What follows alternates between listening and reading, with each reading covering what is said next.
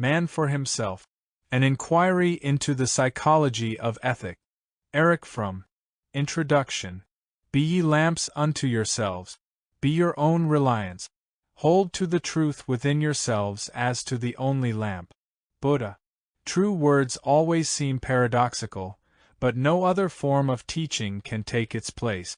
Lao Tzu. Who then are the true philosophers? Those who are lovers of the vision of truth. Plato. My people are destroyed by the lack of knowledge. Because thou hast rejected knowledge, I will also reject thee. Hosea. If the way which, as I have shown, leads hither seems very difficult, it can nevertheless be found. It must indeed be difficult since it is so seldom discovered, for if salvation lay ready to hand and could be discovered without great labor, how could it be possible that it should be neglected almost by everybody? But all noble things are as difficult as they are rare. Spinoza. Forward. This book is in many respects a continuation of Escape from Freedom, in which I attempted to analyze modern man's escape from himself and from his freedom. In this book I discuss the problem of ethics, of norms and values leading to the realization of man's self and of his potentialities. It is unavoidable that certain ideas expressed in Escape from Freedom are repeated in this book, and although I have tried as much as possible to shorten discussions which are overlapping, I could not omit them entirely. In the chapter on human nature and character, I discuss topics of characterology which were not taken up in the former book and make only brief reference to the problems discussed there. The reader who wishes to have a complete picture of my characterology must read both books, although this is not necessary for the understanding of the present volume. It may be surprising to many readers to find a psychoanalyst dealing with problems of ethics and, particularly, taking the position that psychology must not only debunk false ethical judgments but can, beyond that, be the basis for building objective and valid norms of conduct. This position is in contrast to the trend prevailing in modern psychology, which emphasizes adjustment rather than goodness and is on the side of ethical relativism. My experience as a practicing psychoanalyst has confirmed my conviction that problems of ethics cannot be omitted from the study of personality, either theoretically or therapeutically. The value judgments we make determine our actions, and upon their validity rests our mental health and happiness. To consider evaluations only as so many rationalizations of unconscious, irrational desires, although they can be that too, narrows down and distorts our picture of the total personality. Neurosis itself is, in the last analysis, a symptom of moral failure, although adjustment is by no means a symptom of moral achievement. In many instances a neurotic symptom is the specific expression of moral conflict, and the success of the therapeutic effort depends on the understanding and solution of the person's moral problem. The divorcement of psychology from ethics is of a comparatively recent date. The great humanistic ethical thinkers of the past, on whose works this book is based, were philosophers and psychologists. They believed that the understanding of man's nature and the understanding of values and norms for his life were interdependent. Freud and his school, on the other hand, though making an invaluable contribution to the progress of ethical thought by the debunking of irrational value judgments, took a relativistic position with regard to values, a position which had a negative effect not only upon the development of ethical theory but also upon the progress of psychology itself. The most notable exception to this trend in psychoanalysis is C.G. Jung. He recognized that psychology and psychotherapy are bound up with the philosophical and moral problems of man.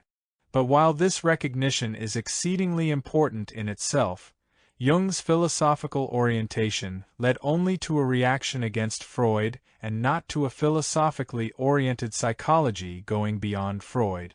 To Jung, the unconscious and the myth have become new sources of revelation, supposed to be superior to rational thought just because of their non-rational origin. It was the strength of the monotheistic religions of the West, as well as of the great religions of India and China, to be concerned with the truth and to claim that theirs was the true faith. While this conviction often caused fanatical intolerance against other religions, at the same time it implanted into adherents and opponents alike the respect for truth. In his eclectic admiration for any religion, Jung has relinquished this search for the truth in his theory. Any system, if it is only non-rational, any myth or symbol, to him is of equal value.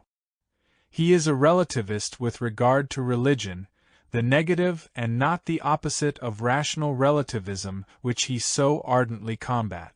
This irrationalism, whether veiled in psychological, philosophical, racial, or political terms, is not progress but reaction. The failure of 18th and 19th century rationalism was not due to its belief in reason but to the narrowness of its concept.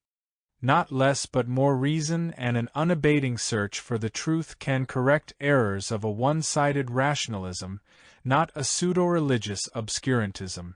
Psychology cannot be divorced from philosophy and ethic nor from sociology and economic. The fact that I have emphasized in this book the philosophical problems of psychology does not mean that I have come to believe that the socio-economic factors are less important. This one-sided emphasis is due entirely to considerations of presentation, and I hope to publish another volume on social psychology centered around the interaction of psychic and socio-economic factors. It might seem that the psychoanalyst, who is in the position of observing the tenacity and stubbornness of irrational strivings, would take a pessimistic view with regard to man's ability to govern himself and to free himself from the bondage of irrational passions. I must confess that during my analytic work I have become increasingly impressed by the opposite phenomenon, by the strength of the strivings for happiness and health, which are part of the natural equipment of man.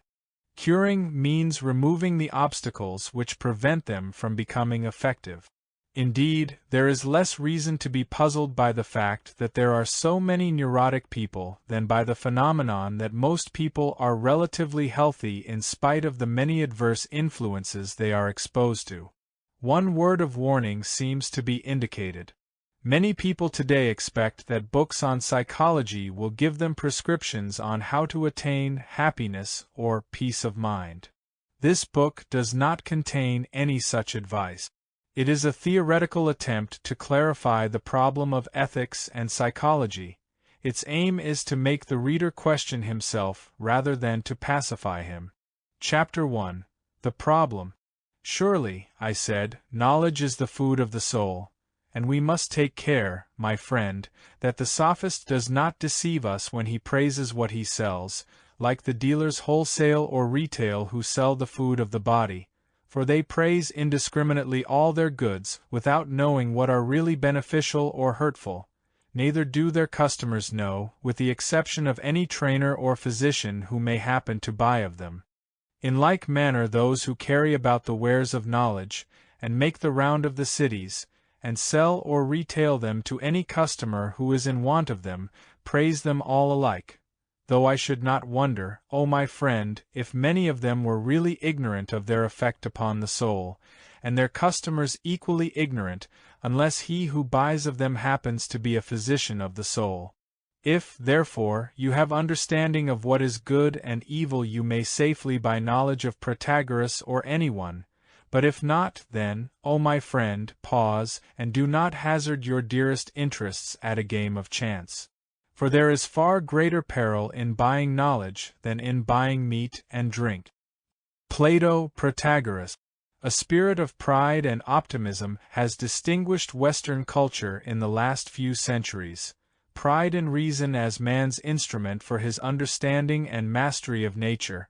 Optimism in the fulfillment of the fondest hopes of mankind, the achievement of the greatest happiness for the greatest number. Man's pride has been justified. By virtue of his reason, he has built a material world the reality of which surpasses even the dreams and visions of fairy tales and utopias. He harnesses physical energies which will enable the human race to secure the material conditions necessary for a dignified and productive existence, and although many of his goals have not yet been attained, there is hardly any doubt that they are within reach and that the problem of production, which was the problem of the past, is, in principle, solved. Now, for the first time in his history, man can perceive that the idea of the unity of the human race and the conquest of nature for the sake of man is no longer a dream but a realistic possibility. Is he not justified in being proud and in having confidence in himself and in the future of mankind? Yet modern man feels uneasy and more bewildered. He works and strives, but he is dimly aware of a sense of futility with regard to his activities. While his power over matter grows, he feels powerless in his individual life and in society. While creating new and better means for mastering nature, he has become enmeshed in a network of those means and has lost the vision of the end which alone gives them significance, man himself. While becoming the master of nature, he has become the slave of the machine which his own hands built. With all his knowledge about matter, he is ignorant with regard to the most important and fundamental questions of human existence: what man is, how he ought to live, and how the tremendous energies within man can be released and used productively. The contemporary human crisis has led to a retreat from the hopes and ideas of the Enlightenment under the auspices of which our political and economic progress had begun.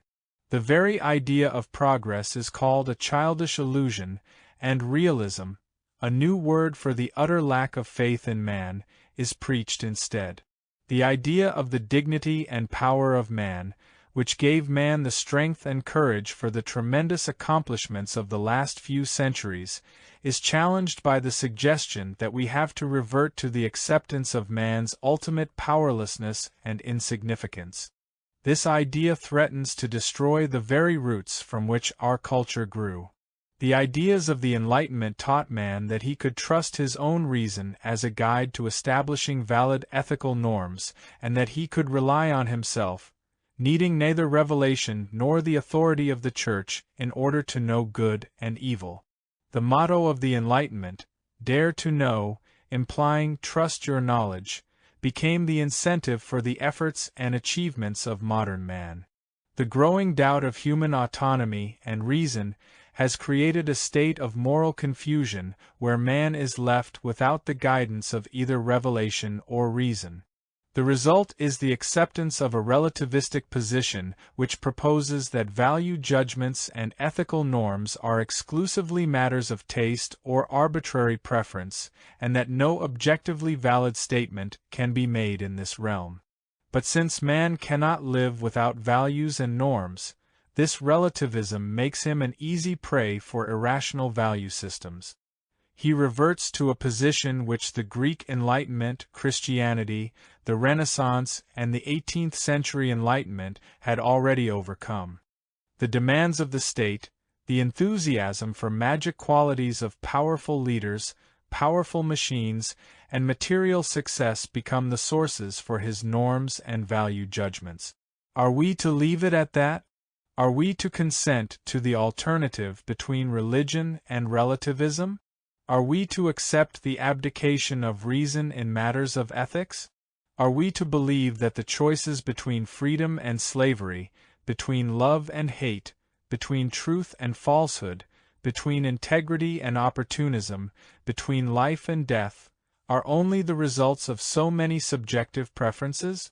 Indeed, there is another alternative. Valid ethical norms can be formed by man's reason and by it alone. Man is capable of discerning and making value judgments as valid as all other judgments derived from reason. The great tradition of humanistic ethical thought has laid the foundations for value systems based on man's autonomy and reason. These systems were built on the premise that in order to know what is good or bad for man, one has to know the nature of man. They were, therefore, also fundamentally psychological inquiries. If humanistic ethics is based on the knowledge of man's nature, modern psychology, particularly psychoanalysis, should have been one of the most potent stimuli for the development of humanistic ethic. But while psychoanalysis has tremendously increased our knowledge of man, it has not increased our knowledge of how man ought to live and what he ought to do. Its main function has been that of debunking, of demonstrating that value judgments and ethical norms are the rationalized expressions of irrational, and often unconscious, desires and fears, and that they therefore have no claim to objective validity. While this debunking was exceedingly valuable in itself, it became increasingly sterile when it failed to go beyond mere criticism.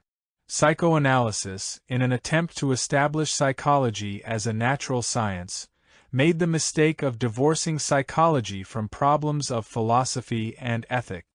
It ignored the fact that human personality cannot be understood unless we look at man in his totality, which includes his need to find an answer to the question of the meaning of his existence and to discover norms according to which he ought to live.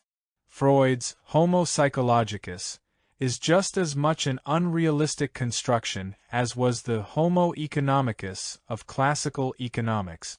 It is impossible to understand man and his emotional and mental disturbances without understanding the nature of value and moral conflict. The progress of psychology lies not in the direction of divorcing an alleged natural from an alleged spiritual realm and focusing attention on the former, but in the return to the great tradition of humanistic ethics which looked at man in his physico-spiritual totality, believing that man's aim is to be himself, and that the condition for attaining this goal is that man be for himself. I have written this book with the intention of reaffirming the validity of humanistic ethics, to show that our knowledge of human nature does not lead to ethical relativism but, on the contrary, to the conviction that the sources of norms for ethical conduct are to be found in man's nature itself, that moral norms are based upon man's inherent qualities, and that their violation results in mental and emotional disintegration. I shall attempt to show that the character structure of the mature and integrated personality, the productive character, constitutes the source and the basis of virtue, and that vice, in the last analysis, is indifference to one's own self and self-mutilation. Not self-renunciation nor selfishness but self-love, not the negation of the individual but the affirmation of his truly human self, are the supreme values of humanistic ethics. If man is to have confidence in values, he must know himself and the capacity of his nature for goodness and productiveness. Chapter 2: Humanistic Ethics, the Applied Science of the Art of Living. Once Sujia prayed to God, "Lord, I love you so much, but I do not fear you enough. Lord, I love you so much, but I do not fear you enough. Let me stand in awe of you as one of your angels, who are penetrated by your awe-filled name." And God heard his prayer, and his name penetrated the hidden heart of Sujia, as it comes to pass with the angels. But at that Sujia crawled under the bed like a little dog, and animal fear shook him until he howled, "Lord, let me love you like Sujia again." And God heard him this time also. 1. Humanistic versus authoritarian ethic. If we do not abandon, as ethical relativism does, the search for objectively valid norms of conduct, what criteria for such norms can we find? The kind of criteria depends on the type of ethical system, the norms of which we study. By necessity, the criteria in authoritarian ethics are fundamentally different from those in humanistic ethic. In authoritarian ethics, an authority states what is good for man and lays down the laws and norms of conduct. In humanistic ethics, man himself is both the non-giver and the subject of the norms, their formal source or regulative agency, and their subject matter. The use of the term authoritarian makes it necessary to clarify the concept of authority. So much confusion exists with regard to this concept because it is widely believed that we are confronted with the alternative of having dictatorial, irrational authority or of having no authority at all. This alternative, however, is fallacious. The real problem is what kind of authority we are to have. When we speak of authority, do we mean rational or irrational authority? Rational authority has its source in competence. The person whose authority is respected functions competently in the task with which he is entrusted by those who conferred it upon him. He need not intimidate them nor arouse their admiration by magic qualities, as long as and to the extent to which he is competently helping, instead of exploiting, his authority is based on rational grounds and does not call for irrational awe. Rational authority not only permits but requires constant scrutiny and criticism of those subjected to it. It is always temporary, its acceptance depending on its performance. The source of irrational authority, on the other hand, is always power over people. This power can be physical or mental. It can be realistic or only relative in terms of the anxiety and helplessness of the person submitting to this authority. Power on the one side, fear on the other, are always the buttresses on which irrational authority is built. Criticism of the authority is not only not required but forbidden. Rational authority is based upon the equality of both authority and subject, which differ only with respect to the degree of knowledge or skill in a particular field. Irrational authority is by its very nature based upon inequality, implying difference in value. In the use of the term authoritarian ethics, reference is made to irrational authority, following the current use of authoritarian, synonymous with totalitarian and anti-democratic systems. The reader will soon recognize that humanistic ethics is not incompatible with rational authority. Authoritarian ethics can be distinguished from humanistic ethics by two criteria, one formal, the other material. Formally, authoritarian ethics denies man's capacity to know what is good or bad. The norm giver is always an authority transcending the individual. Such a system is based not on reason and knowledge but on awe of the authority and on the subject's feeling of weakness and dependence. The surrender of decision-making to the authority results from the latter's magic power. Its decisions cannot and must not be questioned. Materially, or according to content, authoritarian ethics answers the question of what is good or bad primarily in terms of the interests of the authority, not the interests of the subject. It is exploitative, although the subject may derive considerable benefits, psychic or material, from it. Both the formal and the material aspects of authoritarian ethics are apparent in the genesis of ethical judgment in the child and of unreflective value judgment in the average adult. The foundations of our ability to differentiate between good and evil are laid in childhood, first with regard to physiological functions and then with regard to more complex matters of behavior. The child acquires a sense of distinguishing between good and bad before he learns the difference by reasoning. His value judgments are formed as a result of the friendly or unfriendly reaction of the significant people in his life. In view of his complete dependence on the care and love of the adult, it is not surprising that an approving or disapproving expression on the mother's face is sufficient to teach the child the difference between good and bad. In school and in society similar factors operate. Good is that for which one is praised. Bad, that for which one is frowned upon or punished by social authorities or by the majority of one's fellow men. Indeed, the fear of disapproval and the need for approval seem to be the most powerful and almost exclusive motivation for ethical judgment. This intense emotional pressure prevents the child, and later the adult, from asking critically whether good in a judgment means good for him or for the authority. The alternatives in this respect become obvious if we consider value judgments with reference to things. If I say that one car is better than another, it is self-evident that one car is called better because it serves me better than another car. Good or bad refers to the usefulness the thing has for me. If the owner of a dog considers the dog to be good, he refers to certain qualities of the dog which to him are useful, as for instance that he fulfills the owner's need for a watchdog, a hunting dog, or an affectionate pet. A thing is called good if it is good for the person who uses it. With reference to man, the same criterion of value can be used. The employer considers an employee to be good if he is of advantage to him.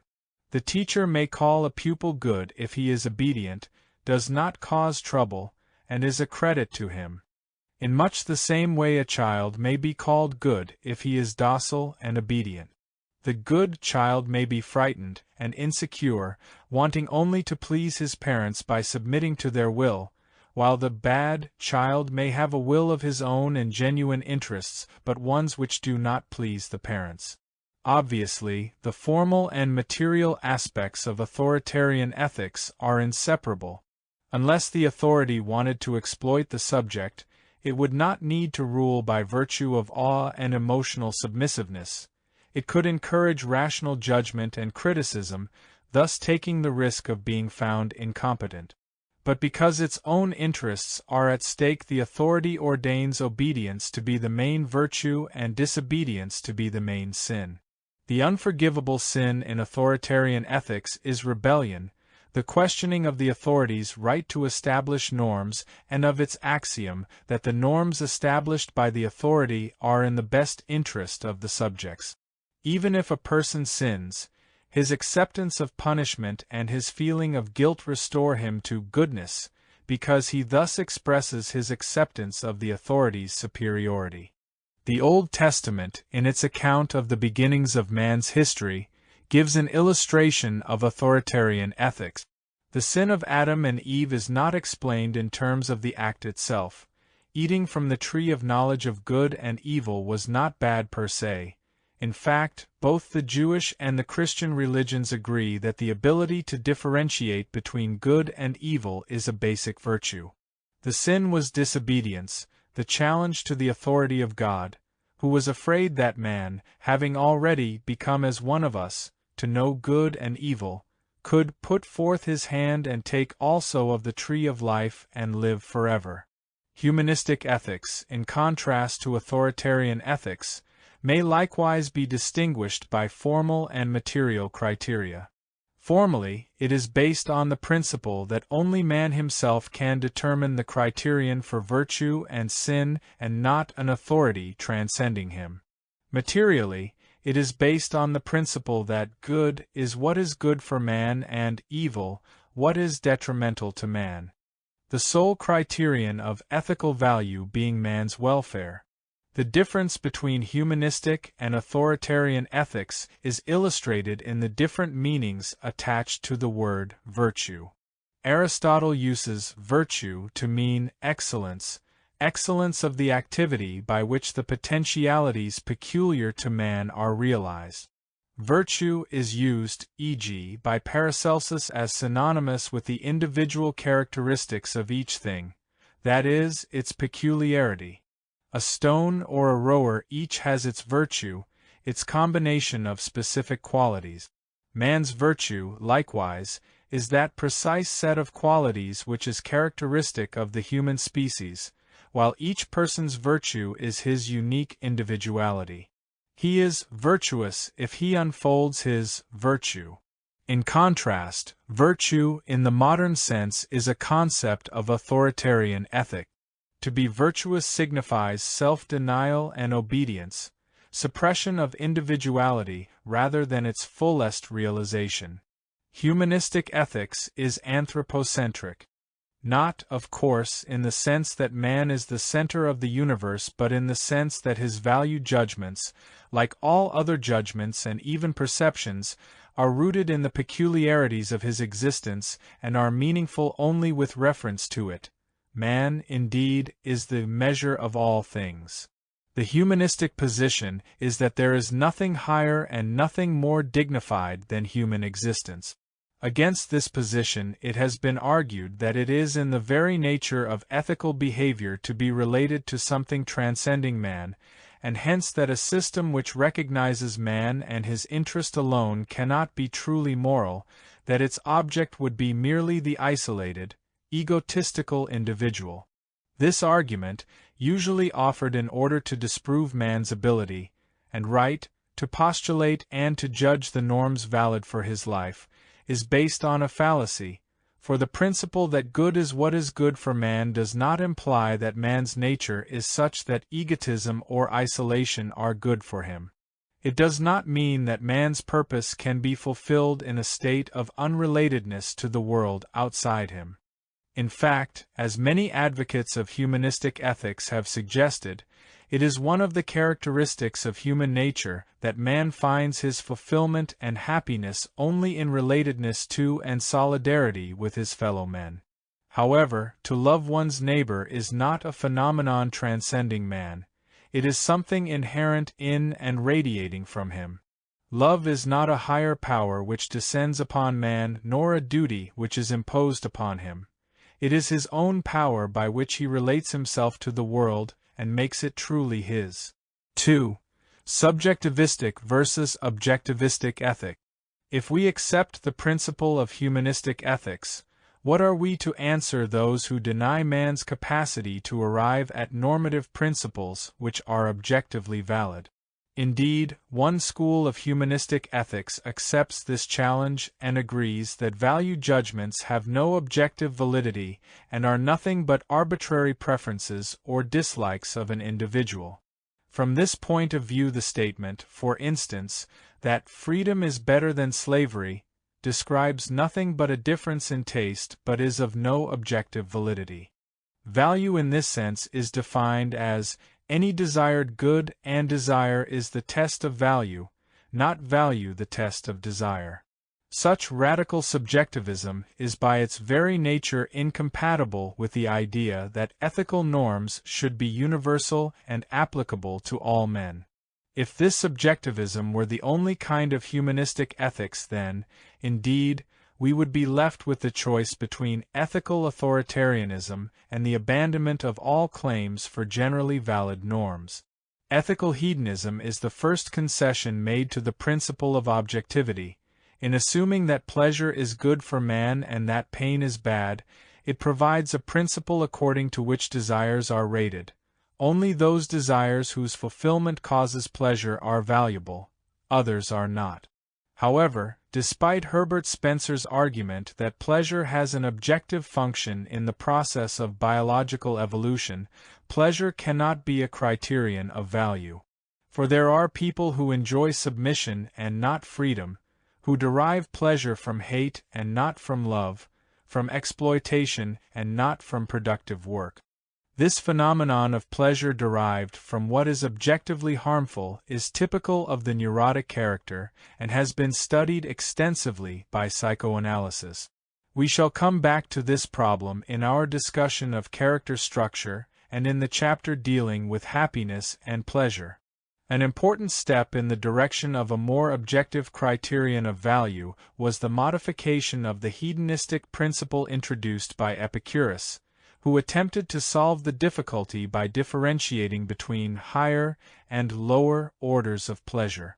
But while the intrinsic difficulty of hedonism was thus recognized, the attempted solution remained abstract and dogmatic. Nevertheless, hedonism has one great merit. By making man's own experience of pleasure and happiness the sole criterion of value, it shuts the door to all attempts to have an authority determine what is best for man, without so much as giving man a chance to consider what he feels about that which is said to be best for him. It is not surprising, therefore, to find that hedonistic ethics in Greece, in Rome, and in modern European and American culture has been advocated by progressive thinkers who were genuinely and ardently concerned with the happiness of man. But in spite of its merits, hedonism could not establish the basis for objectively valid ethical judgment. Must we then give up objectivity if we choose humanism? Or is it possible to establish norms of conduct and value judgments which are objectively valid for all men and yet postulated by man himself and not by an authority transcending him? I believe, indeed, that this is possible and shall attempt now to demonstrate this possibility. At the outset, Let us not forget that objectively valid is not identical with absolute. For instance, a statement of probability, of approximation, or any hypothesis can be valid and at the same time relative, in the sense of having been established on limited evidence and being subject to future refinement if facts or procedures warrant it. The whole concept of relative versus absolute is rooted in theological thinking in which a divine realm, as the absolute, is separated from the imperfect realm of man. Except for this theological context, the concept of absolute is meaningless and has as little place in ethics as in scientific thinking in general. But even if we are agreed on this point, the main objection to the possibility of objectively valid statements in ethics remains to be answered. It is the objection that facts must be clearly distinguished from values. Since Kant, it has been widely maintained that objectively valid statements can be made only about facts and not about values, and that one test of being scientific is the exclusion of value statements. However, in the arts we are accustomed to lay down objectively valid norms, deduced from scientific principles which are themselves established by observation of fact and/or extensive mathematico-deductive procedures. The pure or theoretical sciences concern themselves with the discovery of facts and principles, although even in the physical and biological sciences a normative element enters which does not vitiate their objectivity. The applied sciences concern themselves primarily with practical norms according to which things ought to be done, where ought is determined by scientific knowledge of facts and principles. Arts are activities calling for specific knowledge and skill. While some of them demand only common sense knowledge, others, such as the art of engineering or medicine, require an extensive body of theoretical knowledge. If I want to build a railroad track, for instance, I must build it according to certain principles of physics. In all arts, a system of objectively valid norms constitutes the theory of practice, applied science, based on the theoretical science. While there may be different ways of achieving excellent results in any art, norms are by no means arbitrary. Their violation is penalized by poor results or even by complete failure to accomplish the desired end. But not only medicine, engineering, and painting are arts. Living itself is an art, in fact, the most important and at the same time the most difficult and complex art to be practiced by man. Its object is not this or that specialized performance, but the performance of living, the process of developing into that which one is potentially. In the art of living, man is both the artist and the object of his art. He is the sculptor and the marble, the physician and the patient. Humanistic ethics, for which good is synonymous with good for man and bad with bad for man, proposes that in order to know what is good for man we have to know his nature. Humanistic ethics is the applied science of the art of living based upon the theoretical science of man. Here, as in other arts, the excellence of one's achievement, virtus, is proportional to the knowledge one has of the science of man and to one's skill and practice. But one can deduce norms from theories only on the premise that a certain activity is chosen and a certain aim is desired. The premise for medical science is that it is desirable to cure disease and to prolong life. If this were not the case, all the rules of medical science would be irrelevant. Every applied science is based on an axiom which results from an act of choice, namely, that the end of the activity is desirable. There is, however, a difference between the axiom underlying ethics and that of other arts. We can imagine a hypothetical culture where people do not want paintings or bridges, but not one in which people do not want to live. The drive to live is inherent in every organism, and man cannot help wanting to live regardless of what he would like to think about it.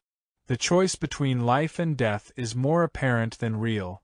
Man's real choice is that between a good life and a bad life. It is interesting at this point to ask why our time has lost the concept of life as an art. Modern man seems to believe that reading and writing are arts to be learned, that to become an architect, an engineer, or a skilled worker warrants considerable study, but that living is something so simple that no particular effort is required to learn how to do it. Just because everyone lives in some fashion, life is considered a matter in which everyone qualifies as an expert. But it is not because of the fact that man has mastered the art of living to such a degree that he has lost the sense of its difficulty. The prevailing lack of genuine joy and happiness in the process of living obviously excludes such an explanation. Modern society, in spite of all the emphasis it puts upon happiness, individuality, and self-interest, has taught man to feel that not his happiness, or if we were to use a theological term, his salvation, is the aim of life, but the fulfillment of his duty to work or his success. Money, prestige, and power have become his incentives and ends. He acts under the illusion that his actions benefit his self-interest, though he actually serves everything else but the interests of his real self. Everything is important to him except his life and the art of living. He is for everything except for himself. If ethics constitutes the body of norms for achieving excellence in performing the art of living, its most general principles must follow from the nature of life in general and of human existence in particular. In most general terms, the nature of all life is to preserve and affirm its own existence. All organisms have an inherent tendency to preserve their existence. It is from this fact that psychologists have postulated an instinct of self-preservation. The first duty of an organism is to be alive. To be alive is a dynamic, not a static, concept. Existence and the unfolding of the specific powers of an organism are one and the same. All organisms have an inherent tendency to actualize their specific potentialities. The aim of man's life, therefore, is to be understood as the unfolding of his powers according to the laws of his nature. Man, however, does not exist in general. While sharing the core of human qualities with all members of his species, he is always an individual, a unique entity, different from everybody else. He differs by his particular blending of character, temperament, talents, dispositions, just as he differs at his fingertip. He can affirm his human potentialities only by realizing his individuality. The duty to be alive is the same as the duty to become oneself, to develop into the individual one potentially is. To sum up, good in humanistic ethics is the affirmation of life, the unfolding of man's powers. Virtue is responsibility toward his own existence. Evil constitutes the crippling of man's powers. Vice is irresponsibility toward himself. These are the first principles of an objectivistic humanistic ethic. We cannot elucidate them here and shall return to the principles of humanistic ethics in Chapter 4. At this point, however, we must take up the question of whether a science of man is possible as the theoretical foundation of an applied science of ethics. 3. The science of man. The concept of a science of man rests upon the premise that its object, man, exists and that there is a human nature characteristic of the human species. On this issue the history of thought exhibits its special ironies and contradictions. Authoritarian thinkers have conveniently assumed the existence of a human nature, which they believe was fixed and unchangeable. This assumption served to prove that their ethical systems and social institutions were necessary and unchangeable, being built upon the alleged nature of man. However, what they considered to be man's nature was a reflection of their norms and interests, and not the result of objective inquiry. It was therefore understandable that progressives should welcome the findings of anthropology and psychology which, in contrast, seemed to establish the infinite malleability of human nature.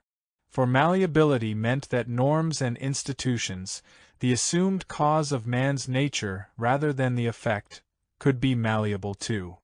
But in opposing the erroneous assumption that certain historical cultural patterns are the expression of a fixed and eternal human nature, the adherents of the theory of the infinite malleability of human nature arrived at an equally untenable position. First of all, the concept of the infinite malleability of human nature easily leads to conclusions which are as unsatisfactory as the concept of a fixed and unchangeable human nature. If man were infinitely malleable then, indeed, norms and institutions unfavorable to human welfare would have a chance to mold man forever into their patterns without the possibility that intrinsic forces in man's nature would be mobilized and tend to change these patterns.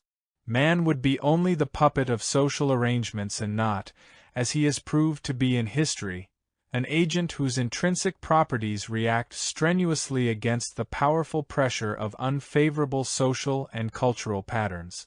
In fact, if man were nothing but the reflex of culture patterns, no social order could be criticized or judged from the standpoint of man's welfare, since there would be no concept of man. As important as the political and moral repercussions of the malleability theory are its theoretical implications. If we assumed that there is no human nature, unless as defined in terms of basic physiological needs, the only possible psychology would be a radical behaviorism content with describing an infinite number of behavior patterns or one that measures quantitative aspects of human conduct. Psychology and anthropology could do nothing but describe the various ways in which social institutions and cultural patterns mold man and, since the special manifestations of man would be nothing but the stamp which social patterns have put on him, there could be only one science of man, comparative sociology.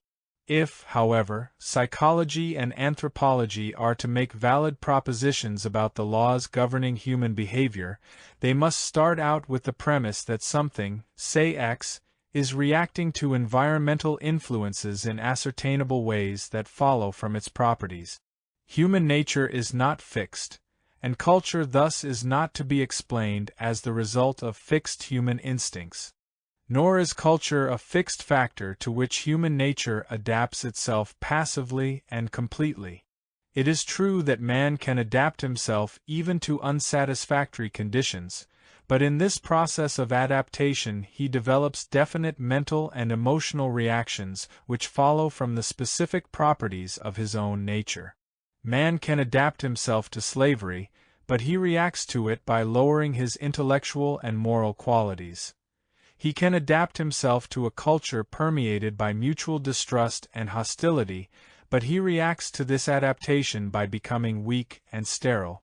Man can adapt himself to cultural conditions which demand the repression of sexual strivings, but in achieving this adaptation he develops, as Freud has shown, neurotic symptoms. He can adapt himself to almost any culture pattern, but in so far as these are contradictory to his nature, he develops mental and emotional disturbances which force him eventually to change these conditions, since he cannot change his nature. Man is not a blank sheet of paper on which culture can write its text. He is an entity charged with energy and structured in specific ways, which, while adapting itself, reacts in specific and ascertainable ways to external conditions. If man had adapted himself to external conditions autoplastically, by changing his own nature, like an animal, and were fit to live under only one set of conditions to which he developed a special adaptation, he would have reached the blind alley of specialization which is the fate of every animal species, thus precluding history.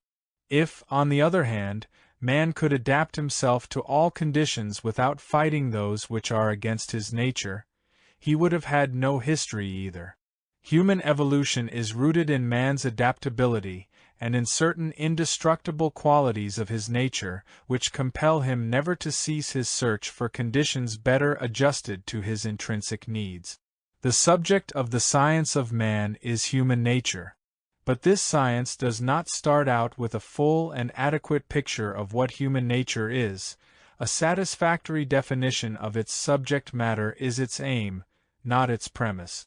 Its method is to observe the reactions of man to various individual and social conditions, and from observation of these reactions to make inferences about man's nature. History and anthropology study the reactions of man to cultural and social conditions different from our own. Social psychology studies his reactions to various social settings within our own culture. Child psychology studies the reactions of the growing child to various situations. Psychopathology tries to arrive at conclusions about human nature by studying its distortions under pathogenic conditions. Human nature can never be observed as such, but only in its specific manifestations in specific situations. It is a theoretical construction which can be inferred from empirical study of the behavior of man. In this respect, the science of man in constructing a model of human nature is no different from other sciences which operate with concepts of entities based on, or controlled by, inferences from observed data and not directly observable themselves. Despite the wealth of data offered by anthropology and psychology, we have only a tentative picture of human nature. For an empirical and objective statement of what constitutes human nature, we can still learn from Shylock if we understand his words about Jews and Christians in the wider sense as representatives of all humanity. I am a Jew. Hath not a Jew eyes? Hath not a Jew hands, organs, dimensions, senses, affections, passions? Fed with the same food, hurt with the same weapons, subject to the same diseases, healed by the same means, warmed and cooled by the same winter and summer as a Christian is? If you prick us, do we not bleed? If you tickle us, do we not laugh? If you poison us, do we not die? And if you wrong us, shall we not revenge? If we are like you in the rest, we will resemble you in that. 4. The tradition of humanistic ethic. In the tradition of humanistic ethics, the view prevails that the knowledge of man is the basis of establishing norms and values. The treatises on ethics by Aristotle, Spinoza, and Dewey, the thinkers whose views we shall sketch in this chapter, are therefore at the same time treatises on psychology. I do not intend to review the history of humanistic ethics, but only to give an illustration of its principle as expressed by some of its greatest representatives. For Aristotle, ethics is built upon the science of man. Psychology investigates the nature of man, and ethics therefore is applied psychology. Like the student of politics, the student of ethics must know somehow the facts about the soul, as the man who is to heal the eyes or the body as a whole must know about the eyes or body. But even among doctors the best educated spend much labor on acquiring knowledge of the body. From the nature of man, Aristotle deduces the norm that virtue, excellence, is activity, by which he means the exercise of the functions and capacities peculiar to man. Happiness, which is man's aim, is the result of activity and use. It is not a quiescent possession or state of mind. To explain his concept of activity, Aristotle uses the Olympic Games as an analogy. And, as in the Olympic Games, he says, it is not the most beautiful and the strongest that are crowned, but those who compete, for it is some of these that are victorious. So those who act win, and rightly win, the noble and good things in life. The free, rational, and active, contemplative, man is the good and accordingly the happy person. Here we have, then, objective value propositions which are man-centered or humanistic, and which are at the same time derived from the understanding of the nature and function of man. Spinoza, like Aristotle, inquires into the distinctive function of man. He begins by considering the distinctive function and aim of anything in nature and answers that each thing, as far as it is in itself, endeavors to persevere in its being. man, his function, and aim can be nothing else than that of any other thing, to preserve himself and to persevere in his existence. Spinoza arrives at a concept of virtue which is only the application of the general norm to the existence of man. To act absolutely in conformity with virtue is, in us, nothing but acting, living and preserving our being. These three things have the same meaning, as reason directs, from the ground of seeking our own profit. Preserving one's being means to Spinoza to become that which one potentially is. This holds true for all things. A horse, Spinoza says, would be as much destroyed if it were changed into a man as if it were changed into an insect, and we might add that, according to Spinoza, a man would be as much destroyed if he became an angel as if he became a horse. Virtue is the unfolding of the specific potentialities of every organism. For man it is the state in which he is most human. By good, consequently, Spinoza understands everything, which we are certain is a means by which we may approach nearer and nearer to the model of human nature he set before us. By evil he understands everything which we are certain hinders us from reaching that model. Virtue is thus identical with the realization of man's nature. The science of man is consequently the theoretical science on which ethics is based. While reason shows man what he ought to do in order to be truly himself, and thus teaches him what is good, the way to achieve virtue is through the active use man makes of his powers. Potency thus is the same as virtue, impotence the same as vice. Happiness is not an end in itself but is what accompanies the experience of increase in potency, while impotence is accompanied by depression. Potency and impotence refer to all powers characteristic of man. Value judgments are applicable to man and his interests only. Such value judgments, however, are not mere statements of the likes and dislikes of individuals, for man's properties are intrinsic to the species and thus common to all men. The objective character of Spinoza's ethics is founded on the objective character of the model of human nature which, though allowing for many individual variations, is in its core the same for all men. Spinoza is radically opposed to authoritarian ethic. To him man is an end in himself and not a means for an authority transcending him. Value can be determined only in relation to his real interests, which are freedom and the productive use of his powers. The most significant contemporary proponent of a scientific ethics is John Dewey, whose views are opposed both to authoritarianism and to relativism in ethics. As to the former, he states that the common feature of appeal to revelation, divinely ordained rulers, commands of the state, convention, tradition, and so on, is that there is some voice so authoritative as to preclude the need of inquiry. As to the latter, he holds that the fact that something is enjoyed is not in itself a judgment of the value of what is enjoyed. The enjoyment is a basic datum, but it has to be verified by evidential facts. Like Spinoza, he postulates that objectively valid value propositions can be arrived at by the power of human reason. For him, too, the aim of human life is the growth and development of man in terms of his nature and constitution. But his opposition to any fixed ends leads him to relinquish the important position reached by Spinoza, that of a model of human nature as a scientific concept.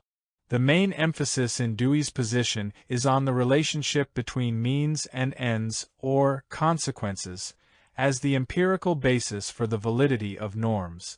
Valuation, according to him, takes place only when there is something the matter, when there is some trouble to be done away with, some need, lack, or privation to be made good, some conflict of tendencies to be resolved by means of changing existing conditions.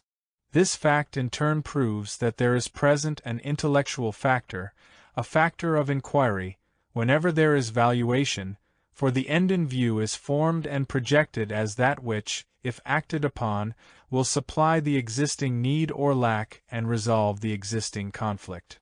The end, to Dewey, is merely a series of acts viewed at a remote stage, and a means is merely the series viewed at an earlier one. The distinction of means and ends arises in surveying the course of a proposed line of action, a connected series in time. The end is the last act thought of, the means are the acts to be performed prior to it in time. Means and ends are two names for the same reality. The terms denote not a division in reality but a distinction in judgment. Dewey's emphasis on the interrelation between means and ends is undoubtedly a significant point in the development of a theory of rational ethics, especially in warning us against theories which by divorcing ends from means become useless. But it does not seem to be true that we do not know what we are really after until a course of action is mentally worked out. Ends can be ascertained by the empirical analysis of the total phenomenon of man, even if we do not yet know the means to achieve them. There are ends about which valid propositions can be made, although they lack at the moment, so to speak, hands and feet. The science of man can give us a picture of a model of human nature, from which ends can be deduced before means are found to achieve them. 5. Ethics and psychoanalysis. From the foregoing it is, I think, apparent that the development of a humanistic objectivistic ethics as an applied science depends on the development of psychology as a theoretical science. The progress from Aristotle's to Spinoza's ethics is largely due to the superiority of the latter's dynamic to the former's static psychology. Spinoza discovered unconscious motivation, the laws of association, the persistence of childhood experiences through life. His concept of desire is a dynamic concept, superior to Aristotle's habit. But Spinoza's psychology, like all psychological thought up to the 19th century, tended to remain abstract and established no method for testing its theories by empirical investigation and exploration of new data concerning man. Empirical inquiry is the key concept of Dewey's ethics and psychology. He recognizes unconscious motivation, and his concept of habit is different from the descriptive habit concept of traditional behaviorism.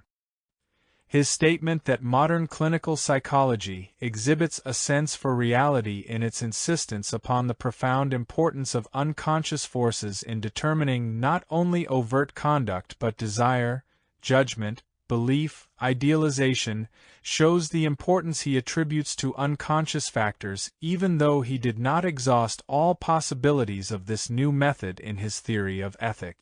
Few attempts have been made either from the philosophical or from the psychological side to apply the findings of psychoanalysis to the development of ethical theory, a fact that is all the more surprising since psychoanalytic theory has made contributions which are particularly relevant to the theory of ethics. The most important contribution, perhaps, is the fact that psychoanalytic theory is the first modern psychological system, the subject matter of which is not isolated aspects of man but his total personality. Instead of the method of conventional psychology, which had to restrict itself to the study of such phenomena as could be isolated sufficiently to be observed in an experiment, Freud discovered a new method which enabled him to study the total personality and to understand what makes man act as he does. This method, the analysis of free associations, dreams, errors, transference, is an approach by which hitherto private data, open only to self-knowledge and introspection, are made public and demonstrable in the communication between subject and analyst. The psychoanalytic method has thus gained access to phenomena which do not otherwise lend themselves to observation. At the same time it uncovered many emotional experiences which could not be recognized even by introspection because they were repressed, divorced from consciousness. At the beginning of his studies Freud was mainly interested in neurotic symptoms. But the more psychoanalysis advanced, the more apparent it became that a neurotic symptom can be understood only by understanding the character structure in which it is embedded. The neurotic character, rather than the symptom, became the main subject matter of psychoanalytic theory and therapy. In his pursuit of the study of the neurotic character, Freud laid new foundations for a science of character, characterology, which in recent centuries had been neglected by psychology and left to the novelists and playwrights. Psychoanalytic characterology, though still in its infancy, is indispensable to the development of ethical theory.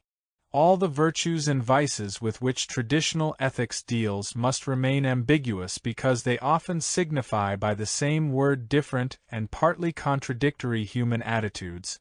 They lose their ambiguity only if they are understood in connection with the character structure of the person of whom a virtue or vice is predicated.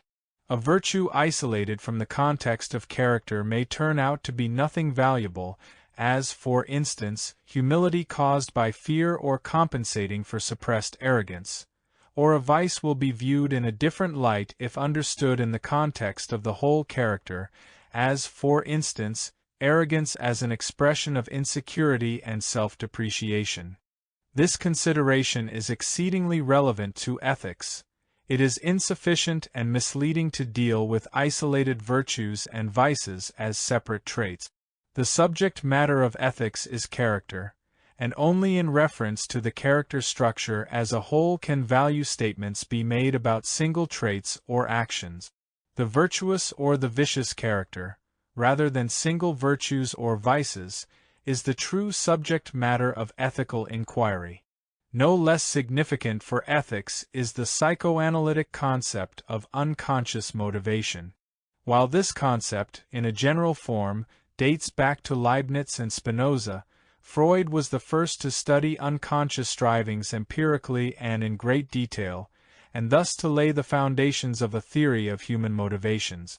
The evolution of ethical thought is characterized by the fact that value judgments concerning human conduct were made in reference to the motivations underlying the act rather than to the act itself. Hence, the understanding of unconscious motivation opens up a new dimension for ethical inquiry. Not only what is lowest, as Freud remarked, but also what is highest in the ego can be unconscious, and be the strongest motive for action which ethical inquiry cannot afford to ignore. In spite of the great possibilities which psychoanalysis provides for the scientific study of values, Freud and his school have not made the most productive use of their method for the inquiry into ethical problems. In fact, they did a great deal to confuse ethical issues. The confusion springs from Freud's relativistic position, which assumes that psychology can help us to understand the motivation of value judgments but cannot help in establishing the validity of the value judgments themselves. Freud's relativism is indicated most distinctly in his theory of the superego, conscience. According to this theory, anything can become the content of conscience if only it happens to be part of the system of commands and prohibitions embodied in the father's superego and the cultural tradition. Conscience in this view is nothing but internalized authority. Freud's analysis of the superego is the analysis of the authoritarian conscience only. A good illustration of this relativistic view is the article by T. Schroeder entitled Attitude of one Amoral Psychologist. The author comes to the conclusion that every moral valuation is the product of emotional morbidity, intense conflicting impulses derived from past emotional experiences, and that the amoral psychiatrist will replace moral standards, values and judgments by the psychiatric and psychoevolutionary classification of the moralist impulses and intellectual methods. The author then proceeds to confuse the issue by stating that the amoral evolutionary psychologists have no absolute or eternal rules of right or wrong about anything, thus making it appear as if science did make absolute and eternal statements. Slightly different from Freud's superego theory is his view that morality is essentially a reaction formation against the evil inherent in man. He proposes that the child's sexual strivings are directed toward the parent of the opposite sex, that in consequence he hates the parental rival of the same sex, and that hostility, fear, guilt thus necessarily spring from this early situation, Oedipus complex. This theory is the secularized version of the concept of original sin. Since these incestuous and murderous impulses are integral parts of man's nature, Freud reasoned, man had to develop ethical norms in order to make social life possible. Primitively, in a system of taboos, and later on, in less primitive systems of ethics, man established norms of social behavior in order to protect the individual and the group from the dangers of these impulses. However, Freud's position is by no means consistently relativistic. He displays a passionate faith in truth as the aim toward which man must strive, and he believes in man's capacity thus to strive since he is by nature endowed with reason. This anti-relativistic attitude is clearly expressed in his discussions of a philosophy of life. He opposes the theory that truth is only the product of our own needs and desires, as they are formulated under varying external conditions. In his opinion, such an anarchistic theory breaks down the moment it comes in contact with practical life. His belief in the power of reason and its capacity to unify mankind and to free man from the shackles of superstition has the pathos characteristic of the Enlightenment philosophy. This faith in truth underlies his concept of psychoanalytic cure. Psychoanalysis is the attempt to uncover the truth about oneself. In this respect, Freud continues the tradition of thought which, since Buddha and Socrates, believes in truth as the power that makes man virtuous and free, or, in Freud's terminology, healthy. The aim of analytic cure is to replace the irrational, the id, by reason, the ego. The analytic situation may be defined from this standpoint as one where two people, the analyst and the patient, devote themselves to the search for truth. The aim of the cure is the restoring of health, and the remedies are truth and reason. To have postulated a situation based upon radical honesty within a culture in which such frankness is rare is perhaps the greatest expression of Freud's genius. In his characterology, too, Freud presents a non-relativistic position, although only by implication. He assumes that the libido development continues from the oral through the anal and to the genital stage, and that in the healthy person the genital orientation becomes predominant. Although Freud did not refer to ethical values explicitly, there is an implicit connection. The pre-genital orientations characteristic of the dependent, greedy, and stingy attitudes are ethically inferior to the genital, that is, productive, mature character. Freud's characterology thus implies that virtue is the natural aim of man's development. This development can be blocked by specific and mostly extraneous circumstances, and it can thus result in the formation of the neurotic character. Normal growth, however, will produce the mature, independent, productive character, capable of loving and of working. In the last analysis, then, to Freud health and virtue are the same. But this connection between character and ethics is not made explicit. It had to remain confused, partly because of the contradiction between Freud's relativism and the implicit recognition of humanistic ethical values, and partly because, while concerned mainly with the neurotic character, Freud devoted little attention to the analysis and description of the genital and mature character.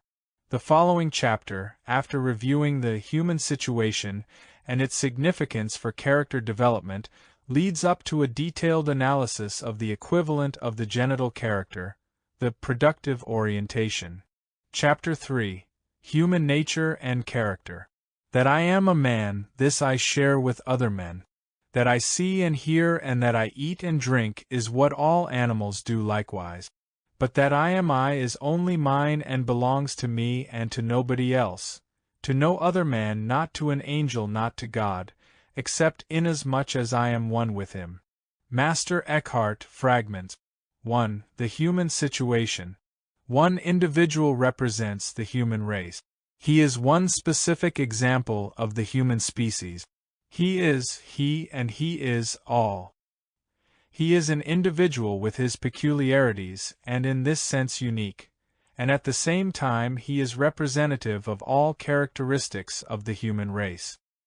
His individual personality is determined by the peculiarities of human existence common to all men.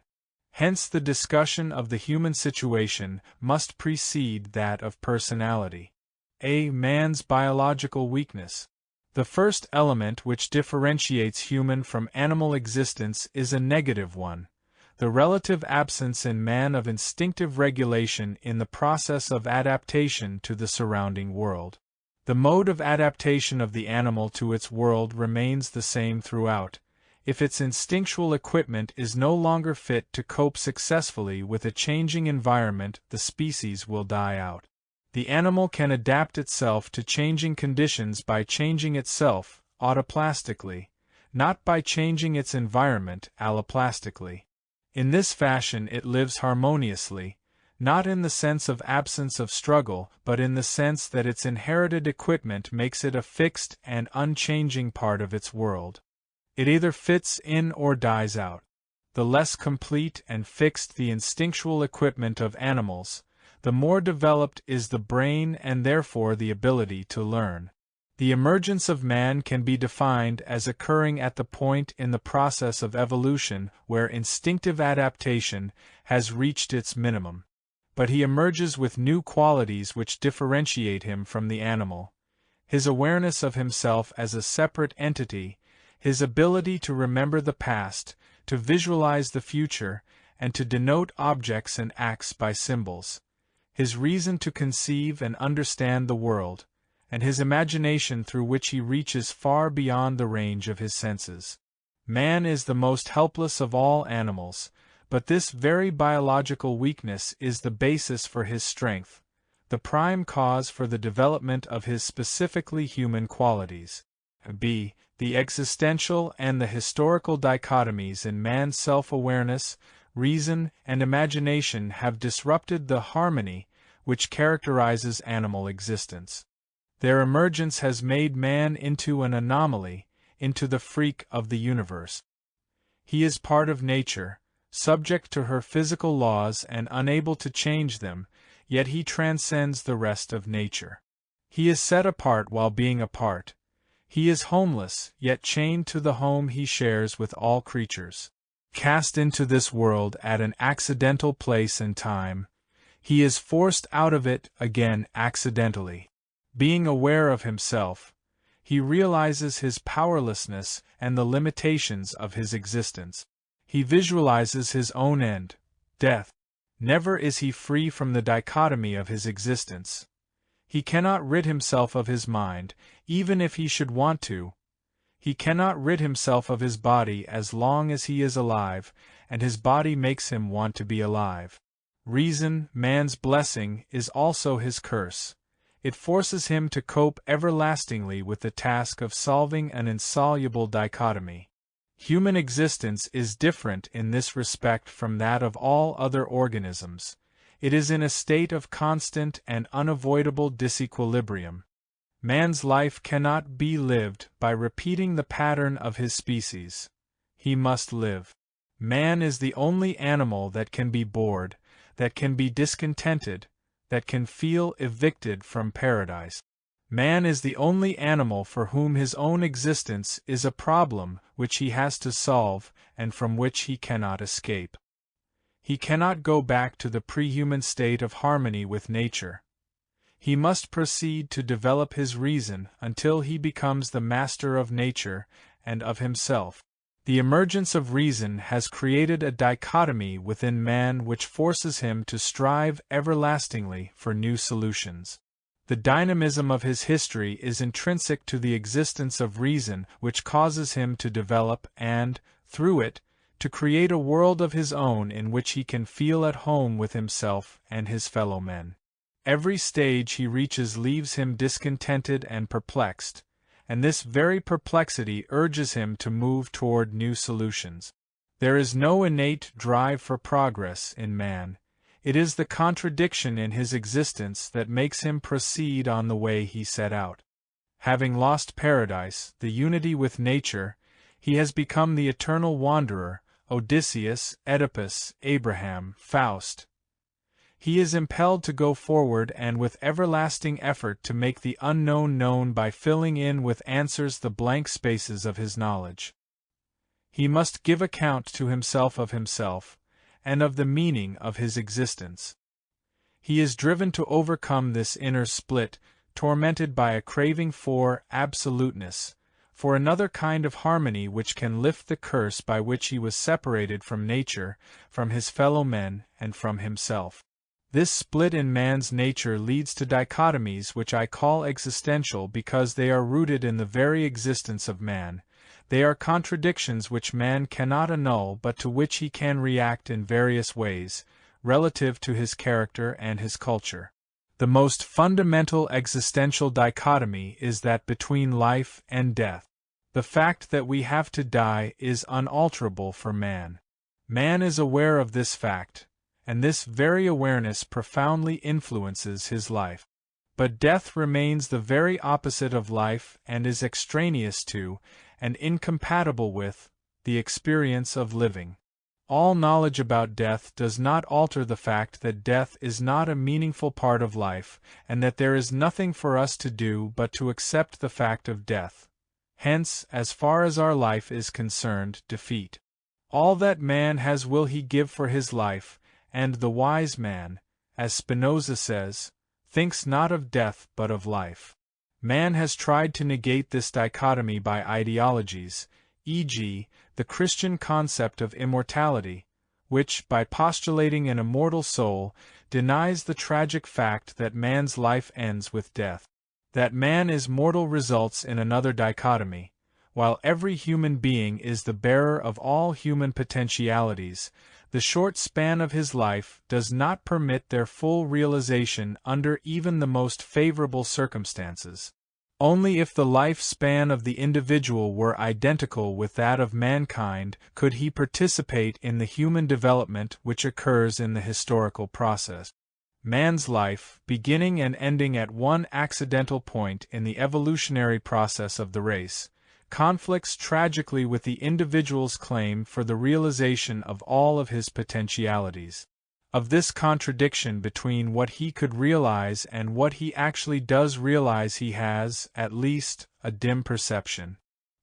Here, too, ideologies tend to reconcile or deny the contradiction by assuming that the fulfillment of life takes place after death, or that one's own historical period is the final and crowning achievement of mankind. Still another maintains that the meaning of life is not to be found in its fullest unfolding but in social service and social duties, that the development, freedom, and happiness of the individual is subordinate to or even irrelevant in comparison with the welfare of the state, the community, or whatever else may symbolize eternal power, transcending the individual. Man is alone and he is related at the same time. He is alone inasmuch as he is a unique entity, not identical with anyone else, and aware of himself as a separate entity. He must be alone when he has to judge or to make decisions solely by the power of his reason. And yet he cannot bear to be alone, to be unrelated to his fellow men. His happiness depends on the solidarity he feels with his fellow men, with past and future generations. Radically different from existential dichotomies are the many historical contradictions in individual and social life which are not a necessary part of human existence but are man-made and soluble either at the time they occur or at a later period of human history. The contemporary contradiction between an abundance of technical means for material satisfaction and the incapacity to use them exclusively for peace and the welfare of the people is soluble. It is not a necessary contradiction but one due to man's lack of courage and wisdom. The institution of slavery in ancient Greece may be an example of a relatively insoluble contradiction, the solution of which could be achieved only at a later period of history when the material basis for the equality of man was established. The distinction between existential and historical dichotomies is significant because their confusion has far-reaching implications. Those who were interested in upholding the historical contradictions were eager to prove that they were existential dichotomies and thus unalterable. They tried to convince man that what must not be cannot be, and that he had to resign himself to the acceptance of his tragic fate. But this attempt to confuse these two types of contradictions was not sufficient to keep man from trying to solve them. It is one of the peculiar qualities of the human mind that, when confronted with a contradiction, it cannot remain passive. It is set in motion with the aim of resolving the contradiction. All human progress is due to this fact. If man is to be prevented from reacting to his awareness of contradictions by action, the very existence of these contradictions must be denied. To harmonize, and thus negate contradictions, is the function of rationalizations in individual life and of ideologies, socially patterned rationalizations, in social life. However, if man's mind could be satisfied only by rational answers, by the truth, these ideologies would remain ineffective. But it is also one of his peculiarities to accept as truth the thoughts shared by most of the members of his culture or postulated by powerful authorities. If the harmonizing ideologies are supported by consensus or authority, man's mind is appeased although he himself is not entirely set at rest. Man can react to historical contradictions by annulling them through his own action, but he cannot annul existential dichotomies, although he can react to them in different ways. He can appease his mind by soothing and harmonizing ideologies. He can try to escape from his inner restlessness by ceaseless activity in pleasure or business. He can try to abrogate his freedom and to turn himself into an instrument of powers outside himself, submerging his self in them. But he remains dissatisfied, anxious, and restless. There is only one solution to his problem: to face the truth, to acknowledge his fundamental aloneness and solitude in a universe indifferent to his fate, to recognize that there is no power transcending him which can solve his problem for him. Man must accept the responsibility for himself, and the fact that only by using his own powers can he give meaning to his life. But meaning does not imply certainty. Indeed, the quest for certainty blocks the search for meaning. Uncertainty is the very condition to impel man to unfold his powers. If he faces the truth without panic, he will recognize that there is no meaning to life except the meaning man gives his life by the unfolding of his powers, by living productively, and that only constant vigilance, activity, and effort can keep us from failing in the one task that matters, the full development of our powers within the limitations set by the laws of our existence. Man will never cease to be perplexed, to wonder, and to raise new questions. Only if he recognizes the human situation, the dichotomies inherent in his existence and his capacity to unfold his powers, will he be able to succeed in his task, to be himself and for himself, and to achieve happiness by the full realization of those faculties which are peculiarly his, of reason, love, and productive work. After having discussed the existential dichotomies inherent in man's existence, we can return to the statement made in the beginning of this chapter that the discussion of the human situation must precede that of personality. The more precise meaning of this statement can be made apparent by stating that psychology must be based on an anthropological philosophical concept of human existence. The most striking feature in human behavior is the tremendous intensity of passions and strivings which man displays. Freud more than anyone else recognized this fact and attempted to explain it in terms of the mechanistic naturalistic thinking of his time. He assumed that those passions which were not the obvious expressions of the instinct of self-preservation and of the sexual instinct, or as he formulated it later of Eros and the death instinct, were nevertheless only more indirect and complicated manifestations of these instinctual biological drives. But brilliant as his assumptions were, they are not convincing in their denial of the fact that a large part of man's passionate strivings cannot be explained by the force of his instincts. Even if man's hunger and thirst and his sexual strivings are completely satisfied, he is not satisfied. In contrast to the animal, his most compelling problems are not solved then, they only begin. He strives for power, or for love, or for destruction. He risks his life for religious, for political, for humanistic ideals, and these strivings are what constitutes and characterizes the peculiarity of human life. Indeed, man does not live by bread alone. In contrast to Freud's mechanistic naturalistic explanation, this statement has been interpreted to mean that man has an intrinsic religious need which cannot be explained by his natural existence, but must be explained by something transcending him, and which is derived from supernatural powers. However, the latter assumption is unnecessary, since the phenomenon can be explained by the full understanding of the human situation. The disharmony of man's existence generates needs which far transcend those of his animal origin. These needs result in an imperative drive to restore a unity and equilibrium between himself and the rest of nature. He makes the attempt to restore this unity and equilibrium in the first place in thought by constructing an all-inclusive mental picture of the world, which serves as a frame of reference from which he can derive an answer to the question of where he stands and what he ought to do. But such thought systems are not sufficient. If man were only a disembodied intellect, his aim would be achieved by a comprehensive thought system. But since he is an entity endowed with a body as well as a mind, he has to react to the dichotomy of his existence, not only in thinking but also in the process of living, in his feelings and actions. He has to strive for the experience of unity and oneness in all spheres of his being in order to find a new equilibrium. Hence, any satisfying system of orientation implies not only intellectual elements but elements of feeling and sense to be realized in action in all fields of human endeavor.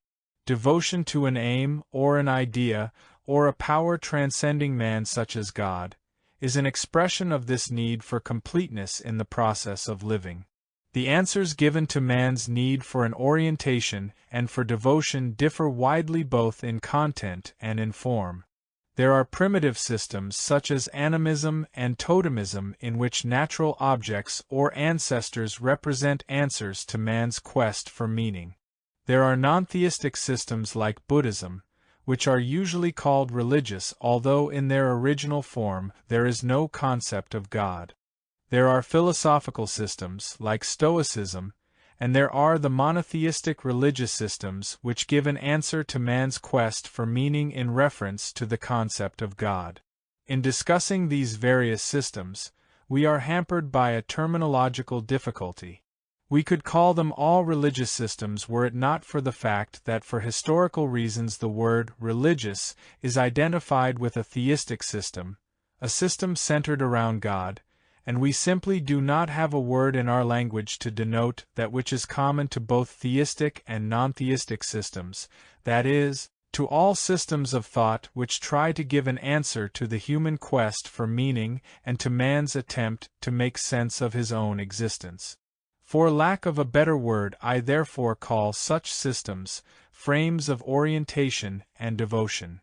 The point, however, I wish to emphasize is that there are many other strivings which are looked upon as entirely secular, which are nevertheless rooted in the same need from which religious and philosophical systems spring.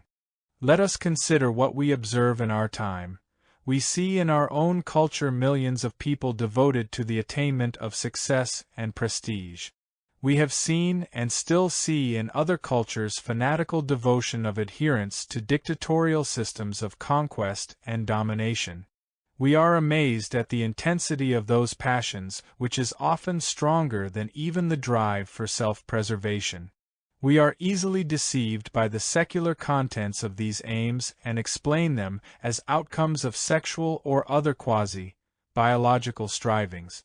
But is it not apparent that the intensity and fanaticism with which these secular aims are pursued is the same as we find in religions, that all these secular systems of orientation and devotion differ in content but not in the basic need to which they attempt to offer answers?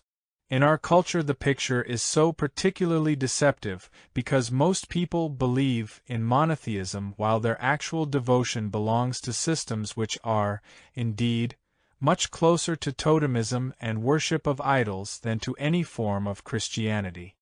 But we must go one step further. The understanding of the religious nature of these culturally patterned secular strivings is the key to the understanding of neuroses and irrational strivings. We have to consider the latter as answers, individual answers, to man's quest for orientation and devotion.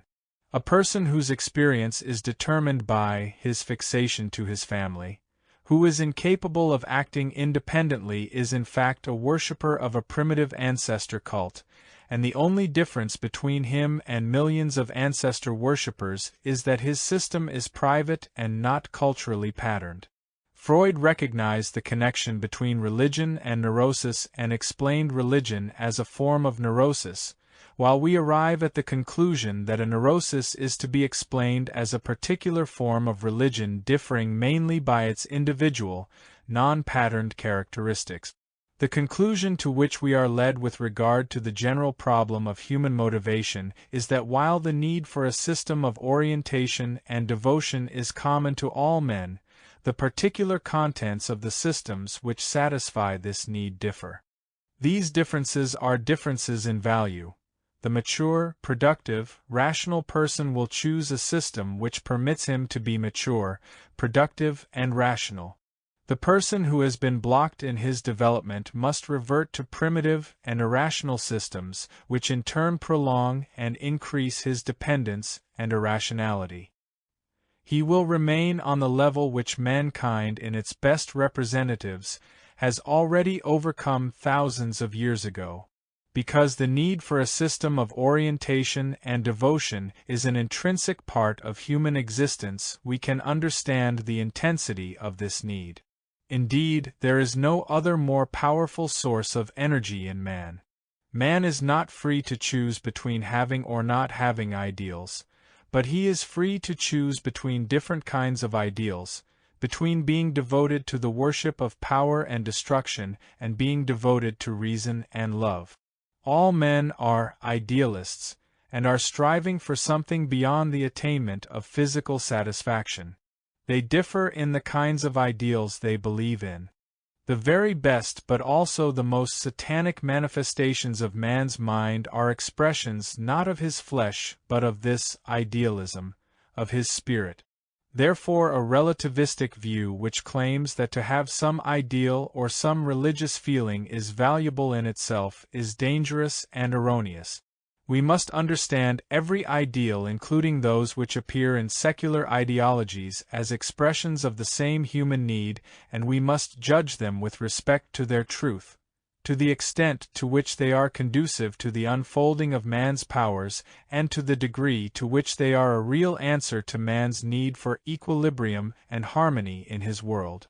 We repeat then that the understanding of human motivation must proceed from the understanding of the human situation.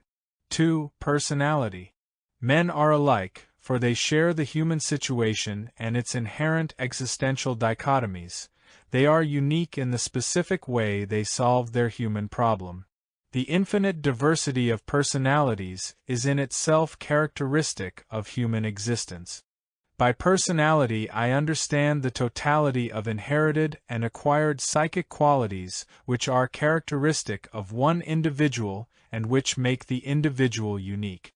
The difference between inherited and acquired qualities is on the whole synonymous with the difference between temperament, gifts, and all constitutionally given psychic qualities on the one hand and character on the other. While differences in temperament have no ethical significance, differences in character constitute the real problem of ethics, They are expressive of the degree to which an individual has succeeded in the art of living. In order to avoid the confusion which prevails in the usage of the terms temperament and character, we shall begin with a brief discussion of temperament. A. Temperament. Hippocrates distinguished 4 temperaments: choleric, sanguine, melancholic, and phlegmatic. The sanguine and choleric temperaments are modes of reaction which are characterized by easy excitability and quick alternation of interest, the interests being feeble in the former and intense in the latter. The phlegmatic and melancholic temperaments, on the contrary, are characterized by persistent but slow excitability of interest, the interest in the phlegmatic being feeble and in the melancholic intense. In Hippocrates' view, these different modes of reaction were connected with different somatic sources. It is interesting to note that in popular usage only the negative aspects of these temperaments are remembered. Choleric today means easily angered, melancholic, depressed, sanguine, over-optimistic, and phlegmatic, too slow. These categories of temperament were used by most students of temperament until the time of Wundt. The most important modern concepts of types of temperament are those of Jung, Kretschmer, and Sheldon. Of the importance of further research in this field, particularly with regard to the correlation of temperament and somatic processes, there can be no doubt. But it will be necessary to distinguish clearly between character and temperament because the confusion of the two concepts has blocked progress in characterology as well as in the study of temperament. Temperament refers to the mode of reaction and is constitutional and not changeable. Character is essentially formed by a person's experiences, especially of those in early life, and changeable, to some extent, by insights and new kinds of experiences.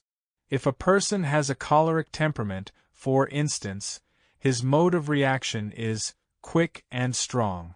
But what he is quick and strong about depends on his kind of relatedness, his character. If he is a productive, just, loving person, he will react quickly and strongly when he loves, when he is enraged by injustice, and when he is impressed by a new idea. If he is a destructive or sadistic character, he will be quick and strong in his destructiveness or in his cruelty. The confusion between temperament and character has had serious consequences for ethical theory. Preferences with regard to differences in temperament are mere matters of subjective taste. But differences in character are ethically of the most fundamental importance. An example may help to clarify this point. Goering and Himmler were men of different temperaments, the former a cyclothyme, the latter a schizothyme. Hence, from the standpoint of a subjective preference, an individual who is attracted by the cyclothymic temperament would have liked Goering better than Himmler, and vice versa. However, from the standpoint of character, both men had one quality in common: they were ambitious sadists. Hence, from an ethical standpoint, they were equally evil. Conversely, among productive characters, one might subjectively prefer a choleric to a sanguine temperament, but such judgments would not constitute judgments of the respective value of the two people. In the application of C.G. Jung's concepts of temperament, those of introvert and extrovert, we often find the same confusion. Those who prefer the extrovert tend to describe the introvert as inhibited and neurotic. Those who prefer the introvert describe the extrovert as superficial and lacking in perseverance and depth. The fallacy is to compare a good person of one temperament with a bad person of another temperament, and to ascribe the difference in value to the difference in temperament. I think it is evident how this confusion between temperament and character has affected ethics. For, while it has led to condemnation of whole races whose predominant temperaments differ from our own, it has also supported relativism by the assumption that differences in character are as much differences in taste as those of temperament. For purposes of discussing ethical theory, then, we must turn to the concept of character, which are both the subject matter of ethical judgment and the object of man's ethical development. And here, too, we must first clear the ground of traditional confusions which, in this case, center around the differences between the dynamic and the behavioristic concept of character. Character. 1. The dynamic concept of character. Character traits were and are considered by behavioristically orientated psychologists to be synonymous with behavior trait. From this standpoint, character is defined as the pattern of behavior characteristic for a given individual, while other authors like William McDougall, R. G. Gordon, and Kretschmer have emphasized the conative and dynamic element of character traits. Freud developed not only the first but also the most consistent and penetrating theory of character as a system of strivings which underlie, but are not identical with, behavior. In order to appreciate Freud's dynamic concept of character, a comparison between behavior traits and character traits will be helpful. Behavior traits are described in terms of actions which are observable by a third person. Thus, for instance, the behavior trait being courageous would be defined as behavior which is directed toward reaching a certain goal without being deterred by risks to one's comfort, freedom, or life. Or parsimony as a behavior trait would be defined as behavior which aims at saving money or other material things. However, if we inquire into the motivation and particularly into the unconscious motivation of such behavior traits, we find that the behavior trait covers numerous and entirely different character traits. Courageous behavior may be motivated by ambition so that a person will risk his life in certain situations in order to satisfy his craving for being admired. It may be motivated by suicidal impulses which drive a person to seek danger because, consciously or unconsciously, he does not value his life and wants to destroy himself. It may be motivated by sheer lack of imagination so that a person acts courageously because he is not aware of the danger awaiting him. Finally, it may be determined by genuine devotion to the idea or aim for which a person acts, a motivation which is conventionally assumed to be the basis of courage. Superficially, the behavior in all these instances is the same in spite of the different motivations. I say superficially, because if one can observe such behavior minutely, one finds that the difference in motivation results also in subtle differences in behavior. An officer in battle, for instance, will behave quite differently in different situations if his courage is motivated by devotion to an idea rather than by ambition. In the first case, he would not attack in certain situations if the risks are in no proportion to the tactical ends to be gained. If, on the other hand, he is driven by vanity, this passion may make him blind to the dangers threatening him and his soldiers. His behavior trait, courage, in the latter case is obviously a very ambiguous asset. Another illustration is parsimony. A person may be economical because his economic circumstances make it necessary, or he may be parsimonious because he has a stingy character, which makes saving an aim for its own sake regardless of the realistic necessity. Here, too, the motivation would make some difference with regard to behavior itself. In the first case, the person would be very well able to discern a situation where it is wise to save from one in which it is wiser to spend money. In the latter case, he will save regardless of the objective need for it. Another factor which is determined by the difference in motivation refers to the prediction of behavior. In the case of a courageous soldier motivated by ambition, we may predict that he will behave courageously only if his courage can be rewarded. In the case of the soldier who is courageous because of devotion to his cause, we can predict that the question of whether or not his courage will find recognition will have little influence on his behavior. Closely related to Freud's concept of unconscious motivation is his theory of the conative nature of character trait. He recognized something that the great novelists and dramatists had always known, that, as Balzac put it, the study of character deals with the forces by which man is motivated, that the way a person acts, feels, and thinks is to a large extent determined by the specificity of his character and is not merely the result of rational responses to realistic situations, that man's fate is his character. Freud recognized the dynamic quality of character traits and that the character structure of a person represents a particular form in which energy is canalized in the process of living. Freud tried to account for this dynamic nature of character traits by combining his characterology with his libido theory. In accordance with the type of materialistic thinking prevalent in the natural sciences of the late 19th century, which assumed the energy in natural and psychical phenomena to be a substantial, not a relational entity, Freud believed that the sexual drive was the source of energy of the character. By a number of complicated and brilliant assumptions, he explained different character traits as sublimations of or reaction formations against the various forms of the sexual drive. He interpreted the dynamic nature of character traits as an expression of their libidinous source. The progress of psychoanalytic theory led, in line with the progress of the natural and social sciences, to a new concept which was based, not on the idea of a primarily isolated individual, but on the relationship of man to others, to nature, and to himself.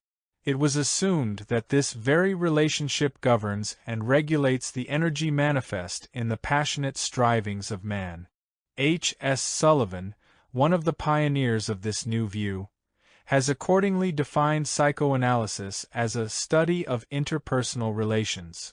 The theory presented in the following pages follows Freud's characterology in essential points, in the assumption that character traits underlie behavior and must be inferred from it, that they constitute forces which, though powerful, the person may be entirely unconscious of. It follows Freud also in the assumption that the fundamental entity in character is not the single character trait but the total character organization from which a number of single character traits follow. These character traits are to be understood as a syndrome which results from a particular organization or, as I shall call it, orientation of character. I shall deal only with a very limited number of character traits which follow immediately from the underlying orientation. A number of other character traits could be dealt with similarly, and it could be shown that they are also direct outcomes of basic orientations or mixtures of such primary traits of character with those of temperament. However, a great number of others conventionally listed as character traits would be found to be not character traits in our sense, but pure temperament or mere behavior trait. The main difference in the theory of character proposed here from that of Freud is that the fundamental basis of character is not seen in various types of libido organization but in specific kinds of a person's relatedness to the world in the process of living. Man relates himself to the world, 1. By acquiring and assimilating things, and 2. By relating himself to people and himself. The former I shall call the process of assimilation, the latter that of socialization. Both forms of relatedness are open and not, as with the animal, instinctively determined. Man can acquire things by receiving or taking them from an outside source or by producing them through his own effort. But he must acquire and assimilate them in some fashion in order to satisfy his needs. Also, man cannot live alone and unrelated to others. He has to associate with others for defense, for work, for sexual satisfaction, for play, for the upbringing of the young, for the transmission of knowledge and material possessions. But beyond that, it is necessary for him to be related to others, one with them, part of a group. Complete isolation is unbearable and incompatible with sanity. Again, man can relate himself to others in various ways. He can love or hate, he can compete or cooperate. He can build a social system based on equality or authority, liberty or oppression, but he must be related in some fashion, and the particular form of relatedness is expressive of his character. These orientations, by which the individual relates himself to the world, constitute the core of his character. Character can be defined as the relatively permanent form in which human energy is canalized in the process of assimilation and socialization. This canalization of psychic energy has a very significant biological function. Since man's actions are not determined by innate instinctual patterns, life would be precarious, indeed, if he had to make a deliberate decision each time he acted, each time he took a step. On the contrary, many actions must be performed far more quickly than conscious deliberation allows. Furthermore, if all behavior followed from deliberate decision, many more inconsistencies in action would occur than are compatible with proper functioning. According to behavioristic thinking, man learns to react in a semi-automatic fashion by developing habits of action and thought which can be understood in terms of conditioned reflexes. While this view is correct to a certain extent, it ignores the fact that the most deeply rooted habits and opinions which are characteristic of a person and resistant to change grow from his character structure. They are expressive of the particular form in which energy has been canalized in the character structure. The character system can be considered the human substitute for the instinctive apparatus of the animal. Once energy is canalized in a certain way, action takes place true to character. A particular character may be undesirable ethically, but at least it permits a person to act fairly consistently and to be relieved of the burden of having to make a new and deliberate decision every time. He can arrange his life in a way which is geared to his character, and thus create a certain degree of compatibility between the inner and the outer situation. Moreover, character has also a selective function with regard to a person's ideas and values. Since to most people ideas seem to be independent of their emotions and wishes and the result of logical deduction, they feel that their attitude toward the world is confirmed by their ideas and judgments when actually these are as much a result of their character as their actions are. This confirmation in turn tends to stabilize their character structure since it makes the latter appear right and sensible. Not only has character the function of permitting the individual to act consistently and reasonably, it is also the basis for his adjustment to society. The character of the child is molded by the character of its parents in response to whom it develops. The parents and their methods of child training, in turn, are determined by the social structure of their culture. The average family is the psychic agency of society, and by adjusting himself to his family the child acquires the character which later makes him adjusted to the tasks he has to perform in social life. He acquires that character which makes him want to do what he has to do and the core of which he shares with most members of the same social class or culture. The fact that most members of a social class or culture share significant elements of character, and that one can speak of a social character, representing the core of a character structure common to most people of a given culture, shows the degree to which character is formed by social and cultural patterns. But from the social character we must differentiate the individual character, in which one person differs from another within the same culture. These differences are partly due to the differences of the personalities of the parents and to the differences, psychic and material, of the specific social environment in which the child grows up. But they are also due to the constitutional differences of each individual, particularly those of temperament. Genetically, the formation of individual character is determined by the impact of its life experiences, the individual ones and those which follow from the culture, on temperament and physical constitution. Environment is never the same for two people, for the difference in constitution makes them experience the same environment in a more or less different way. Mere habits of action and thought which develop as the result of an individual's conforming with the cultural pattern and which are not rooted in the character of a person are easily changed under the influence of new social patterns. If, on the other hand, a person's behavior is rooted in his character, it is charged with energy and changeable only if a fundamental change in a person's character takes place. In the following analysis, non-productive orientations are differentiated from the productive orientation. It must be noted that these concepts are ideal types, not descriptions of the character of a given individual. Furthermore, while, for didactic purposes, they are treated here separately, the character of any given person is usually a blend of all or some of these orientations in which one, however, is dominant. Finally, I want to state here that in the description of the non-productive orientations only their negative aspects are presented, while their positive aspects are discussed briefly in a later part of this chapter. 2. Types of character. The non-productive orientations. A. The receptive orientation. In the receptive orientation a person feels the source of all good to be outside, and he believes that the only way to get what he wants, be it something material, be it affection, love, knowledge, pleasure, is to receive it from that outside source. In this orientation the problem of love is almost exclusively that of being loved, and not that of loving.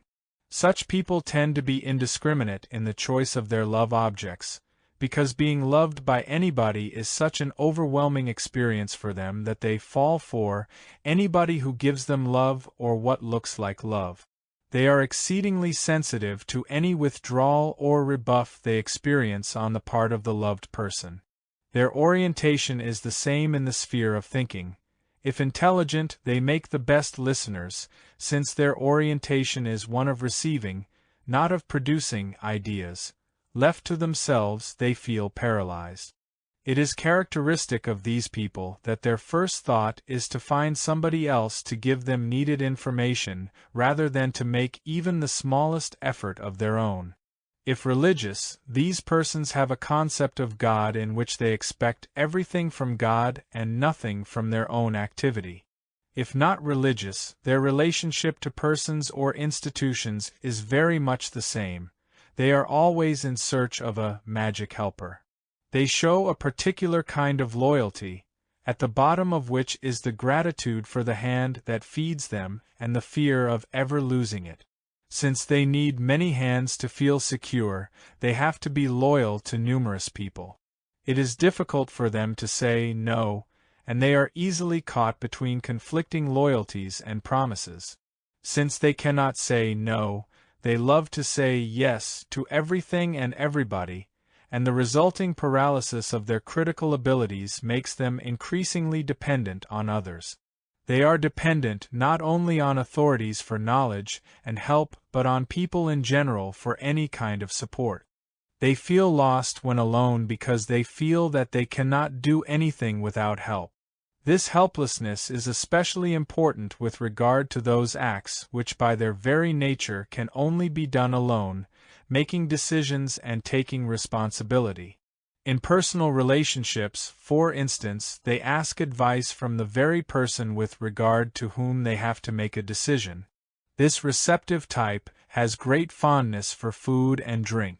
These persons tend to overcome anxiety and depression by eating or drinking. The mouth is an especially prominent feature, often the most expressive one. The lips tend to be open, as if in a state of continuous expectation of being fed. In their dreams, being fed is a frequent symbol of being loved, being starved, an expression of frustration or disappointment. By and large, the outlook of people of this receptive orientation is optimistic and friendly. They have a certain confidence in life and its gifts, but they become anxious and distraught when their source of supply is threatened. They often have a genuine warmth and a wish to help others, but doing things for others also assumes the function of securing their favor. B. The exploitative orientation.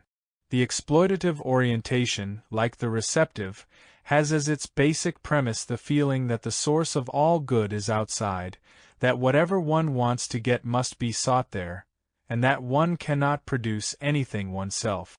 The difference between the two, however, is that the exploitative type does not expect to receive things from others as gifts, but to take them away from others by force or cunning. This orientation extends to all spheres of activity.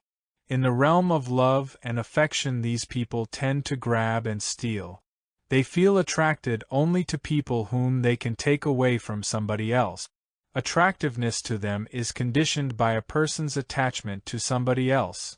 They tend not to fall in love with an unattached person. We find the same attitude with regard to thinking and intellectual pursuit. Such people will tend not to produce ideas but to steal them.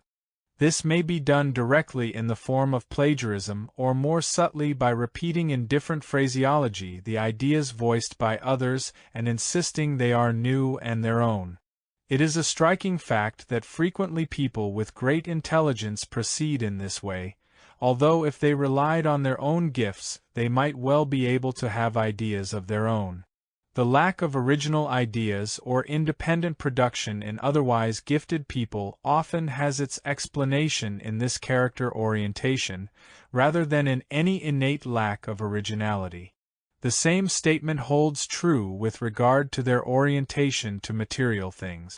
Things which they can take away from others always seem better to them than anything they can produce themselves.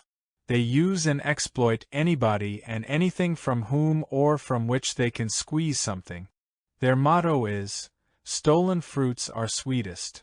Because they want to use and exploit people, they love those who, explicitly or implicitly, are promising objects of exploitation, and get fed up with persons whom they have squeezed out. An extreme example is the kleptomaniac who enjoys things only if he can steal them, although he has the money to buy them. This orientation seems to be symbolized by the biting mouth, which is often a prominent feature in such people. It is not a play upon words to point out that they often make biting remarks about others. Their attitude is colored by a mixture of hostility and manipulation. Everyone is an object of exploitation and is judged according to his usefulness. Instead of the confidence and optimism which characterizes the receptive type, one finds here suspicion and cynicism, envy and jealousy. Since they are satisfied only with things they can take away from others, they tend to overrate what others have and underrate what is theirs. See the hoarding orientation. While the receptive and exploitative types are similar inasmuch as both expect to get things from the outside world, the hoarding orientation is essentially different. This orientation makes people have little faith in anything new they might get from the outside world. Their security is based upon hoarding and saving, while spending is felt to be a threat. They have surrounded themselves, as it were, by a protective wall, and their main aim is to bring as much as possible into this fortified position and to let as little as possible out of it. Their miserliness refers to money and material things as well as to feelings and thought. Love is essentially a possession. They do not give love but try to get it by possessing the beloved. The hoarding person often shows a particular kind of faithfulness toward people and even toward memories. Their sentimentality makes the past appear as golden. They hold on to it and indulge in the memories of bygone feelings and experiences. They know everything but are sterile and incapable of productive thinking. One can recognize these people too by facial expressions and gestures. Theirs is the tight-lipped mouth. Their gestures are characteristic of their withdrawn attitude. While those of the receptive type are inviting and round, as it were, and the gestures of the exploitative type are aggressive and pointed, those of the hoarding type are angular, as if they wanted to emphasize the frontiers between themselves and the outside world. Another characteristic element in this attitude is pedantic orderliness. The hoarder will be orderly with things, thoughts, or feelings, but again, as with memory, his orderliness is sterile and rigid. He cannot endure things out of place and will automatically rearrange them. To him the outside world threatens to break into his fortified position, orderliness signifies mastering the world outside by putting it, and keeping it, in its proper place in order to avoid the danger of intrusion. His compulsive cleanliness is another expression of his need to undo contact with the outside world. Things beyond his own frontiers are felt to be dangerous and unclean. He annuls the menacing contact by compulsive washing, similar to a religious washing ritual prescribed after contact with unclean things or people. Things have to be put not only in their proper place but also into their proper time. Obsessive punctuality is characteristic of the hoarding type. It is another form of mastering the outside world. If the outside world is experienced as a threat to one's fortified position, obstinacy is a logical reaction. A constant no is the almost automatic defense against intrusion. Sitting tight, the answer to the danger of being pushed.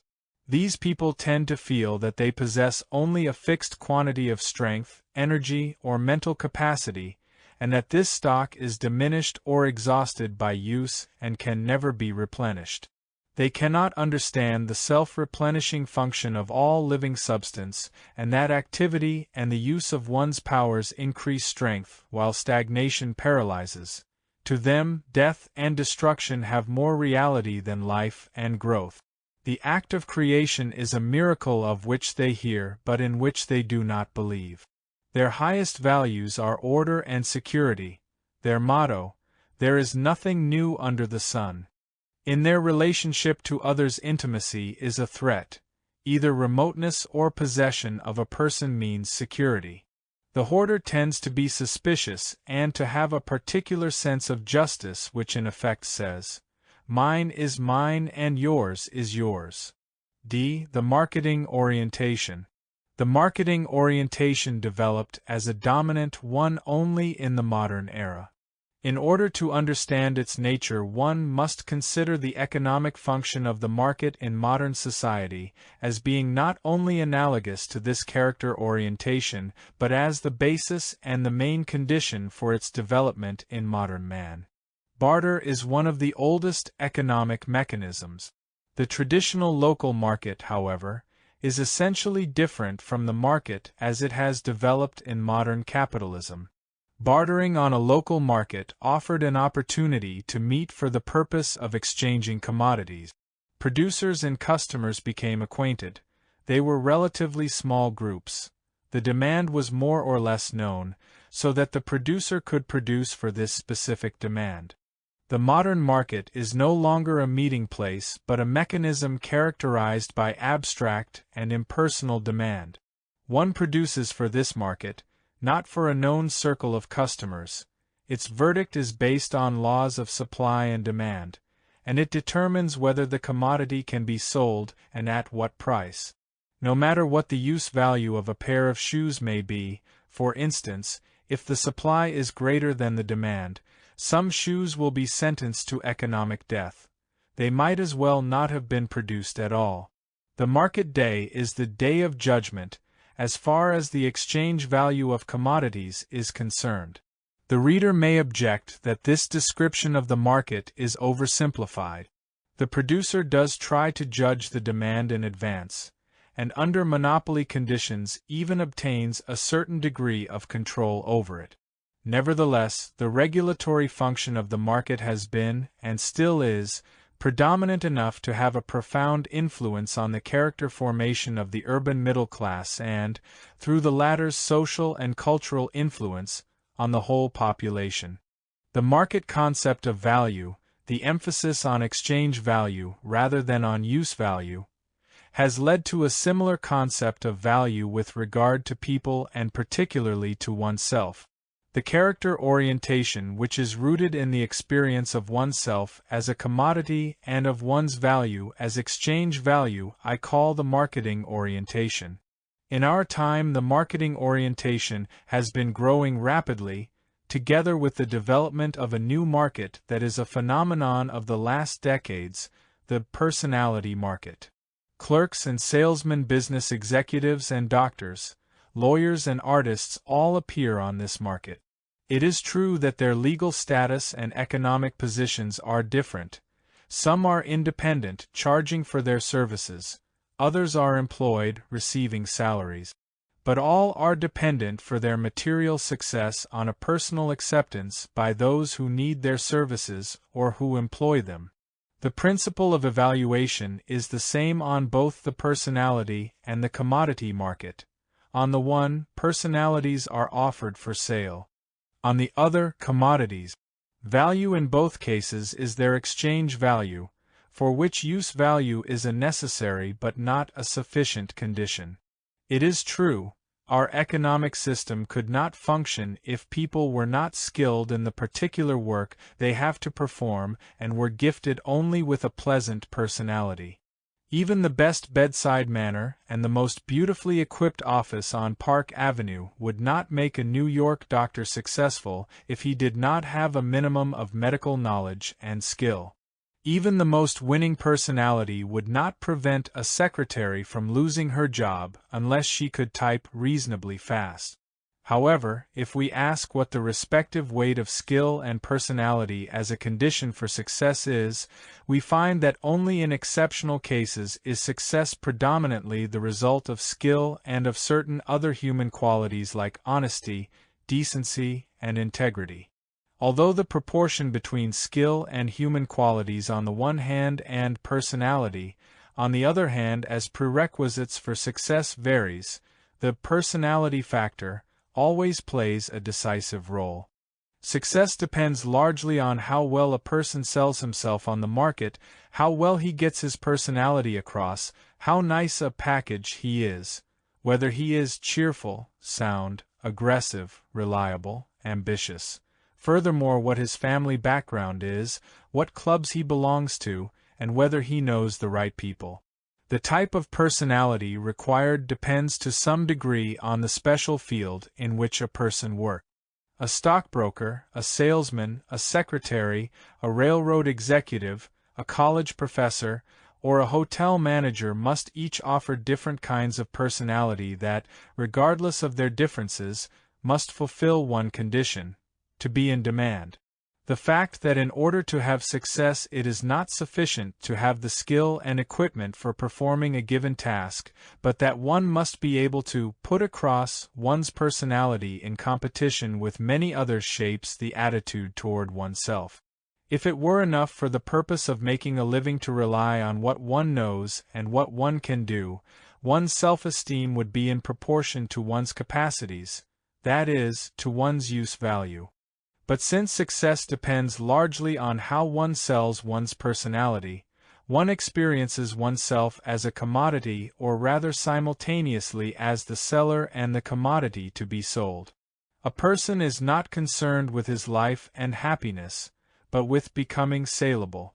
This feeling might be compared to that of a commodity, of handbags on a counter, for instance, could they feel and think. Each handbag would try to make itself as attractive as possible in order to attract customers and to look as expensive as possible in order to obtain a higher price than its rivals. The handbag sold for the highest price would feel elated, since that would mean it was the most valuable one. The one which was not sold would feel sad and convinced of its own worthlessness. This fate might befall a bag which, though excellent in appearance and usefulness, had the bad luck to be out of date because of a change in fashion. Like the handbag, one has to be in fashion on the personality market, and in order to be in fashion one has to know what kind of personality is most in demand. This knowledge is transmitted in a general way throughout the whole process of education, from kindergarten to college, and implemented by the family. The knowledge acquired at this early stage is not sufficient, however. It emphasizes only certain general qualities like adaptability, ambition, and sensitivity to the changing expectations of other people. The more specific picture of the models for success one gets elsewhere. The pictorial magazines, newspapers, and newsreels show the pictures and life stories of the successful in many variations. Pictorial advertising has a similar function. The successful executive who is pictured in a tailor's advertisement is the image of how one should look and be, if one is to draw down the big money on the contemporary personality market. The most important means of transmitting the desired personality pattern to the average man is the motion picture. The young girl tries to emulate the facial expression, coiffure, gestures of a high-priced star as the most promising way to success. The young man tries to look and be like the model he sees on the screen. While the average citizen has little contact with the life of the most successful people, his relationship with the motion picture stars is different. It is true that he has no real contact with them either, but he can see them on the screen again and again, can write them and receive their autographed pictures. In contrast to the time when the actor was socially despised but was nevertheless the transmitter of the works of great poets to his audience, our motion picture stars have no great works or ideas to transmit, but their function is to serve as the link an average person has with the world of the great. Even if he cannot hope to become as successful as they are, he can try to emulate them. They are his saints, and because of their success they embody the norms for living.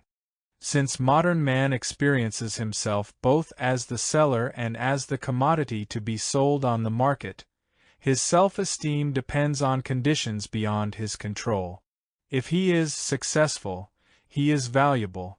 If he is not, he is worthless. The degree of insecurity which results from this orientation can hardly be overestimated. If one feels that one's own value is not constituted primarily by the human qualities one possesses, but by one's success on a competitive market with ever-changing conditions, one's self-esteem is bound to be shaky and in constant need of confirmation by others. Hence one is driven to strive relentlessly for success, and any setback is a severe threat to one's self-esteem. Helplessness, insecurity, and inferiority feelings are the result. If the vicissitudes of the market are the judges of one's value, the sense of dignity and pride is destroyed.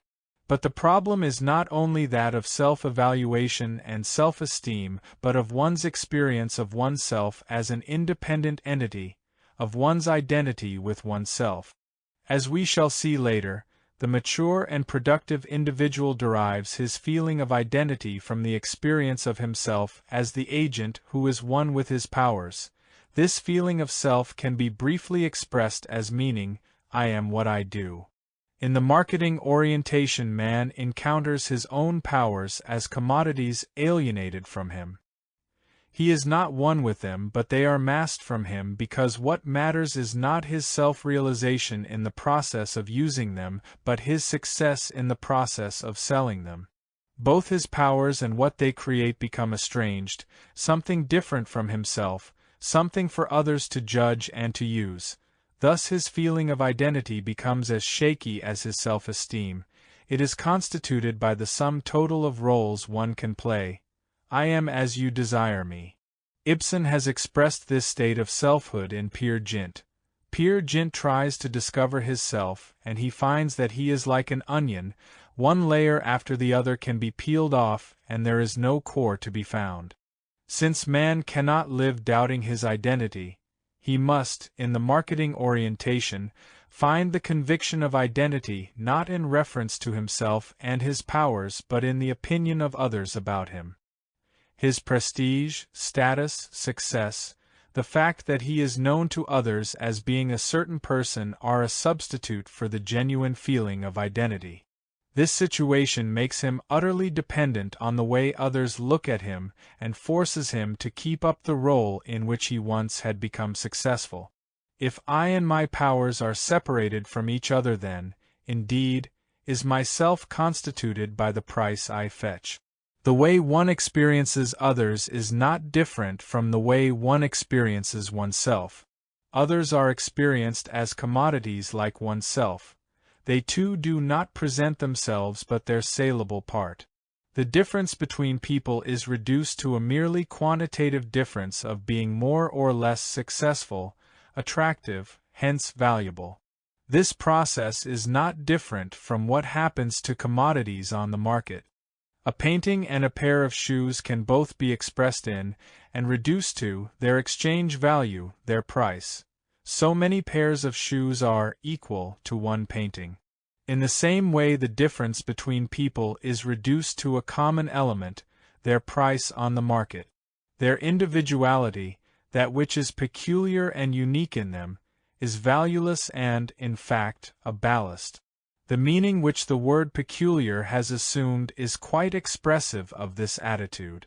Instead of denoting the greatest achievement of man, that of having developed his individuality, it has become almost synonymous with queer. The word equality has also changed its meaning. The idea that all men are created equal implied that all men have the same fundamental right to be considered as ends in themselves and not as means. Today, equality has become equivalent to interchangeability and is the very negation of individuality. Equality, instead of being the condition for the development of each man's peculiarity, means the extinction of individuality, the selflessness characteristic of the marketing orientation. Equality was conjunctive with difference, but it has become synonymous with indifference, and, indeed, indifference is what characterizes modern man's relationship to himself and to others. These conditions necessarily color all human relationship. When the individual self is neglected, the relationships between people must of necessity become superficial, because not they themselves but interchangeable commodities are related. People are not able and cannot afford to be concerned with that which is unique and peculiar in each other. However, the market creates a kind of comradeship of its own. Everybody is involved in the same battle of competition, shares the same striving for success. All meet under the same conditions of the market, or at least believe they do. Everyone knows how the others feel because each is in the same boat, alone, afraid to fail, eager to please. No quarter is given or expected in this battle. The superficial character of human relationships leads many to hope that they can find depth and intensity of feeling in individual love. But love for one person and love for one's neighbor are indivisible. In any given culture, love relationships are only a more intense expression of the relatedness to man prevalent in that culture. Hence it is an illusion to expect that the loneliness of man rooted in the marketing orientation can be cured by individual love. Thinking as well as feeling is determined by the marketing orientation. Thinking assumes the function of grasping things quickly so as to be able to manipulate them successfully. Furthered by widespread and efficient education, this leads to a high degree of intelligence, but not of reason. For manipulative purposes, all that is necessary to know is the surface features of things, the superficial. The truth, to be uncovered by penetrating to the essence of phenomena, becomes an obsolete concept. Truth not only in the pre-scientific sense of absolute truth, dogmatically maintained without reference to empirical data, but also in the sense of truth attained by man's reason applied to his observations and open to revisions. Most intelligence tests are attuned to this kind of thinking. They measure not so much the capacity for reason and understanding as the capacity for quick mental adaptation to a given situation.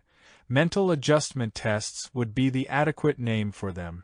For this kind of thinking, the application of the categories of comparison and of quantitative measurement, rather than a thorough analysis of a given phenomenon and its quality, is essential. All problems are equally interesting, and there is little sense of the respective differences in their importance. Knowledge itself becomes a commodity. Here, too, man is alienated from his own power. Thinking and knowing are experienced as a tool to produce result.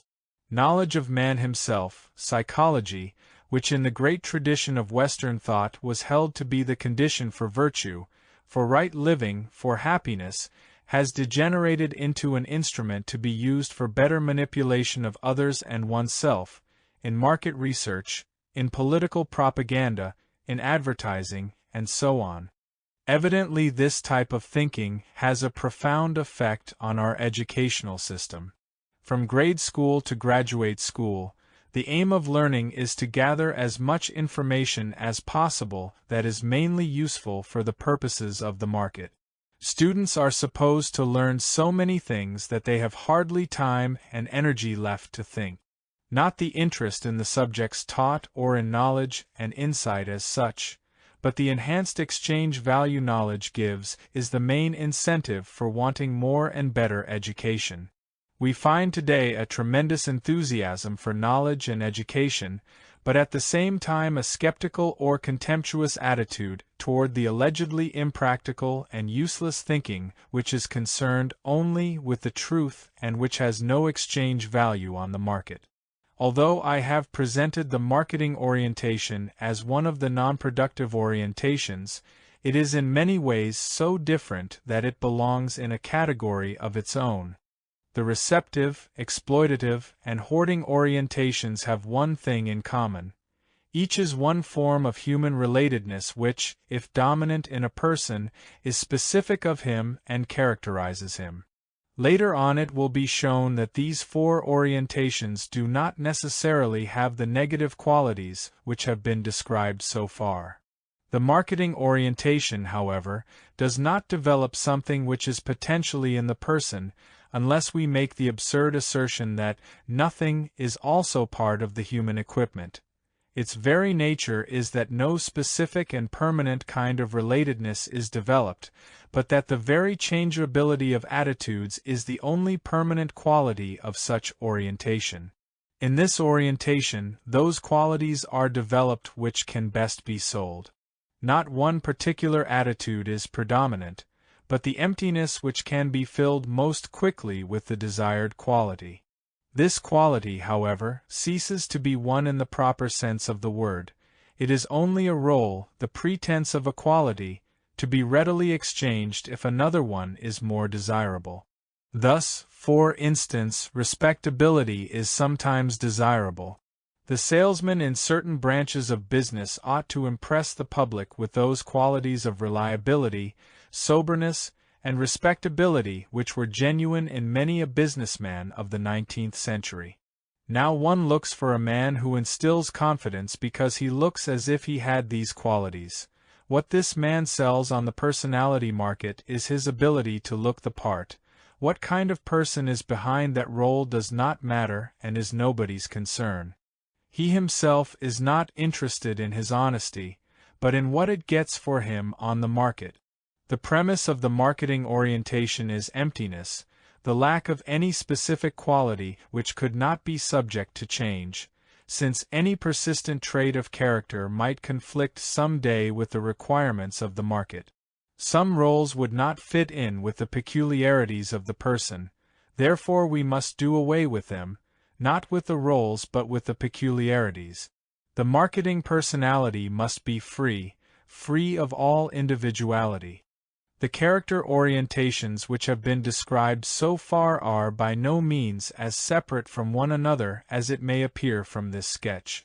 The receptive orientation, for instance, may be dominant in a person, but it is usually blended with any or all of the other orientations.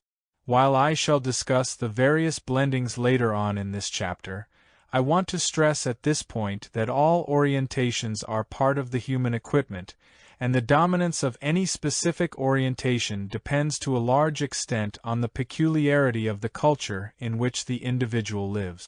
Although a more detailed analysis of the relationship between the various orientations and social patterns must be reserved for a study which deals primarily with problems of social psychology, I should like to suggest here a tentative hypothesis as to the social conditions making for the dominance of any of the four non-productive types. It should be noted that the significance of the study of the correlation between character orientation and social structure lies not only in the fact that it helps us understand some of the most significant causes for the formation of character, but also in the fact that specific orientations, inasmuch as they are common to most members of a culture or social class, represent powerful emotional forces the operation of which we must know in order to understand the functioning of society. In view of the current emphasis on the impact of culture on personality, I should like to state that the relationship between society and the individual is not to be understood simply in the sense that cultural patterns and social institutions influence the individual. The interaction goes much deeper. The whole personality of the average individual is molded by the way people relate to each other, and it is determined by the socio-economic and political structure of society to such an extent that, in principle, one can infer from the analysis of one individual the totality of the social structure in which he lives. The receptive orientation is often to be found in societies in which the right of one group to exploit another is firmly established. Since the exploited group has no power to change, or any idea of changing, its situation, it will tend to look up to its masters as to its providers, as to those from whom one receives everything life can give. No matter how little the slave receives, he feels that by his own effort he could have acquired even less, since the structure of his society impresses him with the fact that he is unable to organize it and to rely on his own activity and reason. As far as contemporary American culture is concerned, it seems at first glance that the receptive attitude is entirely absent. Our whole culture, its ideas, and its practice discourage the receptive orientation and emphasize that each one has to look out and be responsible for himself and that he has to use his own initiative if he wants to get anywhere. However, while the receptive orientation is discouraged, it is by no means absent. The need to conform and to please, which has been discussed in the foregoing pages, leads to the feeling of helplessness, which is the root of subtle receptiveness in modern man. It appears particularly in the attitude toward the expert and public opinion. People expect that in every field there is an expert who can tell them how things are and how they ought to be done, and that all they ought to do is listen to him and swallow his ideas. There are experts for science, experts for happiness, and writers become experts in the art of living by the very fact that they are authors of bestsellers. This subtle but rather general receptiveness assumes somewhat grotesque forms in modern folklore, fostered particularly by advertising. While everyone knows that realistically the get-rich-quick schemes do not work, there is a widespread daydream of the effortless life. It is partly expressed in connection with the use of gadgets. The car which needs no shifting, the fountain pen which saves the trouble of removing the cap are only random examples of this fantasy. It is particularly prevalent in those schemes which deal with happiness.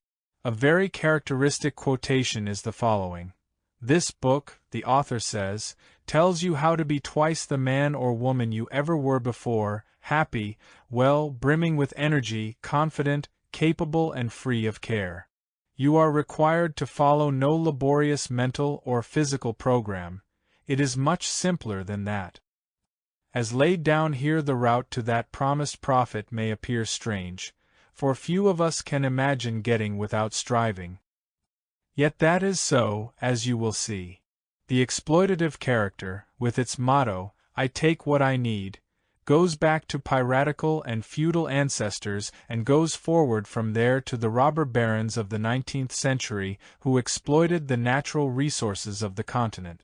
The pariah and adventure capitalists, to use Max Weber's terms, roaming the earth for profit, are men of this stamp, men whose aim was to buy cheap and sell dear and who ruthlessly pursued power and wealth. The free market as it operated in the 18th and 19th centuries under competitive conditions nurtured this type. Our own age has seen a revival of naked exploitativeness in the authoritarian systems which attempted to exploit the natural and human resources, not so much of their own country but of any other country they were powerful enough to invade. They proclaimed the right of might and rationalized it by pointing to the law of nature which makes the stronger survive. Love and decency were signs of weakness. Thinking was the occupation of cowards and degenerates. The hoarding orientation existed side by side with the exploitative orientation in the 18th and 19th centuries. The hoarding type was conservative, less interested in ruthless acquisition than in methodical economic pursuits, based on sound principles and on the preservation of what had been acquired. To him, property was a symbol of his self, and its protection a supreme value. This orientation gave him a great deal of security. His possession of property and family, protected as they were by the relatively stable conditions of the 19th century, constituted a safe and manageable world. Puritan ethics, with the emphasis on work and success as evidence of goodness, supported the feeling of security and tended to give life meaning and a religious sense of fulfillment. This combination of a stable world, stable possessions, and a stable ethic gave the members of the middle class a feeling of belonging, self-confidence, and pride. The marketing orientation does not come out of the 18th or 19th centuries. It is definitely a modern product. It is only recently that the package, the label, the brand name have become important in people as well as in commodities. The gospel of working loses weight, and the gospel of selling becomes paramount. In feudal times, social mobility was exceedingly limited, and one could not use one's personality to get ahead. In the days of the competitive market, social mobility was relatively great, especially in the United States. If one delivered the goods, one could get ahead. Today, the opportunities for the lone individual who can make a fortune all by himself are, in comparison with the previous period, greatly diminished. He who wants to get ahead has to fit into large organizations, and his ability to play the expected role is one of his main assets. The depersonalization, the emptiness, the meaninglessness of life, the automatization of the individual result in a growing dissatisfaction and in a need to search for a more adequate way of living and for norms which could guide man to this end.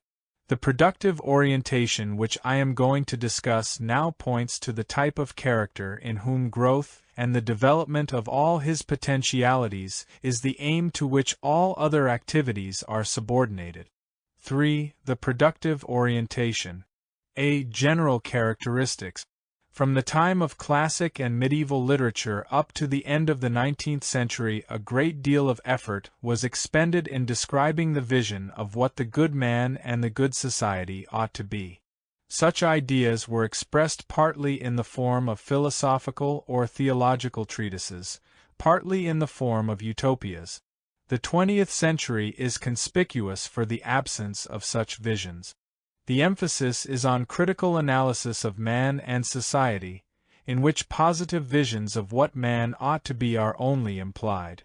While there is no doubt that this criticism is of utmost significance and a condition for any improvement of society, the absence of visions projecting a better man and a better society has had the effect of paralyzing man's faith in himself and his future, and is at the same time the result of such a paralysis. Contemporary psychology and particularly psychoanalysis are no exception in this respect. Freud and his followers have given a splendid analysis of the neurotic character.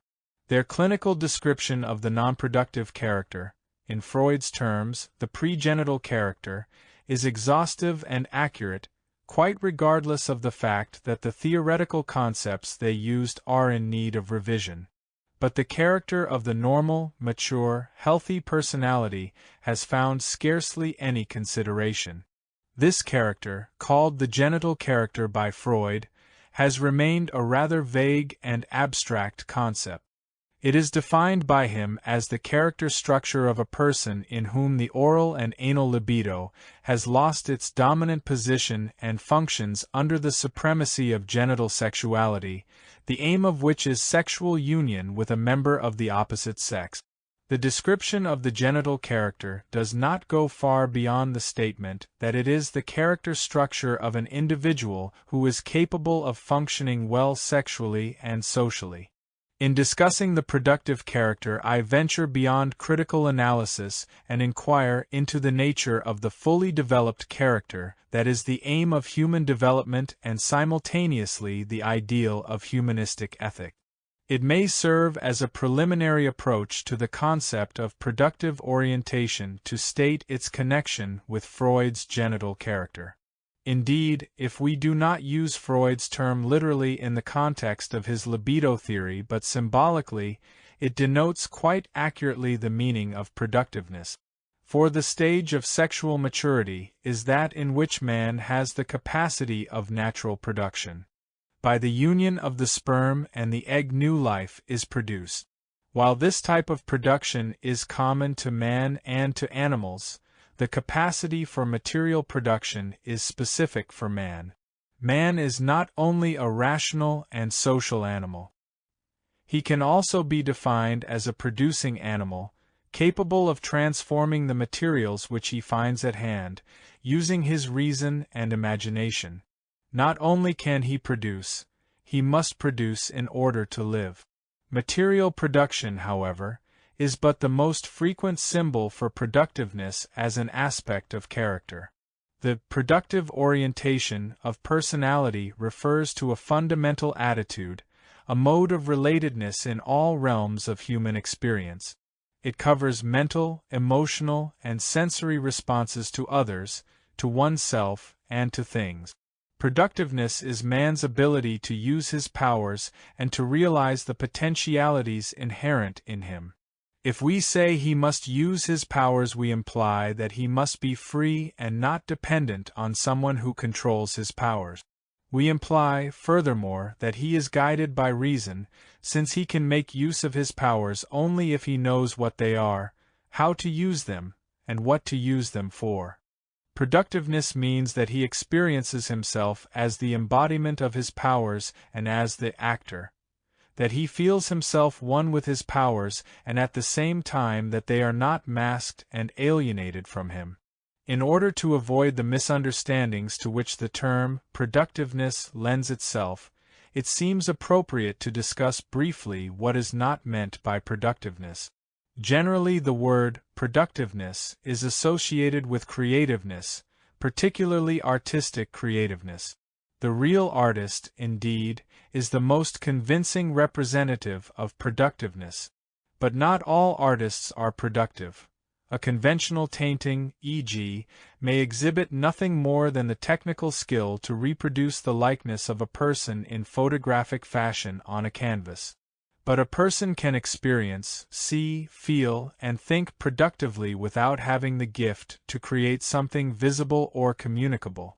Productiveness is an attitude which every human being is capable of, unless he is mentally and emotionally crippled. The term productive is also apt to be confused with active, and productiveness with activity. While the two terms can be synonymous, for instance, in Aristotle's concept of activity, activity in modern usage frequently indicates the very opposite of productiveness. Activity is usually defined as behavior which brings about a change in an existing situation by an expenditure of energy. In contrast, a person is described as passive if he is unable to change or overtly influence an existing situation and is influenced or moved by forces outside himself. This current concept of activity takes into account only the actual expenditure of energy and the change brought about by it. It does not distinguish between the underlying psychic conditions governing the activities. An example, though an extreme one, of non-productive activity is the activity of a person under hypnosis. The person in a deep hypnotic trance may have his eyes open, may walk, talk, and do things. He acts.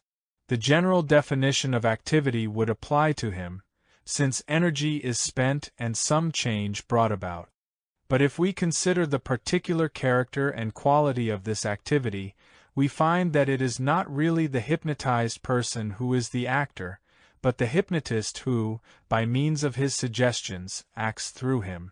While the hypnotic trance is an artificial state, It is an extreme but characteristic example of a situation in which a person can be active and yet not be the true actor, his activity resulting from compelling forces over which he has no control. A common type of non-productive activity is the reaction to anxiety, whether acute or chronic, conscious or unconscious, which is frequently at the root of the frantic preoccupations of men today. Different from anxiety-motivated activity, though often blended with it, is the type of activity based on submission to or dependence on an authority. The authority may be feared, admired, or loved. Usually all three are mixed, but the cause of the activity is the command of the authority, both in a formal way and with regard to its contents. The person is active because the authority wants him to be, and he does what the authority wants him to do. This kind of activity is found in the authoritarian character. To him, activity means to act in the name of something higher than his own self. He can act in the name of God, the past, or duty, but not in the name of himself. The authoritarian character receives the impulse to act from a superior power which is neither assailable nor changeable, and is consequently unable to heed spontaneous impulses from within himself. Resembling submissive activity is automaton activity. Here we do not find dependence on overt authority, but rather on anonymous authority as it is represented by public opinion, culture patterns, common sense, or science. The person feels or does what he is supposed to feel or do. His activity lacks spontaneity in the sense that it does not originate from his own mental or emotional experience but from an outside source. Among the most powerful sources of activity are irrational passions. The person who is driven by stinginess, masochism, envy, jealousy, and all other forms of greed is compelled to act. Yet his actions are neither free nor rational but in opposition to reason and to his interests as a human being. A person so obsessed repeats himself, becoming more and more inflexible, more and more stereotyped. He is active, but he is not productive. Although the source of these activities is irrational and the acting persons are neither free nor rational, there can be important practical results, often leading to material success. In the concept of productiveness, we are not concerned with activity necessarily leading to practical results, but with an attitude, with a mode of reaction and orientation toward the world and oneself in the process of living. We are concerned with man's character, not with his success. Productiveness is man's realization of the potentialities characteristic of him, the use of his powers. But what is power?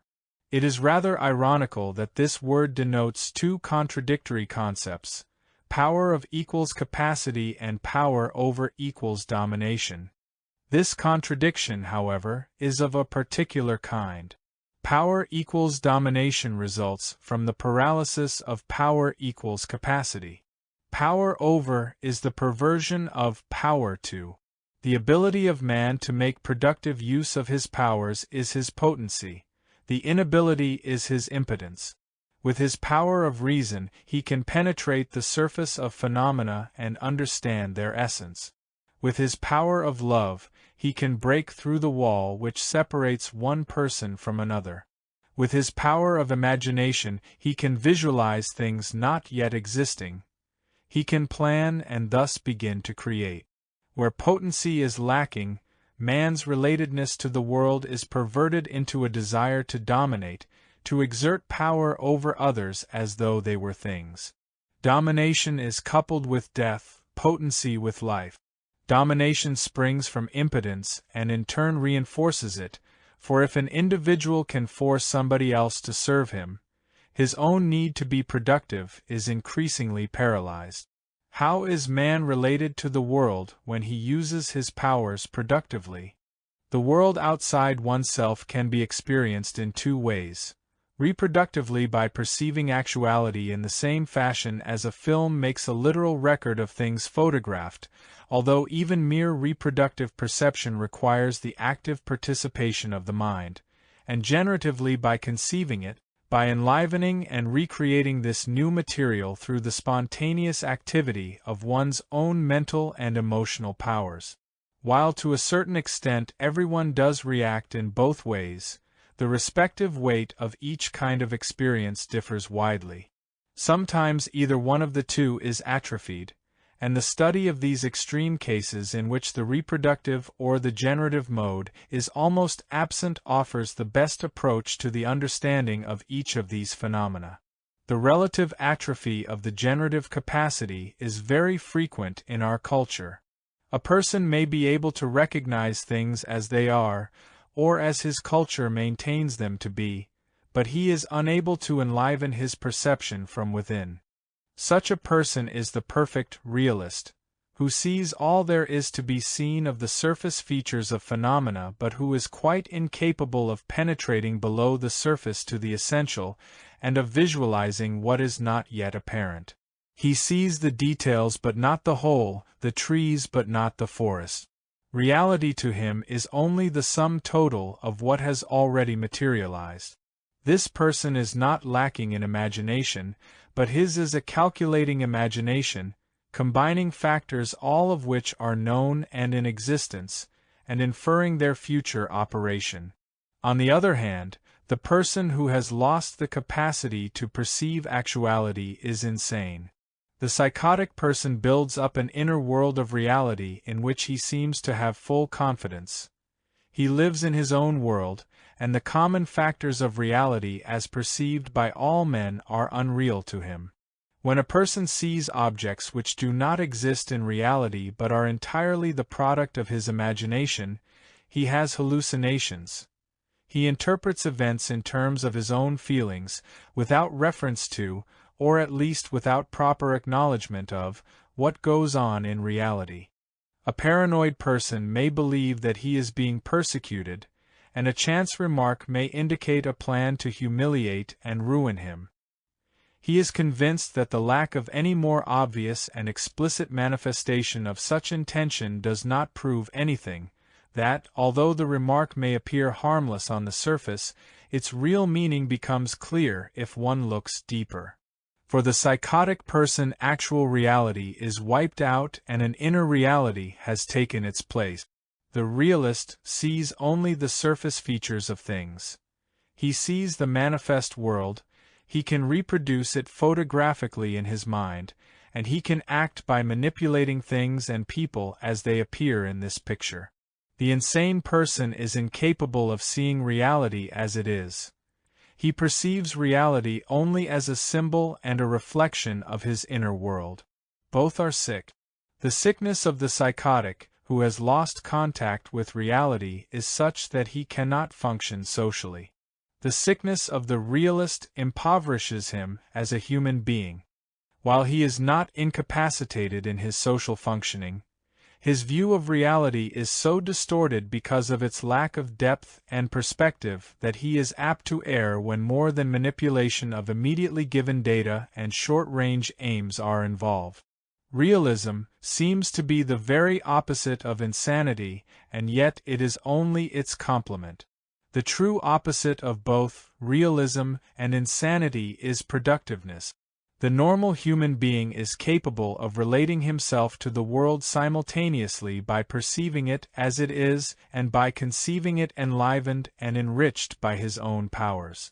If one of the two capacities is atrophied, man is sick. But the normal person has both capacities even though their respective weights differ. The presence of both reproductive and generative capacities is a precondition for productiveness. They are opposite poles whose interaction is the dynamic source of productiveness. With the last statement, I want to emphasize that productiveness is not the sum or combination of both capacities, but that it is something new which springs from this interaction. We have described productiveness as a particular mode of relatedness to the world. The question arises whether there is anything which the productive person produces, and if so, what? While it is true that man's productiveness can create material things, works of art, and systems of thought, by far the most important object of productiveness is man himself. Birth is only one particular step in a continuum which begins with conception and ends with death. All that is between these two poles is a process of giving birth to one's potentialities, of bringing to life all that is potentially given in the two cells. But while physical growth proceeds by itself, if only the proper conditions are given, the process of birth on the mental plane, in contrast, does not occur automatically. It requires productive activity to give life to the emotional and intellectual potentialities of man, to give birth to his self. It is part of the tragedy of the human situation that the development of the self is never completed. Even under the best conditions, only part of man's potentialities is realized. Man always dies before he is fully born. Although I do not intend to present a history of the concept of productiveness, I want to give some outstanding illustrations which may help to clarify the concept further. Productiveness is one of the key concepts in Aristotle's system of ethic. One can determine virtue, he says, by ascertaining the function of man. Just as in the case of a flute player, a sculptor, or any artist, the good is thought to reside in the specific function which distinguishes these men from others and makes them what they are. The good of man also resides in the specific function which distinguishes him from other species and makes him what he is. Such a function is an activity of the soul which follows or implies a rational principle. But it makes perhaps no small difference, he says, whether we place the chief good in possession or in use, in state of mind or activity. For the state of mind may exist without producing any good result, as in a man who is asleep or in some other way quite inactive, but the activity cannot. For one who has the activity will of necessity be acting, and acting well. The good man for Aristotle is the man who by his activity, under the guidance of his reason, brings to life the potentialities specific of man. By virtue and power, Spinoza says, I understand the same thing. Freedom and blessedness consist in man's understanding of himself and in his effort to become that which he potentially is, to approach nearer and nearer to the model of human nature. Virtue to Spinoza is identical with the use of man's powers, and vice is his failure to use his power. The essence of evil for Spinoza is impotence. In a poetic form, the concept of productive activity has been expressed beautifully by Goethe and by Ibsen. Faust is a symbol of man's eternal search for the meaning of life. Neither science, pleasure, nor might, not even beauty, answer Faust's question. Goethe proposes that the only answer to man's quest is productive activity, which is identical with the good.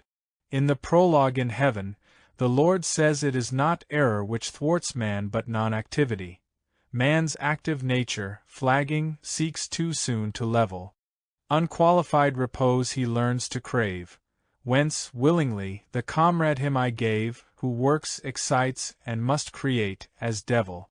But ye, God's sons in love and duty, enjoy the rich, the ever-living beauty, creative power, that works eternal schemes, clasp you in bonds of love, relaxing never, and what in wavering apparition gleams, fix in its place with thoughts that stand forever. At the end of the second part, Faust has won his bet with Mephistopheles. He has erred and sinned, but he has not committed the crucial sin, that of unproductiveness.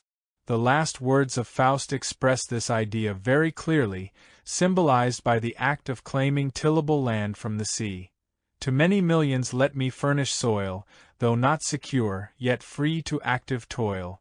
Green, fertile fields, where men and herds go forth, at once, with comfort, on the newest earth, and swiftly settled on the hill's firm base, created by the bold, industrious race. A land like paradise here, round about. Up to the brink the tide may roar without, and though it gnaw, to burst with force the limit, by common impulse all unite to hem it. Yes, to this thought I hold with firm persistence, the last result of wisdom stamps it true. He only earns his freedom and existence, who daily conquers them anew. Thus here, by dangers girt, shall glide away, of childhood, manhood, age, the vigorous day, and such a throng I fain would see, stand on free soil among a people free. Then dared I hail the moment fleeing. Ah, still delay, thou art so fair! The traces cannot, of mine earthly being, in aeons perish, they are there. In proud fore-feeling of such lofty bliss, I now enjoy the highest moment, this. While Goethe's Faust expresses the faith in man which was characteristic of the progressive thinkers of the 18th and 19th centuries, Ibsen's Peer Gynt, written in the second half of the 19th century, is a critical analysis of modern man and his unproductiveness. The subtitle of the play might very well be Modern Man in Search of His Self. Peer Gynt believes he is acting in behalf of his self when he uses all his energy to make money and to become successful. He lives according to the principle, be enough to thyself, represented by the trolls, and not according to the human principle, be true to thyself. He discovers at the end of his life that his exploitativeness and egotism have prevented him from becoming himself, that the realization of the self is only possible if one is productive, if one can give birth to one's own potentialities. Peer Gynt's unrealized potentialities come to accuse him of his sin and point to the real cause of his human failure, his lack of productiveness. The threadballs on the ground. We are thoughts, you should have thought us, little feet to life, you should have brought us, we should have risen, with glorious sound, but here like threadballs. We are earthbound, withered leaves. We are a watchword, you should have used us. Life, by your sloth, has been refused us. By worms we're eaten, all up and down, no fruit will have us for spreading crown. A sighing in the air. We are songs, you should have sung us. In the depths of your heart, despair has wrung us. We lay and waited, you called us not. May your throat and voice with poison rot. Dewdrop. We are tears which were never shed. The cutting ice which all hearts dread. We could have melted, but now its dart is frozen into a stubborn heart. The wound is closed, our power is lost. Broken straws. We are deeds you have left undone, strangled by doubt, spoiled ere begun. At the judgment day we shall be there to tell our tale. How will you fare? Thus far we have devoted ourselves to an inquiry into the general characteristics of the productive orientation. We must attempt now to examine productiveness as it appears in specific activities, since only by studying the concrete and specific can one fully understand the general. B. Productive love and thinking. Human existence is characterized by the fact that man is alone and separated from the world. Not being able to stand the separation, he is impelled to seek for relatedness and oneness. There are many ways in which he can realize this need, but only one in which he, as a unique entity, remains intact, only one in which his own powers unfold in the very process of being related. It is the paradox of human existence that man must simultaneously seek for closeness and for independence, for oneness with others and at the same time for the preservation of his uniqueness and particularity. As we have shown, the answer to this paradox, and to the moral problem of man, is productiveness. One can be productively related to the world by acting and by comprehending. Man produces things, and in the process of creation he exercises his powers over matter. Man comprehends the world, mentally and emotionally, through love and through reason. His power of reason enables him to penetrate through the surface and to grasp the essence of his object by getting into active relation with it. His power of love enables him to break through the wall which separates him from another person and to comprehend him. Although love and reason are only two different forms of comprehending the world, and although neither is possible without the other, they are expressions of different powers, that of emotion and that of thinking, and hence must be discussed separately. The concept of productive love is very different indeed from what is frequently called love. There is hardly any word which is more ambiguous and confusing than the word love. It is used to denote almost every feeling short of hate and disgust. It comprises everything from the love for ice cream to the love for a symphony, from mild sympathy to the most intense feeling of closeness. People feel they love if they have fallen for somebody. They call their dependence love, and their possessiveness too. They believe, in fact, that nothing is easier than to love, that the difficulty lies only in finding the right object, and that their failure to find happiness in love is due to their bad luck in not finding the right partner. But contrary to all this confused and wishful thinking, love is a very specific feeling, and while every human being has a capacity for love, its realization is one of the most difficult achievements. Genuine love is rooted in productiveness and may properly be called, therefore, productive love. Its essence is the same whether it is the mother's love for the child, our love for man, or the erotic love between two individuals. That it is also the same with regard to love for others and love for ourselves we shall discuss later. Although the objects of love differ and consequently the intensity and quality of love itself differ, certain basic elements may be said to be characteristic of all forms of productive love. These are care, responsibility, respect, and knowledge. Care and responsibility denote that love is an activity and not a passion by which one is overcome, nor an effect which one is affected by. The element of care and responsibility in productive love has been admirably described in the book of Jonah. God has told Jonah to go to Nineveh, to warn its inhabitants that they will be punished unless they mend their evil ways. Jonah runs away from his mission because he is afraid that the people in Nineveh will repent and that God will forgive them. He is a man with a strong sense of order and law, but without love. However, in his attempt to escape, he finds himself in the belly of a whale, symbolizing the state of isolation and imprisonment which his lack of love and solidarity has brought upon him. God saves him, and Jonah goes to Nineveh. He preaches to the inhabitants as God had told him, and the very thing he was afraid of happens.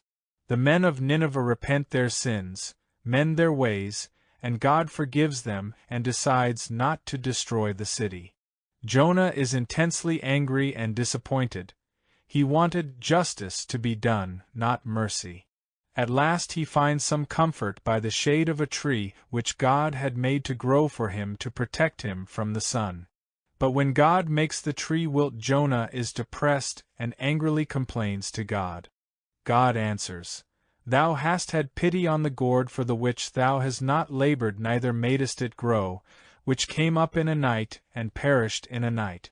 And should I not spare Nineveh, that great city, wherein are more than 600,000 people that cannot discern between their right hand and their left hand, and also much cattle?" God's answer to Jonah is to be understood symbolically. God explains to Jonah that the essence of love is to labor for something and to make something grow, that love and labor are inseparable. One loves that for which one labors, and one labors for that which one loves. The story of Jonah implies that love cannot be divorced from responsibility. Jonah does not feel responsible for the life of his brothers. He, like Cain, could ask, "Am I my brother's keeper?" Responsibility is not a duty imposed upon one from the outside, but is my response to a request which I feel to be my concern. Responsibility and response have the same root. Respondere equals to answer. To be responsible means to be ready to respond. Motherly love is the most frequent and most readily understood instance of productive love. Its very essence is care and responsibility. During the birth of the child the mother's body labors for the child, and after birth her love consists in her effort to make the child grow. Motherly love does not depend on conditions which the child has to fulfill in order to be loved. It is unconditional, based only upon the child's request and the mother's response. No wonder that motherly love has been a symbol of the highest form of love in art and religion. The Hebrew term indicating God's love for man and man's love for his neighbor is rachamim, the root of which is rechem equals womb. But not so evident is the connection of care and responsibility with individual love. It is believed that to fall in love is already the culmination of love, while actually it is the beginning and only an opportunity for the achievement of love. It is believed that love is the result of a mysterious quality by which two people are attracted to each other, an event which occurs without effort. Indeed, man's loneliness and his sexual desires make it easy to fall in love, and there is nothing mysterious about it, but it is a gain which is as quickly lost as it has been achieved. One is not loved accidentally. One's own power to love produces love, just as being interested makes one interesting. People are concerned with the question of whether they are attractive, while they forget that the essence of attractiveness is their own capacity to love. To love a person productively implies to care and to feel responsible for his life, not only for his physical existence but for the growth and development of all his human powers. To love productively is incompatible with being passive, with being an onlooker at the loved person's life. It implies labor and care and the responsibility for his growth. In spite of the universalistic spirit of the monotheistic Western religions and of the progressive political concepts that are expressed in the idea that all men are created equal, love for mankind has not become a common experience. Love for mankind is looked upon as an achievement which, at best, follows love for an individual or as an abstract concept to be realized only in the future. But love for man cannot be separated from the love for one individual. To love one person productively means to be related to his human core, to him as representing mankind. Love for one individual, in so far as it is divorced from love for man, can refer only to the superficial and to the accidental. Of necessity it remains shallow. While it may be said that love for man differs from motherly love inasmuch as the child is helpless and our fellow men are not, it may also be said that even this difference exists only in relative terms. All men are in need of help and depend on one another. Human solidarity is the necessary condition for the unfolding of any one individual. Care and responsibility are constituent elements of love, but without respect for and knowledge of the beloved person, love deteriorates into domination and possessiveness. Respect is not fear and awe. It denotes, in accordance with the root of the word, respicere equals to look at, the ability to see a person as he is, to be aware of his individuality and uniqueness. To respect a person is not possible without knowing him. Care and responsibility would be blind if they were not guided by the knowledge of the person's individuality. A preliminary approach to the understanding of productive thinking may be made by examining the difference between reason and intelligence. Intelligence is man's tool for attaining practical goals with the aim of discovering those aspects of things the knowledge of which is necessary for manipulating them. The goal itself, or, what is the same, the premises on which intelligent thinking rests are not questioned, but are taken for granted and may or may not be rational in themselves. This particular quality of intelligence can be seen clearly in an extreme case, in that of the paranoid person. His premise, for instance, that all people are in conspiracy against him, is irrational and false, but his thought processes built upon this premise can in themselves show a remarkable amount of intelligence. In his attempt to prove his paranoid thesis, he connects observations and makes logical constructions which are often so cogent that it is difficult to prove the irrationality of his premise. The application of mere intelligence to problems is, of course, not restricted to such pathological phenomena. Most of our thinking is necessarily concerned with the achievement of practical results, with the quantitative and superficial aspects of phenomena without inquiring into the validity of implied ends and premises, and without attempting to understand the nature and quality of phenomena. Reason involves a third dimension, that of depth, which reaches to the essence of things and processes. While reason is not divorced from the practical aims of life, and I shall show presently in what sense this is true, it is not a mere tool for immediate action. Its function is to know, to understand, to grasp, to relate oneself to things by comprehending them. It penetrates through the surface of things in order to discover their essence, their hidden relationships and deeper meanings, their reason. It is, as it were, not two-dimensional but perspectivistic, to use Nietzsche's term, i.e., it grasps all conceivable perspectives and dimensions, not only the practically relevant ones. Being concerned with the essence of things does not mean being concerned with something behind things, but with the essential, with the generic and the universal, with the most general and pervasive traits of phenomena, freed from their superficial and accidental, logically irrelevant, aspects. We can now proceed to examine some more specific characteristics of productive thinking. In productive thinking, the subject is not indifferent to his object but is affected by and concerned with it.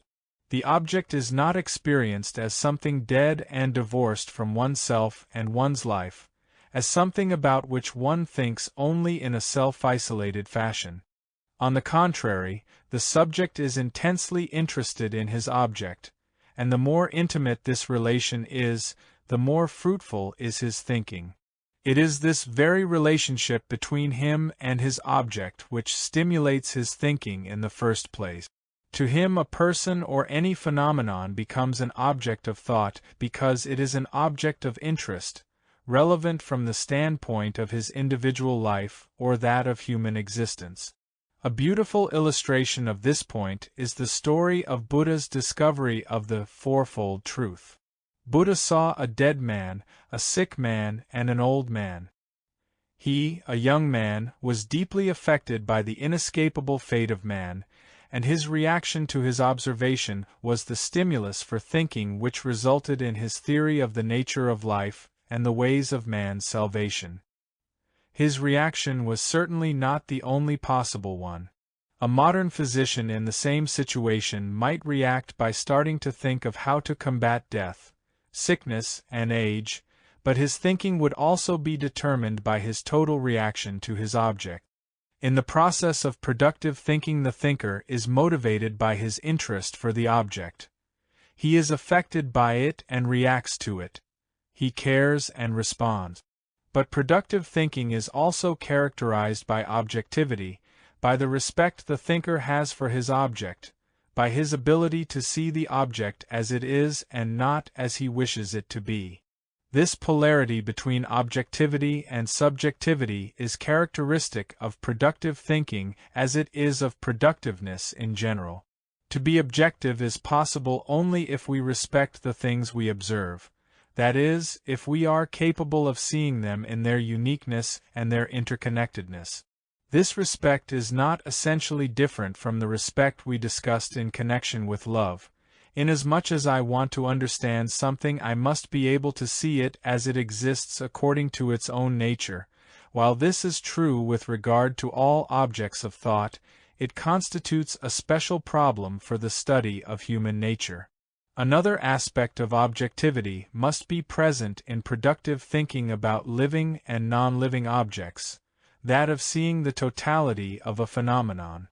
If the observer isolates one aspect of the object without seeing the whole, he will not properly understand even the one aspect he is studying.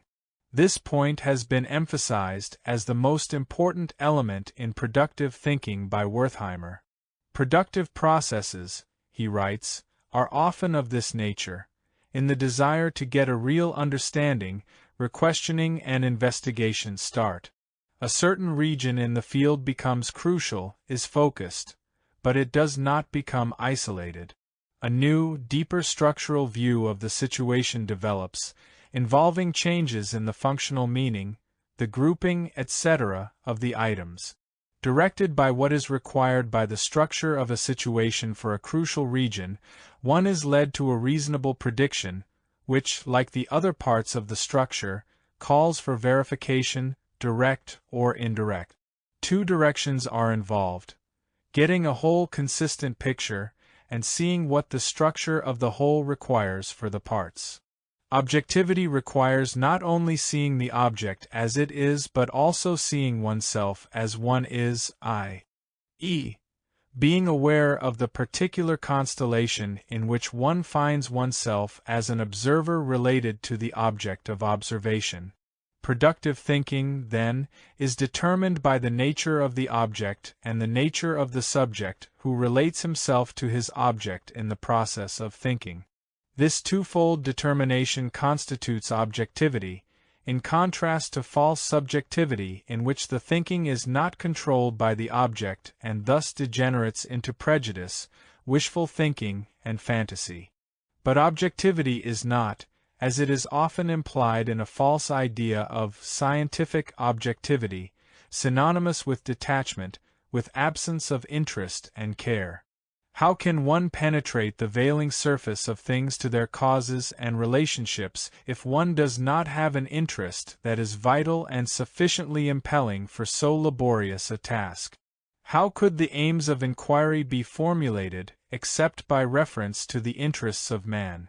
Objectivity does not mean detachment, it means respect, that is, the ability not to distort and to falsify things, persons, and oneself. But does not the subjective factor in the observer, his interests, tend to distort his thinking for the sake of arriving at desired results? Is not the lack of personal interest the condition of scientific inquiry? The idea that lack of interest is a condition for recognizing the truth is fallacious. There hardly has been any significant discovery or insight which has not been prompted by an interest of the thinker.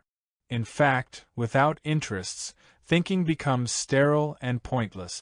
What matters is not whether or not there is an interest, but what kind of interest there is and what its relation to the truth will be. All productive thinking is stimulated by the interest of the observer. It is never an interest per se which distorts ideas, but only those interests which are incompatible with the truth, with the discovery of the nature of the object under observation. The statement that productiveness is an intrinsic human faculty contradicts the idea that man is lazy by nature and that he has to be forced to be active. This assumption is an old one. When Moses asked Pharaoh to let the Jewish people go so that they might serve God in the desert, his answer was, "You are lazy, nothing but lazy." To Pharaoh, slave labor meant doing things. Worshipping God was laziness. The same idea was adopted by all those who wanted to profit from the activity of others and had no use for productiveness, which they could not exploit. Our own culture seems to offer evidence for the very opposite. For the last few centuries Western man has been obsessed by the idea of work, by the need for constant activity. He is almost incapable of being lazy for any length of time. This contrast, however, is only apparent. Laziness and compulsive activity are not opposites but are two symptoms of the disturbance of man's proper functioning. In the neurotic individual we often find the inability to work as his main symptom. In the so-called adjusted person, the inability to enjoy ease and repose. Compulsive activity is not the opposite of laziness but its complement. The opposite of both is productiveness. The crippling of productive activity results in either inactivity or overactivity. Hunger and force can never be conditions of productive activity. On the contrary, freedom, economic security, and an organization of society in which work can be the meaningful expression of man's faculties are the factors conducive to the expression of man's natural tendency to make productive use of his powers. Productive activity is characterized by the rhythmic change of activity and repose. Productive work, love, and thought are possible only if a person can be, when necessary, quiet and alone with himself. To be able to listen to oneself is a prerequisite for the ability to listen to others. To be at home with oneself is the necessary condition for relating oneself to others. 4. Orientations in the process of socialization. As pointed out in the beginning of this chapter, the process of living implies two kinds of relatedness to the outside world, that of assimilation and that of socialization. While the former has been discussed in detail in this chapter, the latter has been dealt with at length in Escape from Freedom, and therefore I will give here only a brief summary. We can differentiate between the following kinds of interpersonal relatedness: symbiotic relatedness, withdrawal, destructiveness, love. In the symbiotic relatedness, the person is related to others but loses or never attains his independence. He avoids the danger of aloneness by becoming part of another person, either by being swallowed by that person or by swallowing him. The former is the root of what is clinically described as masochism. Masochism is the attempt to get rid of one's individual self, to escape from freedom, and to look for security by attaching oneself to another person. The forms which such dependency assume are manifold. It can be rationalized as sacrifice, duty, or love, especially when cultural patterns legitimatize this kind of rationalization. Sometimes masochistic strivings are blended with sexual impulses and pleasureful, the masochistic perversion.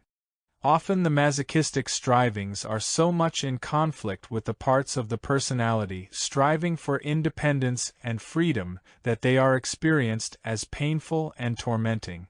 The impulse to swallow others, the sadistic, active form of symbiotic relatedness, appears in all kinds of rationalizations as love, overprotectiveness, justified domination, justified vengeance, etc. It also appears blended with sexual impulses as sexual sadism. All forms of the sadistic drive go back to the impulse to have complete mastery over another person, to swallow him, and to make him a helpless object of our will. Complete domination over a powerless person is the essence of active symbiotic relatedness. The dominated person is perceived and treated as a thing to be used and exploited, not as a human being who is an end in himself. The more this craving is blended with destructiveness, the more cruel it is. But the benevolent domination which often masquerades as love is an expression of sadism too.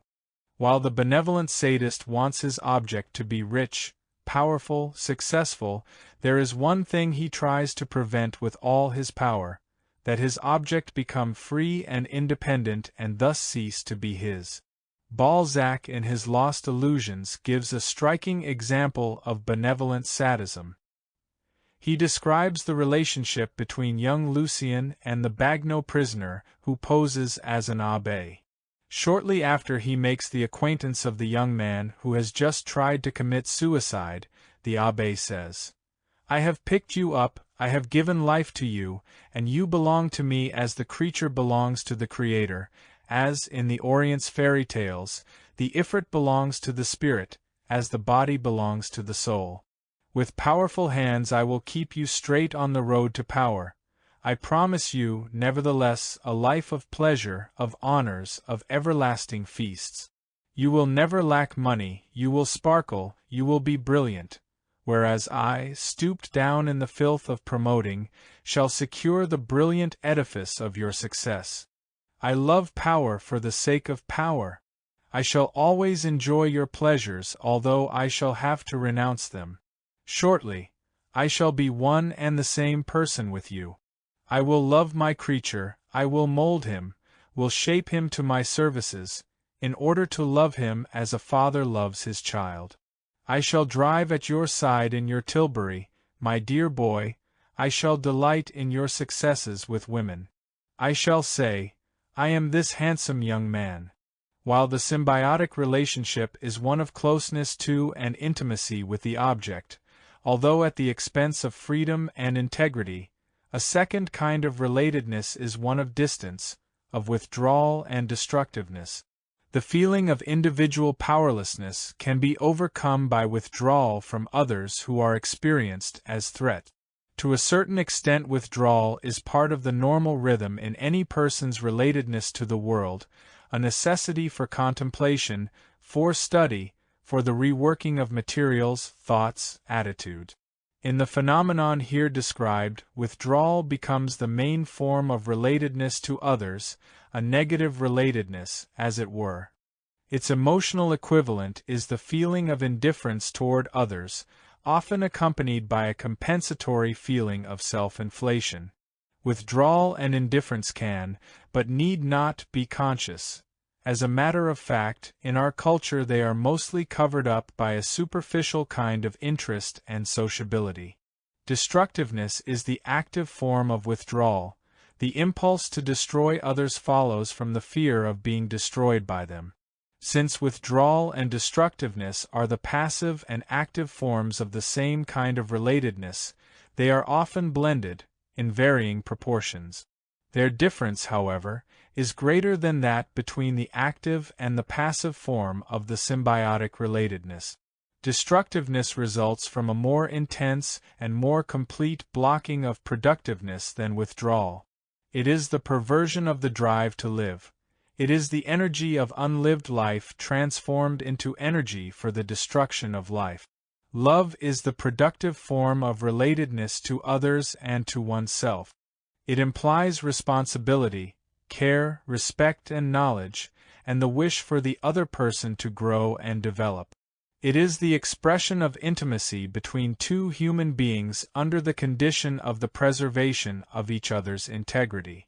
It follows from what has been set forth that there must be certain affinities between the various forms of orientations in the process of assimilation and socialization, respectively.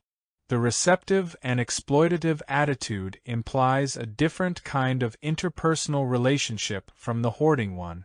Both the receptive and the exploitative attitudes result in a kind of intimacy and closeness to people from whom one expects to get the things needed either peacefully or aggressively. In the receptive attitude, the dominant relationship is a submissive, masochistic one.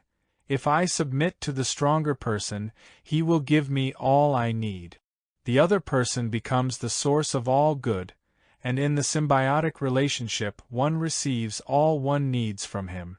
The exploitative attitude, on the other hand, implies usually a sadistic kind of relationship. If I take by force all I need from the other person, I must rule over him and make him the powerless object of my own domination. In contrast to both these attitudes, the hoarding kind of relatedness implies remoteness from other persons. It is based not on the expectation of getting things from an outside source of all good, but on the expectation of having things by not consuming and by hoarding. Any intimacy with the outside world is a threat to this kind of autarkic security system. The hoarding character will tend to solve the problem of his relationship to others by attempting to withdraw or, if the outside world is felt to be too great a menace, to destroy. The marketing orientation is also based on detachment from others, but in contrast to the hoarding orientation, the detachment has a friendly rather than a destructive connotation. The whole principle of the marketing orientation implies easy contact, superficial attachment, and detachment from others only in a deeper emotional sense. 5. Blends of various orientations. In describing the different kinds of non-productive orientations and the productive orientation, I have dealt with these orientations as if they were separate entities, clearly differentiated from each other. For didactic purposes, this kind of treatment seemed to be necessary because we have to understand the nature of each orientation before we can proceed to the understanding of their blending. Yet, in reality, we always deal with blends, for a character never represents one of the non-productive orientations or the productive orientation exclusively. Among the combinations of the various orientations, we must differentiate between the blend of the non-productive orientations among themselves and that of the non-productive with the productive orientation. Some of the former have certain affinities toward each other. For instance, the receptive blends more frequently with the exploitative than with the hoarding orientation. The receptive and exploitative orientations have in common the closeness toward the object, in contrast to the remoteness of the person from the object, in the hoarding orientation. However, even the orientations with lesser affinity are frequently blended. If one wants to characterize a person, one will usually have to do so in terms of his dominant orientation. The blending between the non-productive and productive orientation needs a more thorough discussion. There is no person whose orientation is entirely productive, and no one who is completely lacking in productiveness. But the respective weight of the productive and the non-productive orientation in each person's character structure varies and determines the quality of the non-productive orientations. In the foregoing description of the non-productive orientations, it was assumed that they were dominant in a character structure. We must now supplement the earlier description by considering the qualities of the non-productive orientations in a character structure in which the productive orientation is dominant. Here the non-productive orientations do not have the negative meaning they have when they are dominant, but have a different and constructive quality. In fact, the non-productive orientations, as they have been described, may be considered as distortions of orientations which in themselves are a normal and necessary part of living. Every human being, in order to survive, must be able to accept things from others, to take things, to save, and to exchange. He must also be able to follow authority, to guide others, to be alone, and to assert himself. Only if his way of acquiring things and relating himself to others is essentially non-productive does the ability to accept, to take, to save, or to exchange turn into the craving to receive, to exploit, to hoard, or to market as the dominant ways of acquisition. The non-productive norms of social relatedness in a predominantly productive person, loyalty, authority, fairness, assertiveness, turn into submission, domination, withdrawal, destructiveness in a predominantly non-productive person. Any of the non-productive orientations has, therefore, a positive and a negative aspect, according to the degree of productiveness in the total character structure. The following list of the positive and negative aspects of various orientations may serve as an illustration for this principle. Receptive orientation, accepting. Positive aspect, accepting, responsive, devoted, modest, charming, adaptable. Socially adjusted. Idealistic, sensitive. Polite, optimistic, trusting, tender. Negative aspect, passive, without initiative, opinionless, characterless, submissive. Without pride, parasitical, unprincipled. Servile, without self-confidence, unrealistic. Cowardly, spineless, wishful thinking, gullible, sentimental. Exploitative orientation, taking. Positive aspect, active. Able to take initiative. Able to make claims. Self-confident, captivating. Negative aspect, exploitative. Proud, impulsive, aggressive, egocentric, conceited, rash, arrogant, seducing. Hoarding orientation, preserving. Positive aspect, practical, economical, careful, reserved, patient, cautious, steadfast, tenacious, imperturbable, composed under stress, orderly, methodical, loyal. Negative aspect, unimaginative, stingy, suspicious, cold, lethargic, anxious, stubborn, indolent, inert, pedantic, obsessional, possessive. Marketing orientation, exchanging. Positive aspect, purposeful, opportunistic, able to change, youthful, forward-looking, open-minded. social experimenting, undogmatic, efficient, curious, intelligent, adaptable, tolerant, wit, generous. Negative aspect: inconsistent, childish, without a future or a past, without principle and values, unable to be alone, aimless, relativistic, overactive, tactless, intellectualistic, undiscriminating, indifferent, silly, wasteful. The positive and negative aspects are not two separate classes of syndromes. Each of these traits can be described as a point in a continuum which is determined by the degree of the productive orientation which prevails. Rational systematic orderliness, for instance, may be found when productiveness is high, while, with decreasing productiveness, it degenerates more and more into irrational, pedantic compulsive orderliness, which actually defeats its own purpose. The same holds true of the change from youthfulness to childishness, or of the change from being proud to being conceited. In considering only the basic orientations, we see the staggering amount of variability in each person brought about by the fact that 1. The non-productive orientations are blended in different ways with regard to the respective weight of each of them. 2. Each changes in quality according to the amount of productiveness present. 3. The different orientations may operate in different strength in the material, emotional, or intellectual spheres of activity, respectively. If we add to the picture of personality the different temperaments and gifts, we can easily recognize that the configuration of these basic elements makes for an endless number of variations in personality. Chapter 4: Problems of Humanistic Ethic. The most obvious argument against the principle of humanistic ethics, that virtue is the same as the pursuit of man's obligations toward himself, and vice the same as self-mutilation, is that we make egotism or selfishness the norm of human conduct when actually the aim of ethics should be its defeat, and, further, that we overlook man's innate evilness which can be curbed only by his fear of sanctions and awe of authorities. Or, if man is not innately bad, the argument may run, is he not constantly seeking for pleasure, and is not pleasure itself against, or at least indifferent to, the principles of ethics?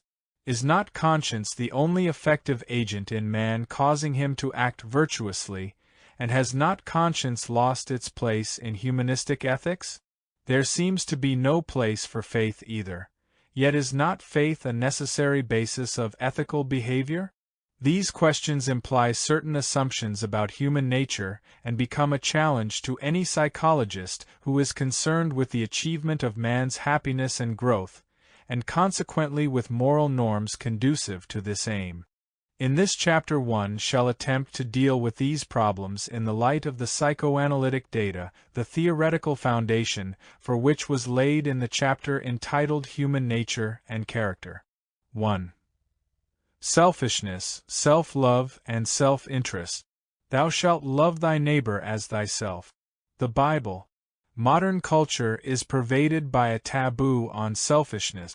We are taught that to be selfish is sinful, and that to love others is virtuous.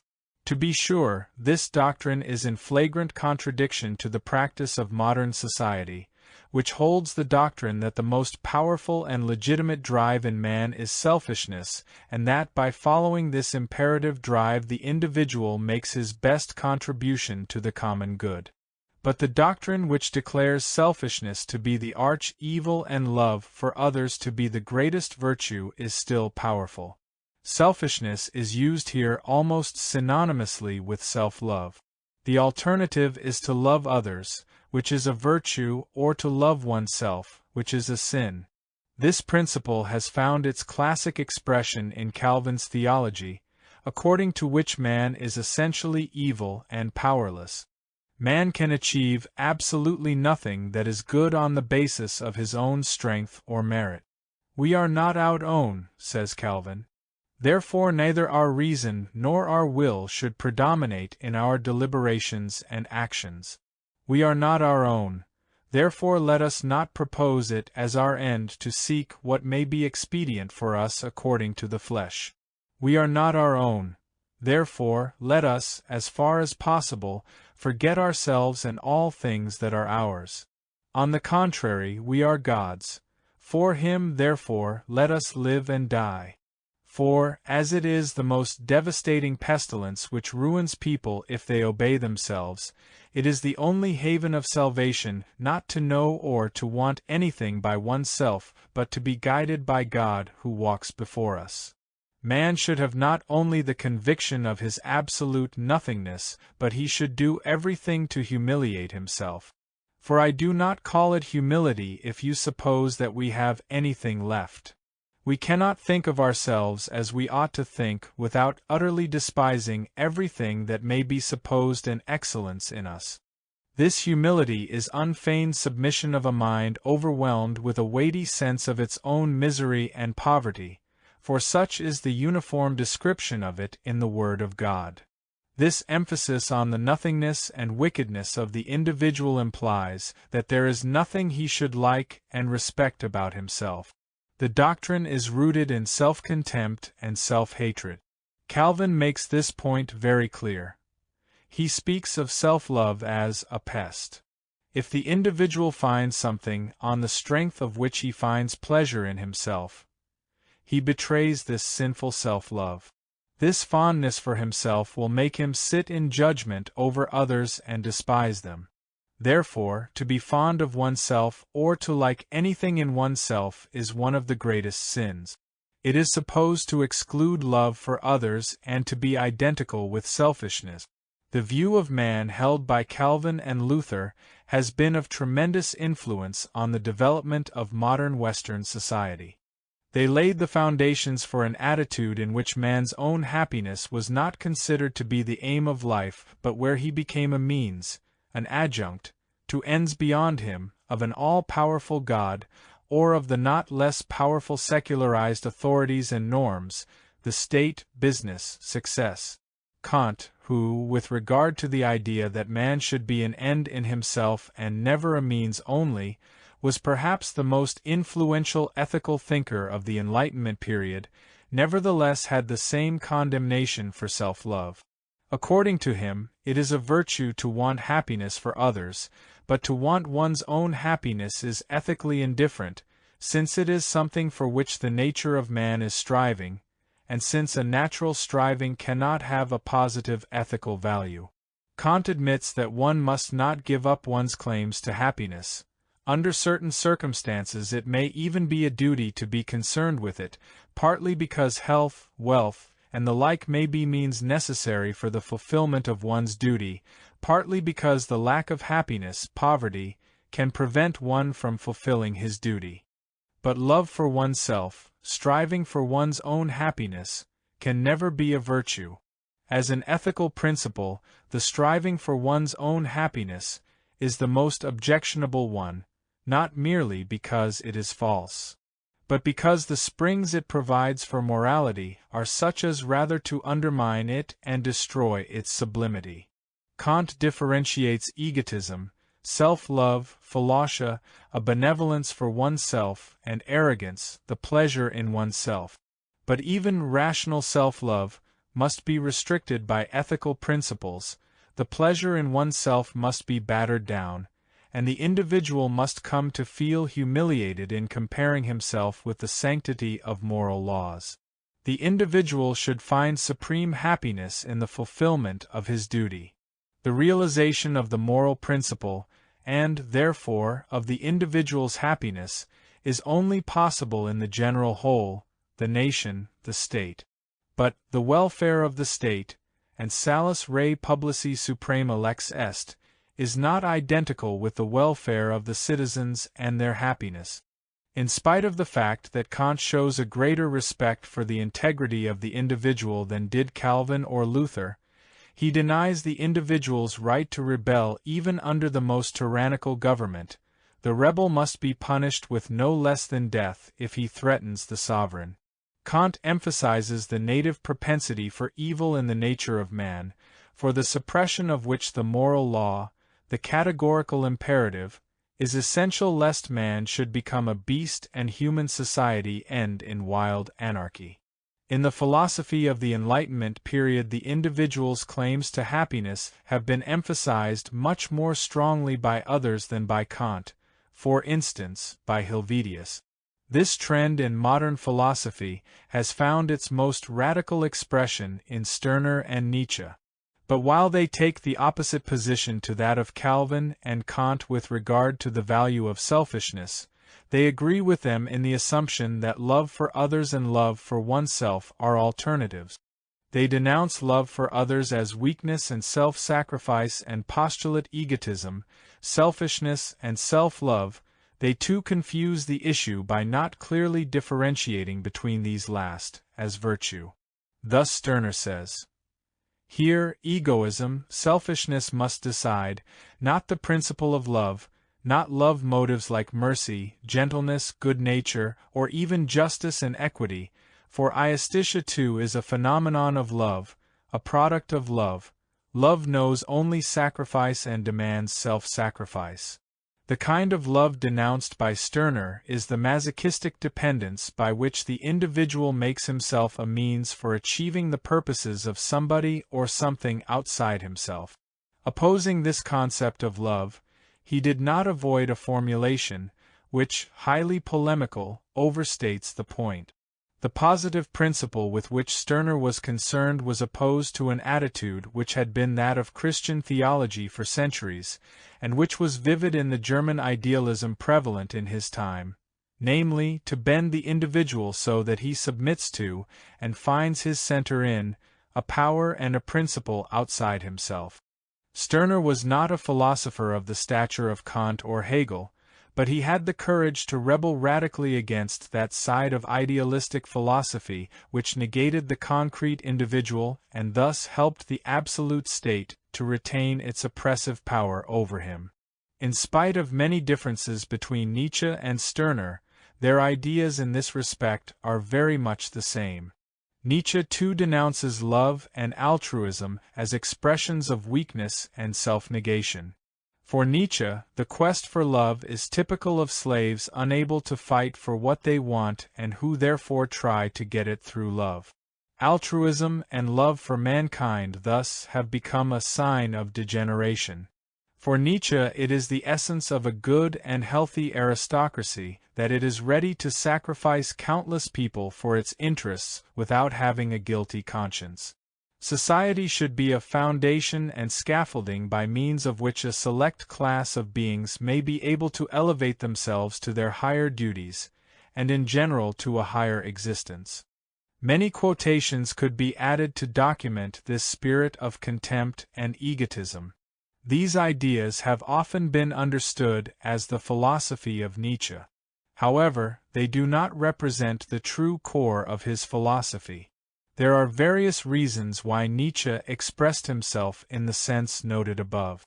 First of all, as with Stirner, his philosophy is a reaction, a rebellion, against the philosophical tradition of subordinating the empirical individual to powers and principles outside himself.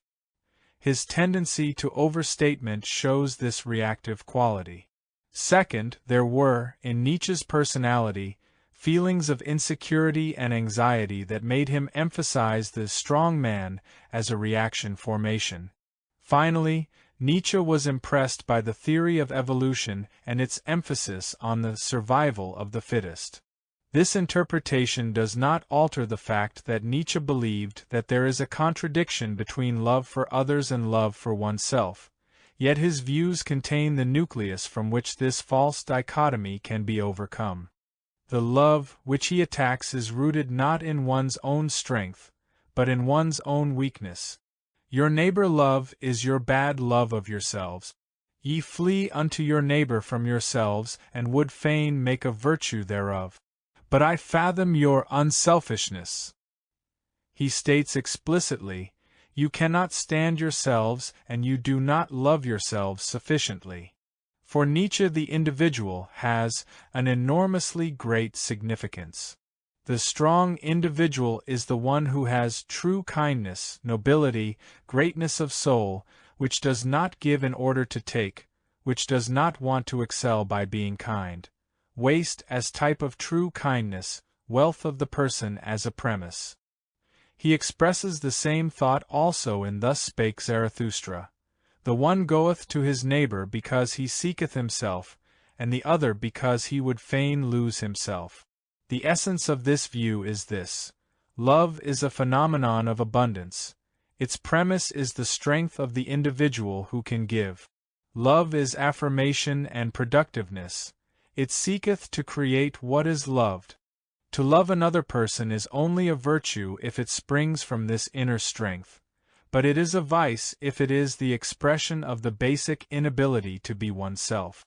However, the fact remains that Nietzsche left the problem of the relationship between self-love and love for others as an unsolved antinomy. The doctrine that selfishness is the arch-evil and that to love oneself excludes loving others is by no means restricted to theology and philosophy, but it became one of the stock ideas promulgated in home, school, motion pictures, books, indeed in all instruments of social suggestion as well. "Don't be selfish" is a sentence which has been impressed upon millions of children, generation after generation. Its meaning is somewhat vague. Most people would say that it means not to be egotistical, inconsiderate, without any concern for others. Actually, it generally means more than that. Not to be selfish implies not to do what one wishes, to give up one's own wishes for the sake of those in authority.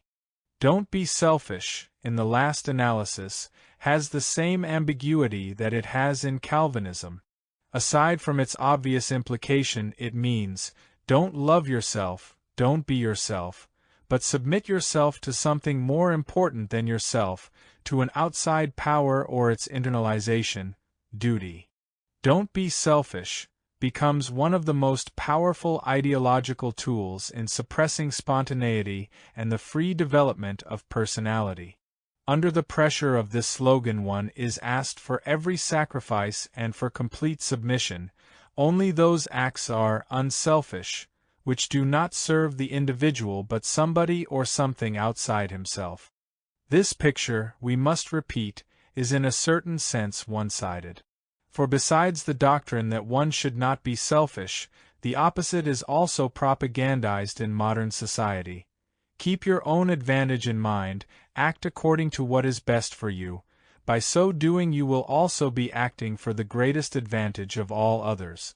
As a matter of fact, the idea that egotism is the basis of the general welfare is the principle on which competitive society has been built.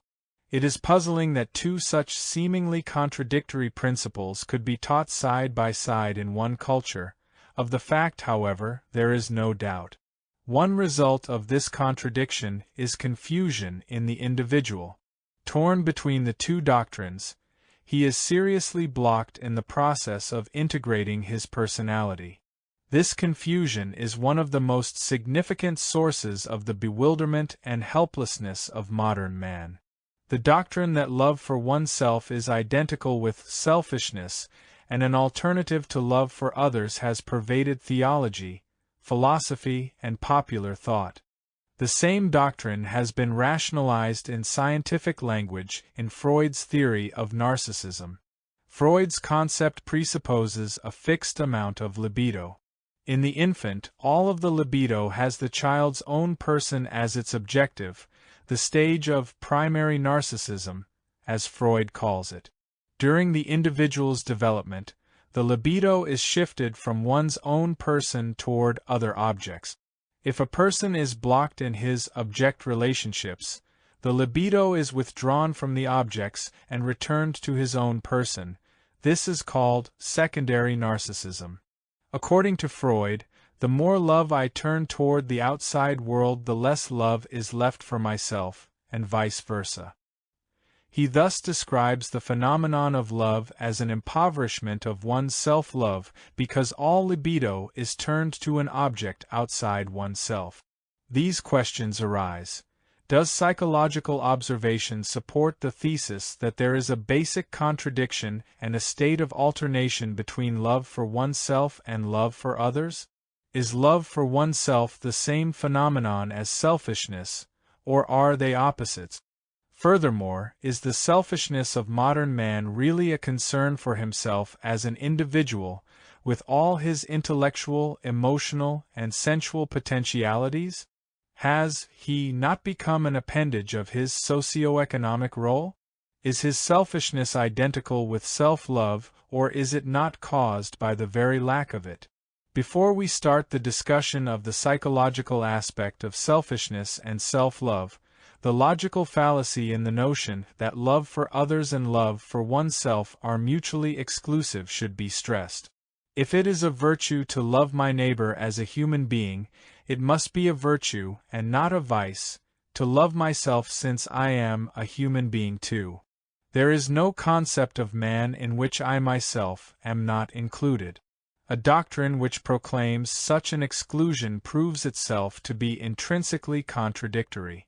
The idea expressed in the biblical "love thy neighbor as thyself" implies that respect for one's own integrity and uniqueness, love for and understanding of one's own self, cannot be separated from respect for and love and understanding of another individual. The love for my own self is inseparably connected with the love for any other self. We have come now to the basic psychological premises on which the conclusions of our argument are built. Generally, these premises are as follows. Not only others but we ourselves are the object of our feelings and attitudes.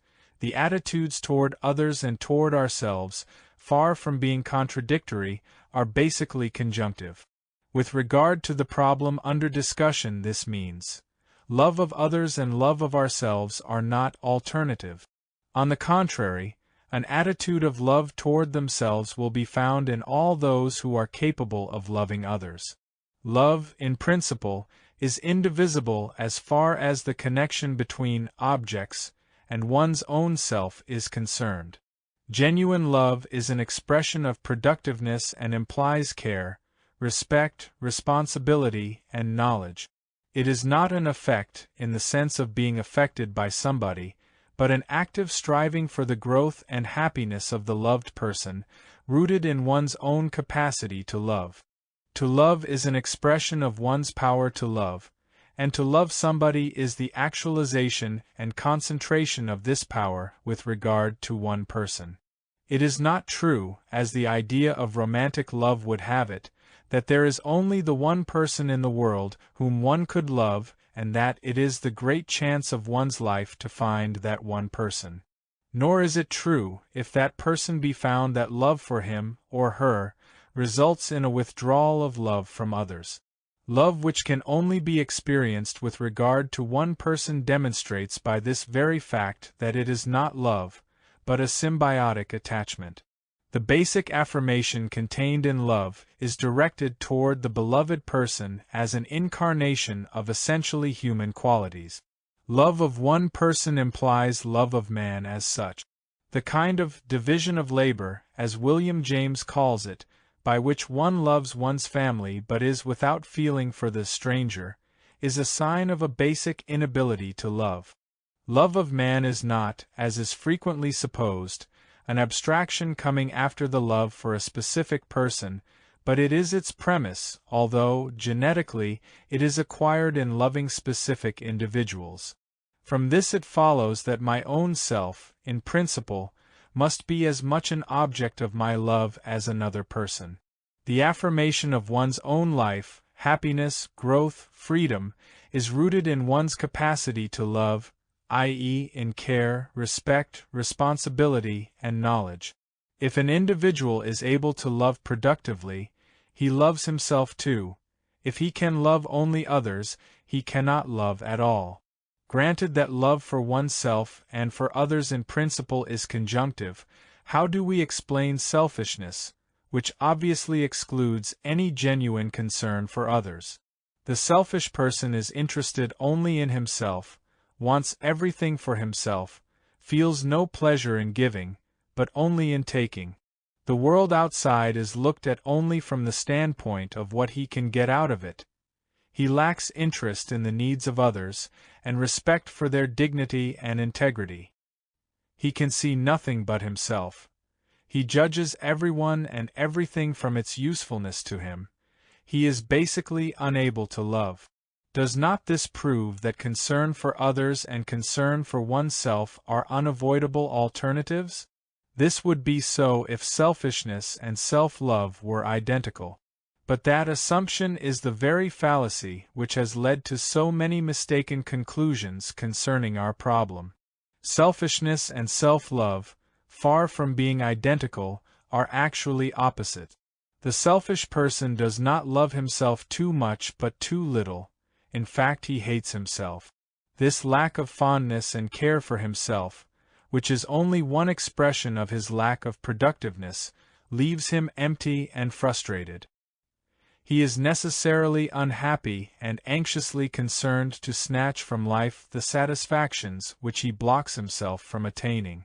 He seems to care too much for himself, but actually he only makes an unsuccessful attempt to cover up and compensate for his failure to care for his real self. Freud holds that the selfish person is narcissistic, as if he had withdrawn his love from others and turned it toward his own person. It is true that selfish persons are incapable of loving others, but they are not capable of loving themselves either. It is easier to understand selfishness by comparing it with greedy concern for others, as we find it, for instance, in an over-solicitous, dominating mother. While she consciously believes that she is particularly fond of her child, she has actually a deeply repressed hostility toward the object of her concern. She is over-concerned not because she loves the child too much, but because she has to compensate for her lack of capacity to love him at all. This theory of the nature of selfishness is borne out by psychoanalytic experience with neurotic unselfishness, a symptom of neurosis observed in not a few people who usually are troubled not by this symptom but by others connected with it, like depression, tiredness, inability to work, failure in love relationships, and so on. Not only is unselfishness not felt as a symptom, it is often the one redeeming character trait on which such people pride themselves.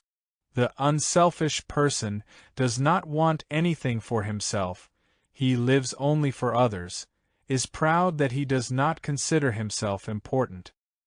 He is puzzled to find that in spite of his unselfishness he is unhappy, and that his relationships to those closest to him are unsatisfactory. He wants to have what he considers are his symptoms removed, but not his unselfishness. Analytic work shows that his unselfishness is not something apart from his other symptoms but one of them, in fact often the most important one, that he is paralyzed in his capacity to love or to enjoy anything, that he is pervaded by hostility against life, and that behind the facade of unselfishness a subtle but not less intense self-centeredness is hidden. This person can be cured only if his unselfishness too is interpreted as a symptom along with the others, so that his lack of productiveness, which is at the root of both his unselfishness and his other troubles, can be corrected. The nature of unselfishness becomes particularly apparent in its effect on others and most frequently, in our culture, in the effect the unselfish mother has on her children. She believes that by her unselfishness her children will experience what it means to be loved and to learn, in turn, what it means to love. The effect of her unselfishness, however, does not at all correspond to her expectations. The children do not show the happiness of persons who are convinced that they are loved. They are anxious, tense, afraid of the mother's disapproval and anxious to live up to her expectations. Usually, they are affected by their mother's hidden hostility against life, which they sense rather than recognize, and eventually become imbued with it themselves. Altogether, the effect of the unselfish mother is not too different from that of the selfish one. Indeed, it is often worse because the mother's unselfishness prevents the children from criticizing her. They are put under the obligation not to disappoint her.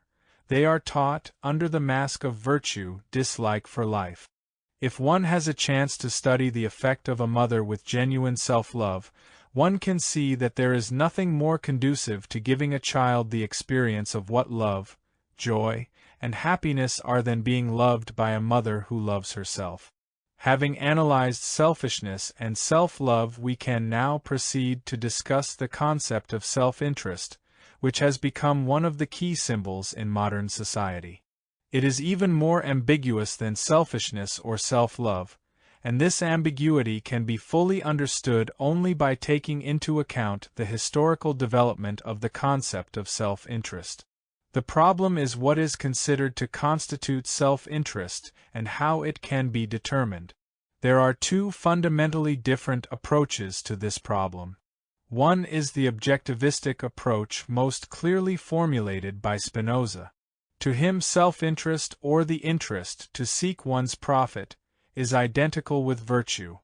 The more, he says, each person strives and is able to seek his profit, that is to say, to preserve his being, the more virtue does he possess. On the other hand, in so far as each person neglects his own profit, he is impotent.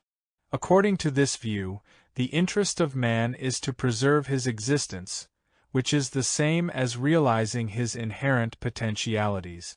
This concept of self-interest is objectivistic inasmuch as interest is not conceived in terms of the subjective feeling of what one's interest is but in terms of what the nature of man is, objectively. Man has only one real interest, and that is the full development of his potentialities, of himself as a human being. Just as one has to know another person and his real needs in order to love him, one has to know one's own self in order to understand what the interests of this self are and how they can be served. It follows that man can deceive himself about his real self-interest if he is ignorant of his self and its real needs, and that the science of man is the basis for determining what constitutes man's self-interest.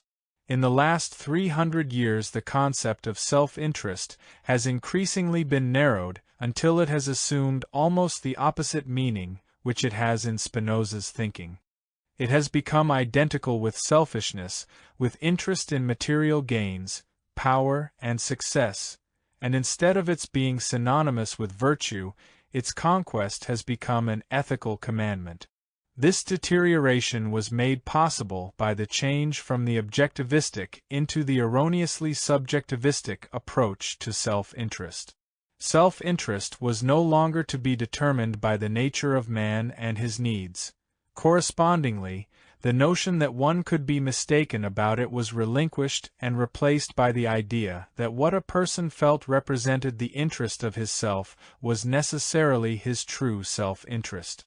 The modern concept of self-interest is a strange blend of two contradictory concepts, that of Calvin and Luther on the one hand, and on the other, that of the progressive thinkers since Spinoza.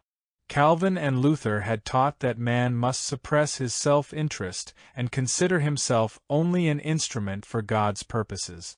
Progressive thinkers, on the contrary, have taught that man ought to be only an end for himself and not a means for any purpose transcending him. What happened was that man has accepted the contents of the Calvinistic doctrine while rejecting its religious formulation. He has made himself an instrument, not of God's will but of the economic machine or the state. He has accepted the role of a tool, not for God but for industrial progress. He has worked and amassed money but essentially not for the pleasure of spending it and of enjoying life, but in order to save, to invest, to be successful. Monastic asceticism has been, as Max Weber has pointed out, replaced by an inner-worldly asceticism where personal happiness and enjoyment are no longer the real aims of life. But this attitude was increasingly divorced from the one expressed in Calvin's concept and blended with that expressed in the progressive concept of self-interest, which taught that man had the right, and the obligation, to make the pursuit of his self-interest the supreme norm of life. The result is that modern man lives according to the principles of self-denial and thinks in terms of self-interest. He believes that he is acting in behalf of his interest when actually his paramount concern is money and success. He deceives himself about the fact that his most important human potentialities remain unfulfilled and that he loses himself in the process of seeking what is supposed to be best for him.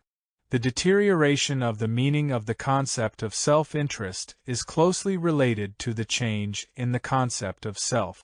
In the Middle Ages, man felt himself to be an intrinsic part of the social and religious community in reference to which he conceived his own self when he as an individual had not yet fully emerged from his group.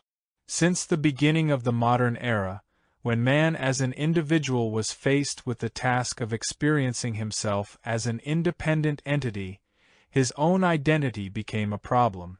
In the 18th and 19th centuries, the concept of self was narrowed down increasingly. The self was felt to be constituted by the property one had. The formula for this concept of self was no longer, I am what I think, but I am what I have, what I possess. In the last few generations, under the growing influence of the market, the concept of self has shifted from meaning, I am what I possess, to meaning, I am as you desire me. Man, living in a market economy, feels himself to be a commodity. He is divorced from himself, as the seller of a commodity is divorced from what he wants to sell.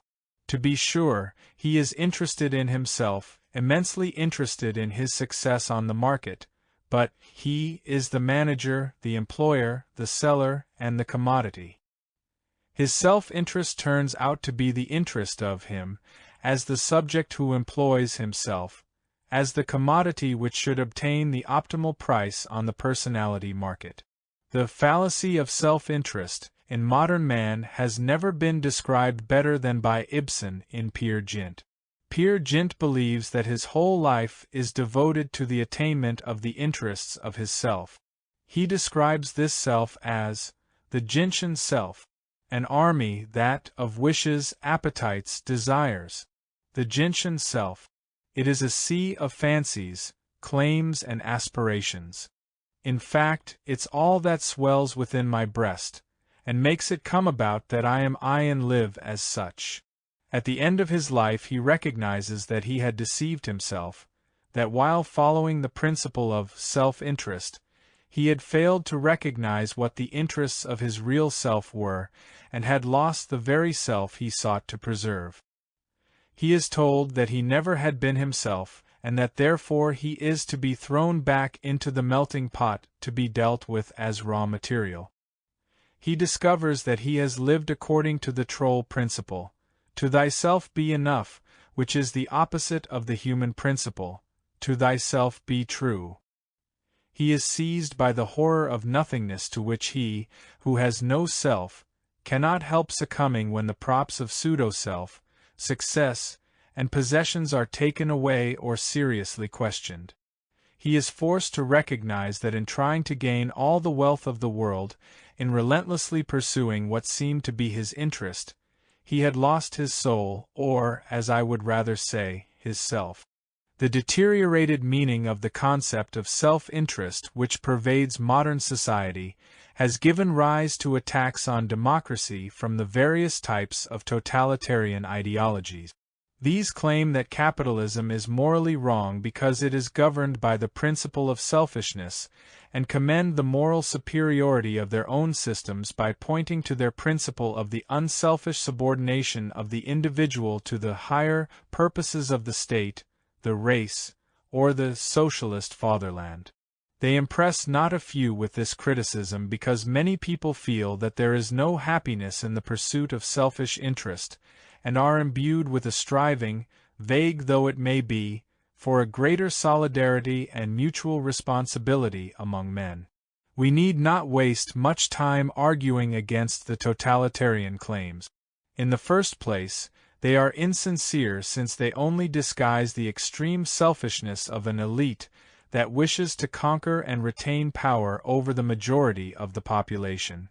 Their ideology of unselfishness has the purpose of deceiving those subject to the control of the elite and of facilitating their exploitation and manipulation.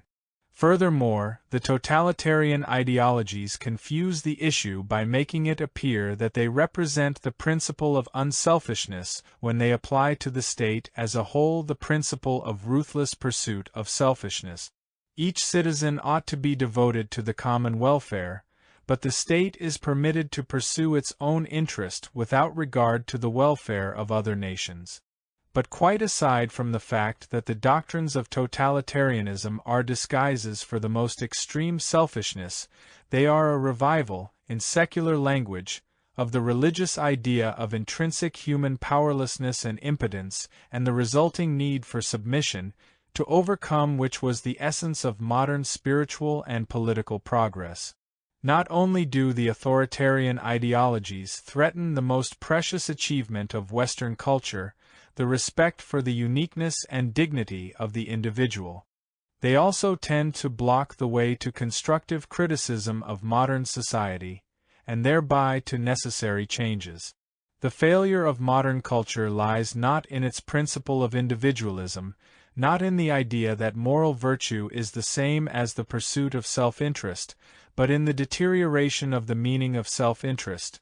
Not in the fact that people are too much concerned with their self-interest, but that they are not concerned enough with the interest of their real self. Not in the fact that they are too selfish, but that they do not love themselves. If the causes for persevering in the pursuit of a fictitious idea of self-interest are as deeply rooted in the contemporary social structure as indicated above, the chances for a change in the meaning of self-interest would seem to be remote indeed, unless one can point to specific factors operating in the direction of change. Perhaps the most important factor is the inner dissatisfaction of modern man with the results of his pursuit of self-interest. The religion of success is crumbling and becoming a facade itself. The social open spaces grow narrower. The failure of the hopes for a better world after the First World War, the depression at the end of the 20s, the threat of a new and immensely destructive war so shortly after the Second World War, and the boundless insecurity resulting from this threat, shake the faith in the pursuit of this form of self-interest. Aside from these factors, the worship of success itself has failed to satisfy man's ineradicable striving to be himself.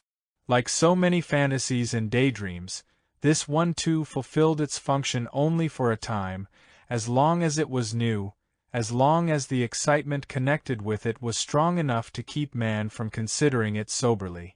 There is an increasing number of people to whom everything they are doing seems futile. They are still under the spell of the slogans which preach faith in the secular paradise of success and glamour. But doubt, the fertile condition of all progress, has begun to beset them and has made them ready to ask what their real self-interest as human beings is. This inner disillusionment and the readiness for a revaluation of self-interest could hardly become effective unless the economic conditions of our culture permitted it.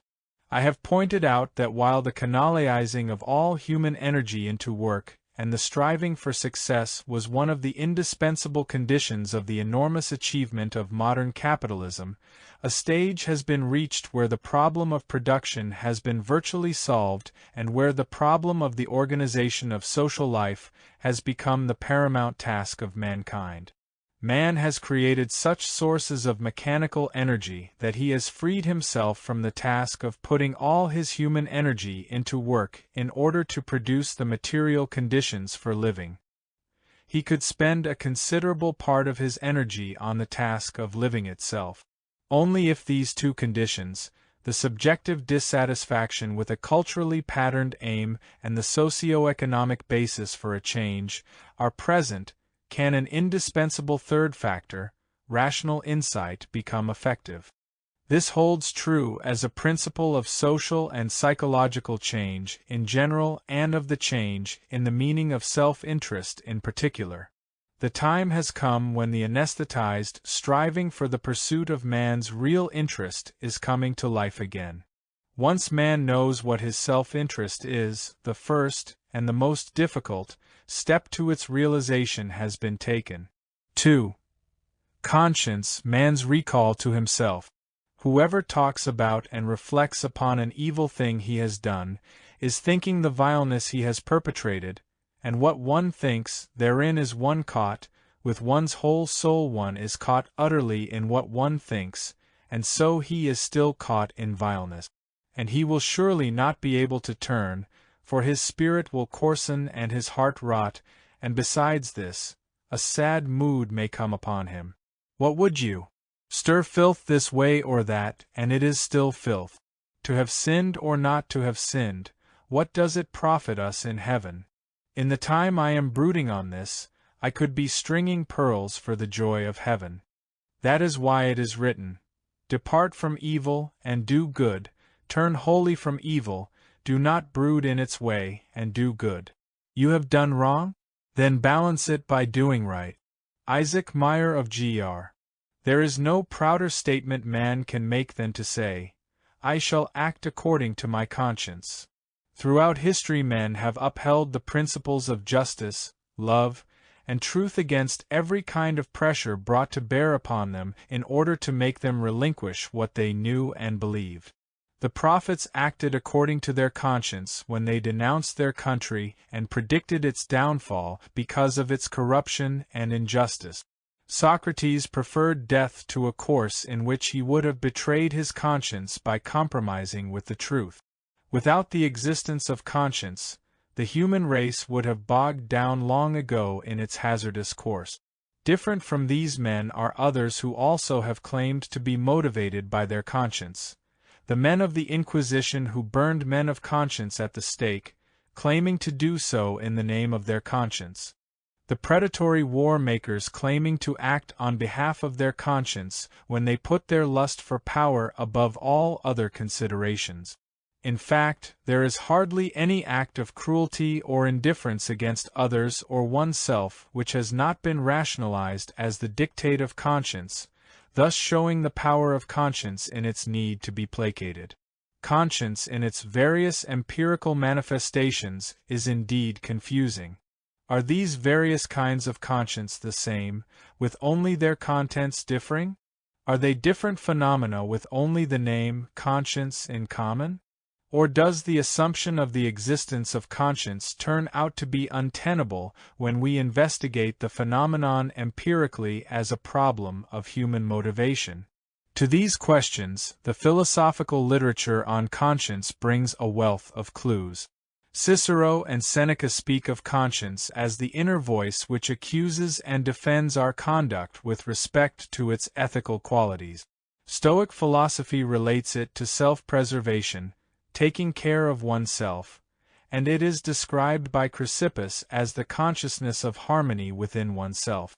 In scholastic philosophy, conscience is considered to be the law of reason, lex rationis, implanted in man by God. It is differentiated from synderesis, while the latter is the habit or faculty of judging and of willing the right.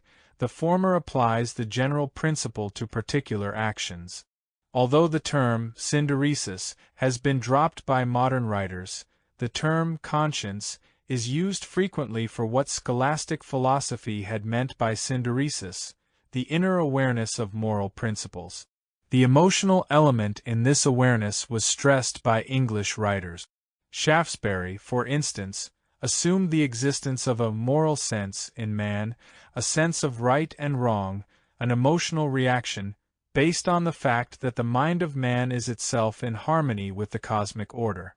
Butler proposed that moral principles are an intrinsic part of the constitution of man and identified conscience particularly with the innate desire for benevolent action. Our feelings for others and our reaction to their approval or disapproval are the core of conscience according to Adam Smith.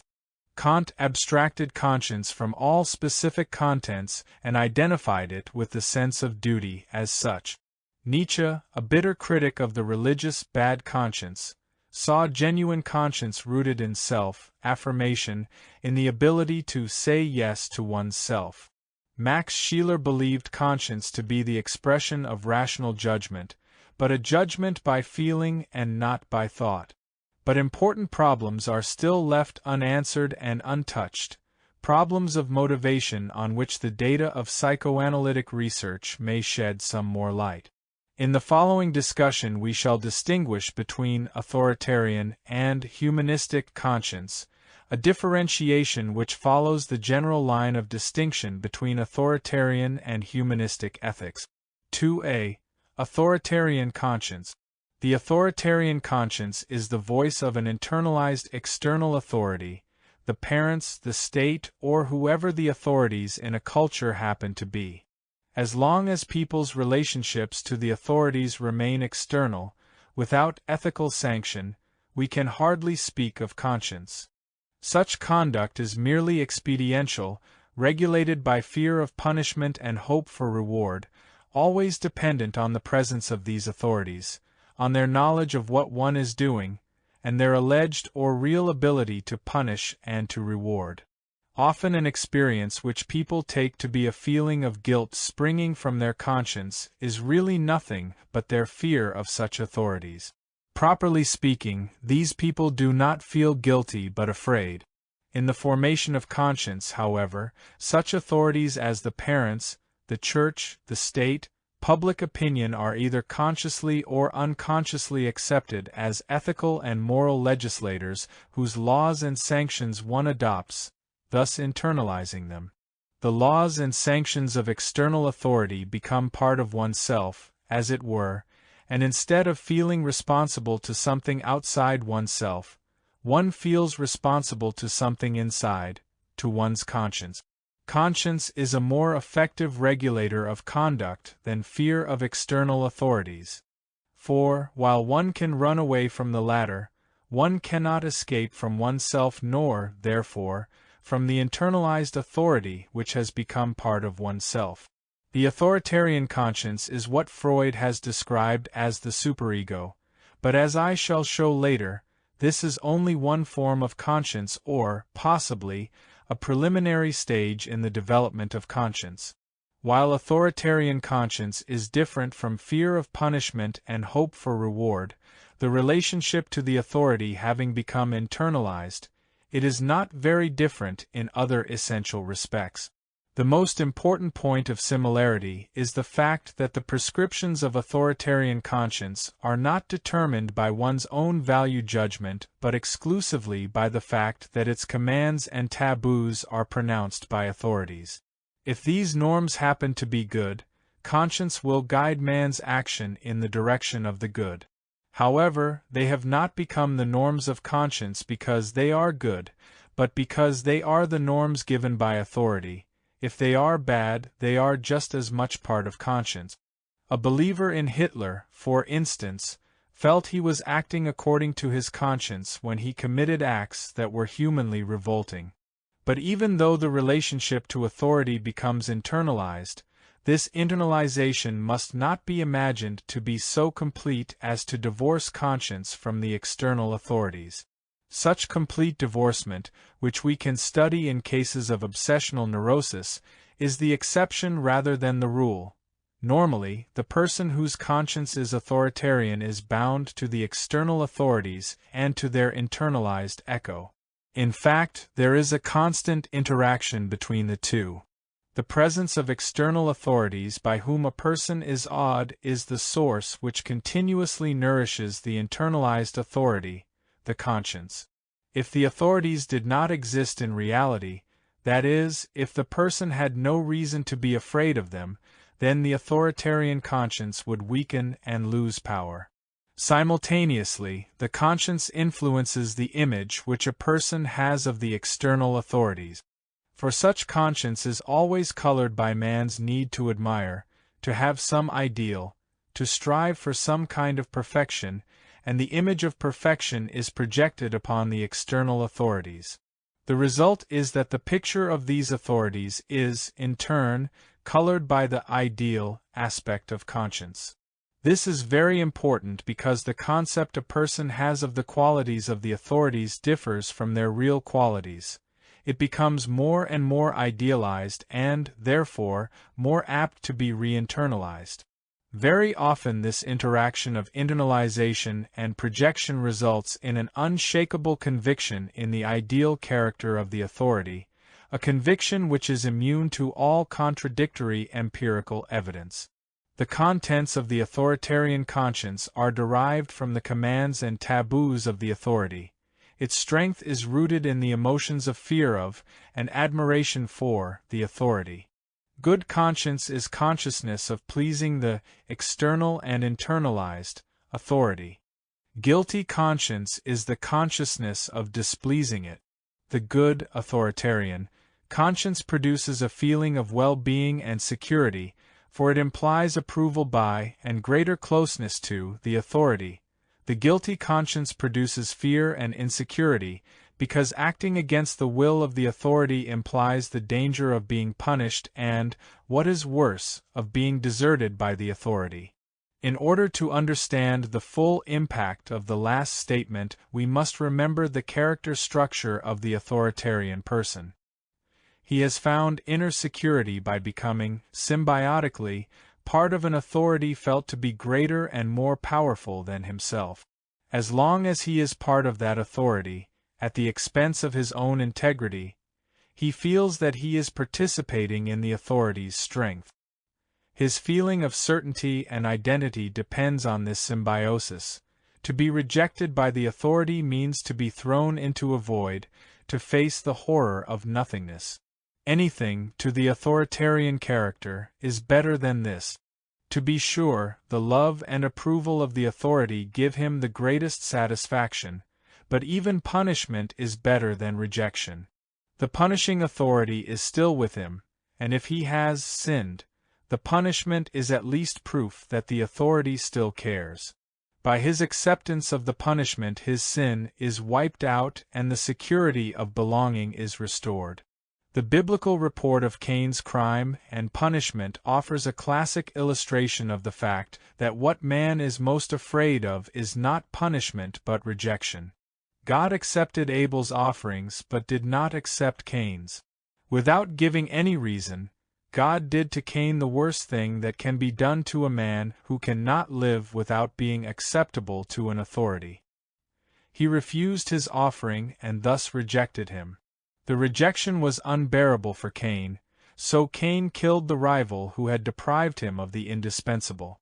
What was Cain's punishment? He was not killed or even harmed. As a matter of fact, God forbade anyone to kill him. The mark of Cain was meant to protect him from being killed. His punishment was to be made an outcast. After God had rejected him, he was then separated from his fellow men. This punishment was indeed one of which Cain had to say, "My punishment is greater than I can bear." So far I have dealt with the formal structure of the authoritarian conscience by showing that the good conscience is the consciousness of pleasing the external and internalized authorities, the guilty conscience the consciousness of displeasing them. We turn now to the question of what the contents of good and of guilty authoritarian conscience are. While it is obvious that any transgression of positive norms postulated by the authority constitutes disobedience and, therefore, guilt, regardless of whether or not these norms in themselves are good or bad, there are offenses which are intrinsic to any authoritarian situation. The prime offense in the authoritarian situation is rebellion against the authority's rule. Thus disobedience becomes the cardinal sin, obedience the cardinal virtue. Obedience implies the recognition of the authority's superior power and wisdom, his right to command, to reward, and to punish according to his own fiats. The authority demands submission not only because of the fear of its power but out of the conviction of its moral superiority and right. The respect due the authority carries with it the taboo on questioning it. The authority may deign to give explanations for his commands and prohibitions, his rewards and punishments, or he may refrain from doing so, but never has the individual the right to question or to criticize. If there seem to be any reasons for criticizing the authority, it is the individual subject to the authority who must be at fault, and the mere fact that such an individual dares to criticize is ipso facto proof that he is guilty. The duty of recognizing the authority's superiority results in several prohibitions. The most comprehensive of these is the taboo against feeling oneself to be, or ever able to become, like the authority, for this would contradict the latter's unqualified superiority and uniqueness. The real sin of Adam and Eve is, as has been pointed out before, the attempt to become like God, and it is as punishment for this challenge and simultaneously as deterrence of a repetition of it that they are expelled from the Garden of Eden. In authoritarian systems, the authority is made out to be fundamentally different from his subjects. He has powers not attainable by anyone else, magic, wisdom, strength which can never be matched by his subjects. Whatever the authority's prerogatives are, whether he is the master of the universe or a unique leader sent by fate, the fundamental inequality between him and man is the basic tenet of authoritarian conscience. One particularly important aspect of the uniqueness of the authority is the privilege of being the only one who does not follow another's will, but who himself wills, who is not a means but an end in himself, who creates and is not created. In the authoritarian orientation, the power of will and creation are the privilege of the authority. Those subject to him are means to his end and, consequently, his property and used by him for his own purposes. The supremacy of the authority is questioned by the attempt of the creature to cease being a thing and to become a creator. But man has never yet ceased striving to produce and to create because productiveness is the source of strength, freedom, and happiness. However, to the extent to which he feels dependent on powers transcending him, his very productiveness, the assertion of his will, makes him feel guilty. The men of Babel were punished for trying by the efforts of a unified human race to build a city reaching to heaven. Prometheus was chained to the rock for having given man the secret of fire, symbolizing productiveness. Pride in the power and strength of man was denounced by Luther and Calvin as sinful pride, by political dictators as criminal individualism. Man tried to appease the gods for the crime of productiveness by sacrifices, by giving them the best of the crop or of the herd. Circumcision is another attempt at such appeasement. Part of the phallus, the symbol of male creativeness, is sacrificed to God so that man may retain the right to its use. In addition to sacrifices in which man pays tribute to the gods by acknowledging, if only symbolically, their monopoly on productiveness, man curbs his own powers by feelings of guilt, rooted in the authoritarian conviction that the exercise of his own will and creative power is a rebellion against the authority's prerogatives to be the sole creator and that the subject's duty is to be his things. This feeling of guilt, in turn, weakens man, reduces his power, and increases his submission in order to atone for his attempt to be his own creator and builder. Paradoxically, the authoritarian guilty conscience is a result of the feeling of strength, independence, productiveness, and pride, while the authoritarian good conscience springs from the feeling of obedience, dependence, powerlessness, and sinfulness. St. Paul, Augustine, Luther, and Calvin have described this good conscience in unmistakable terms. To be aware of one's powerlessness, to despise oneself, to be burdened by the feeling of one's own sinfulness and wickedness are the signs of goodness.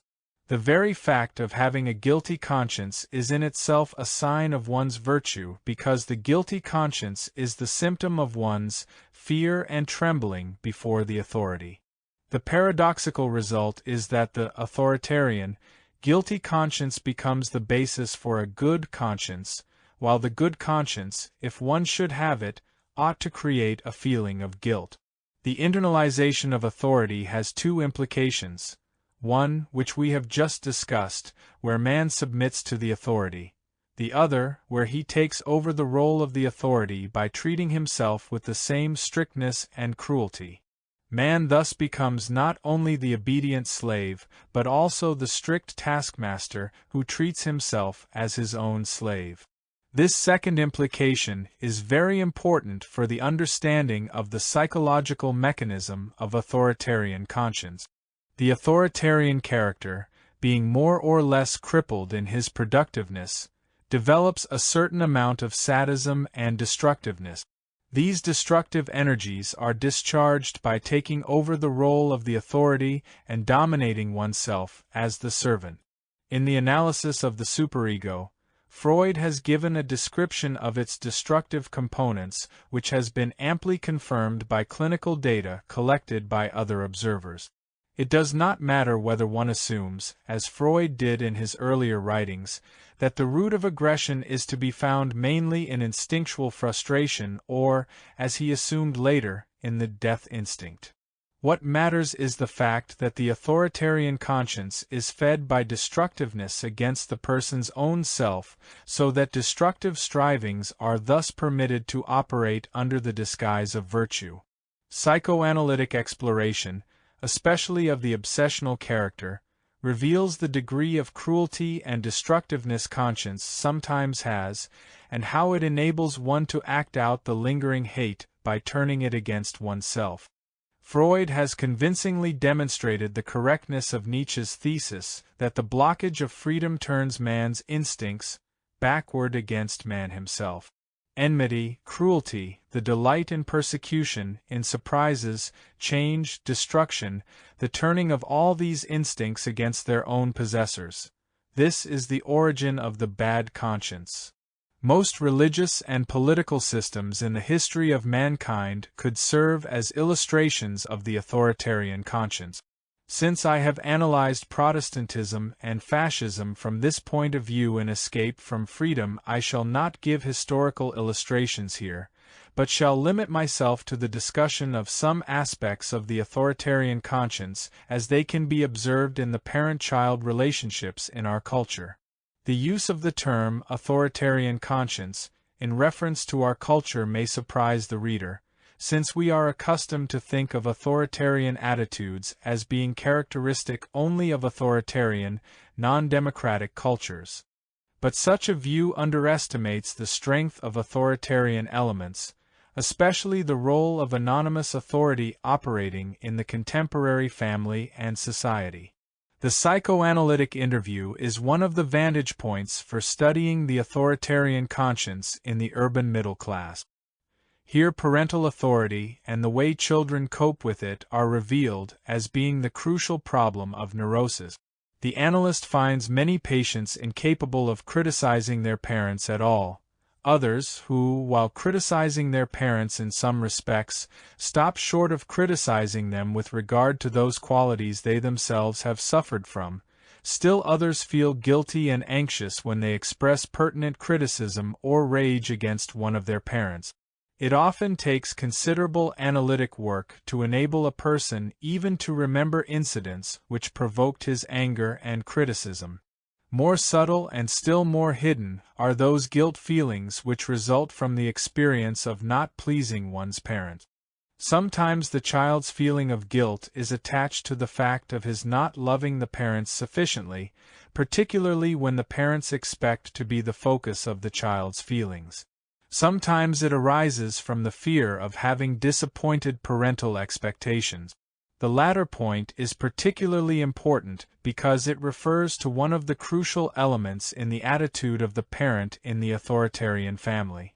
In spite of the great difference between the Roman paterfamilias, whose family was his property, and the modern father, the feeling that children are brought into the world to satisfy the parents and compensate them for the disappointments of their own lives is still widespread.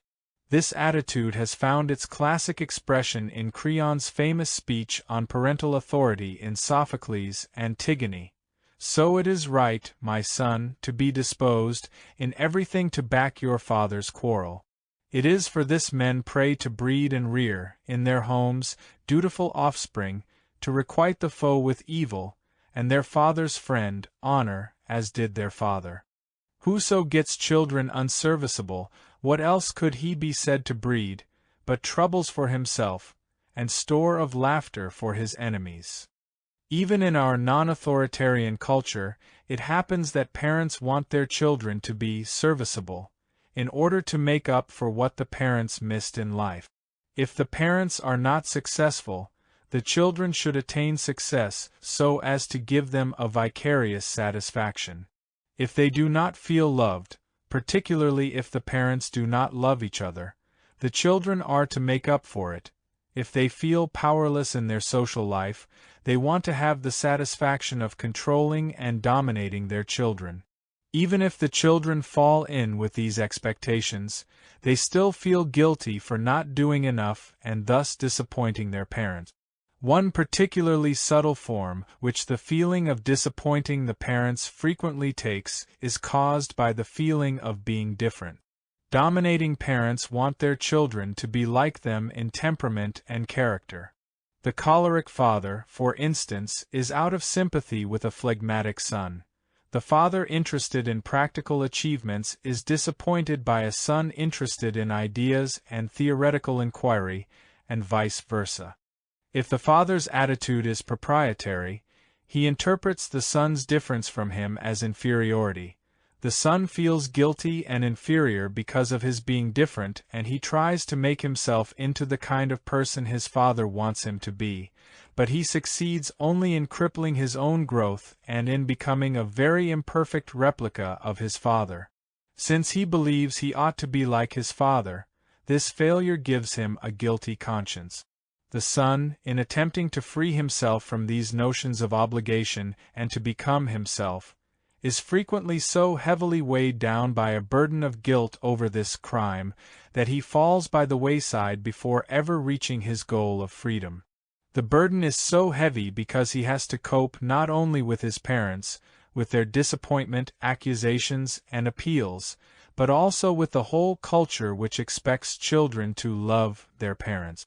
The foregoing description, though fitting the authoritarian family, does not seem to be correct as far as the contemporary American, especially the urban, family is concerned, in which we find little overt authority.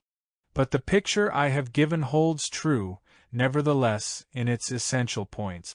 Instead of overt, we find anonymous authority expressed in terms of emotionally highly charged expectations instead of explicit command. Moreover, the parents do not feel themselves to be authorities, but nevertheless they are the representatives of the anonymous authority of the market, and they expect the children to live up to standards to which both the parents and the children submit. Not only do guilt feelings result from one's dependence on an irrational authority, and from the feeling that it is one's duty to please that authority, but the guilt feeling in its turn reinforces dependence. Guilt feelings have proved to be the most effective means of forming and increasing dependency, and herein lies one of the social functions of authoritarian ethics throughout history. The authority as lawgiver makes its subjects feel guilty for their many and unavoidable transgressions. The guilt of unavoidable transgressions before authority and the need for its forgiveness thus creates an endless chain of offense, guilt feeling, and the need for absolution which keeps the subject in bondage and grateful for forgiveness rather than critical of the authority's demands. It is this interaction between guilt feeling and dependency which makes for the solidity and strength of the authoritarian relationship. The dependence on irrational authority results in a weakening of will in the dependent person and, at the same time, whatever tends to paralyze the will makes for an increase in dependence. Thus a vicious circle is formed. The most effective method for weakening the child's will is to arouse his sense of guilt.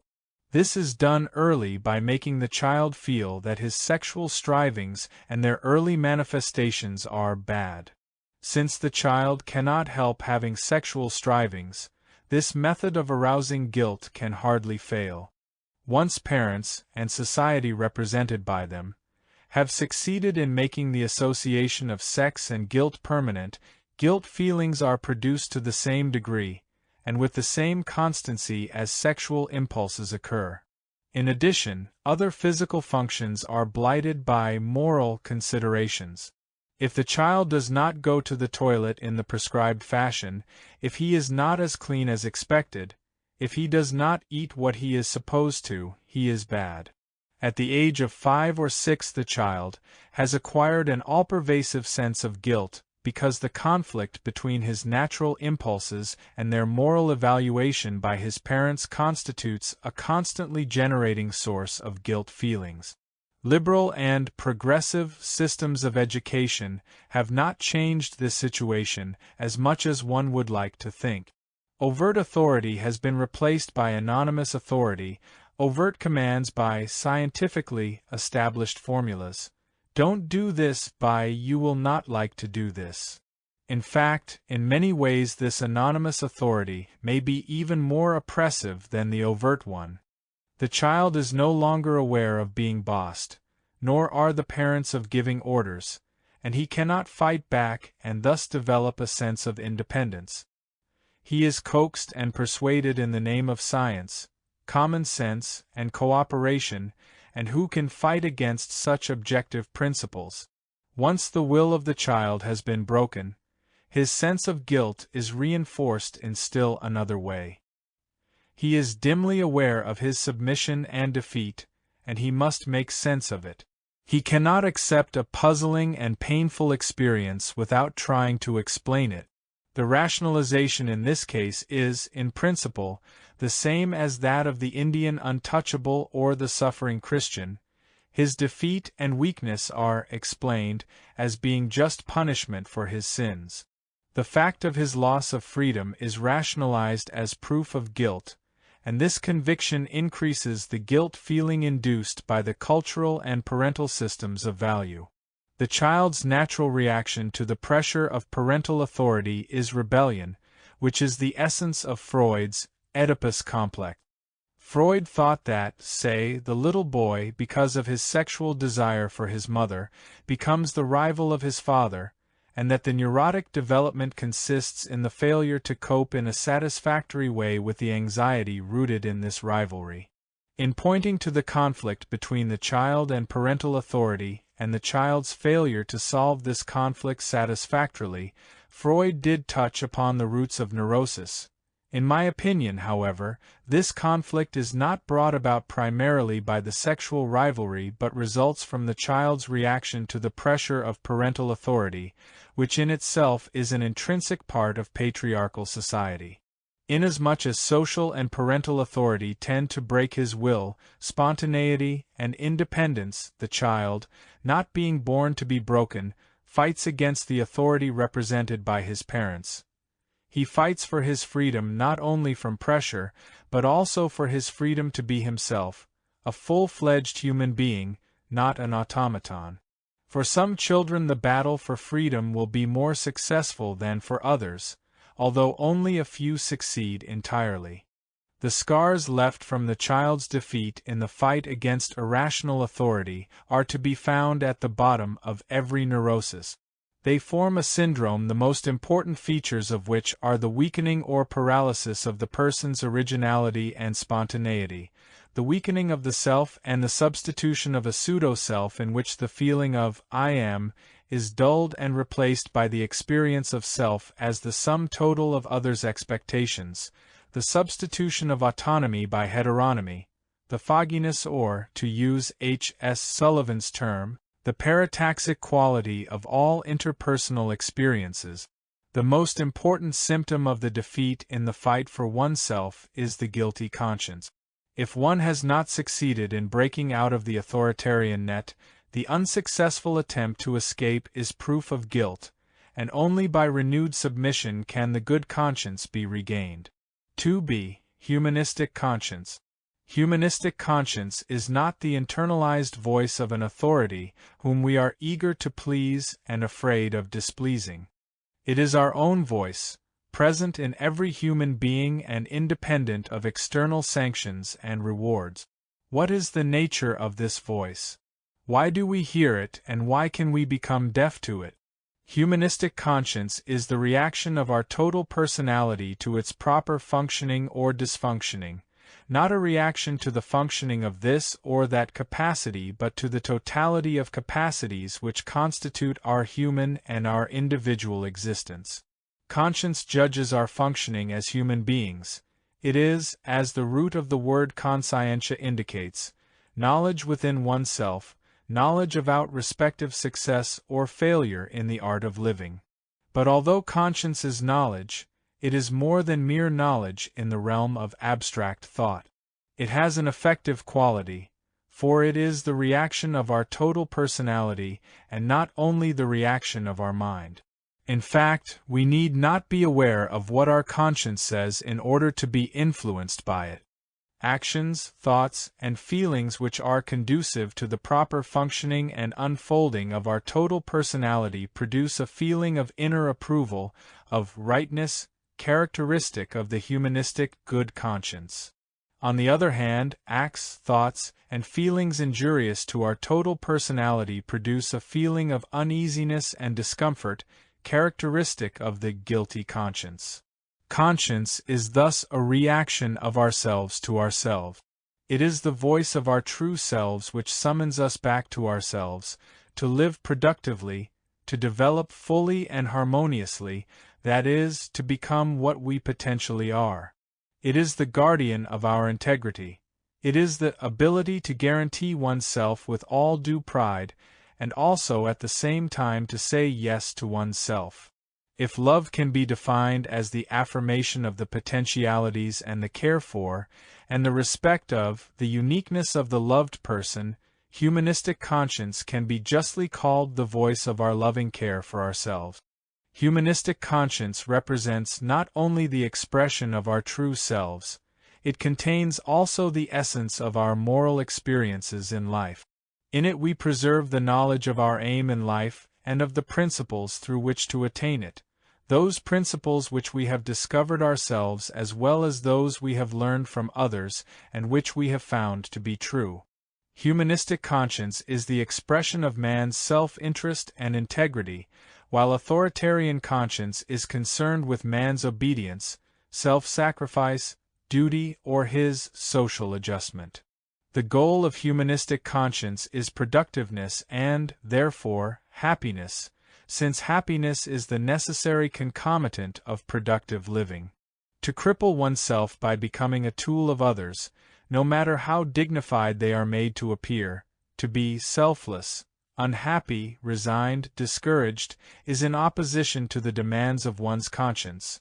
Any violation of the integrity and proper functioning of our personality, with regard to thinking as well as acting, and even with regard to such matters as taste for food or sexual behavior, is acting against one's conscience.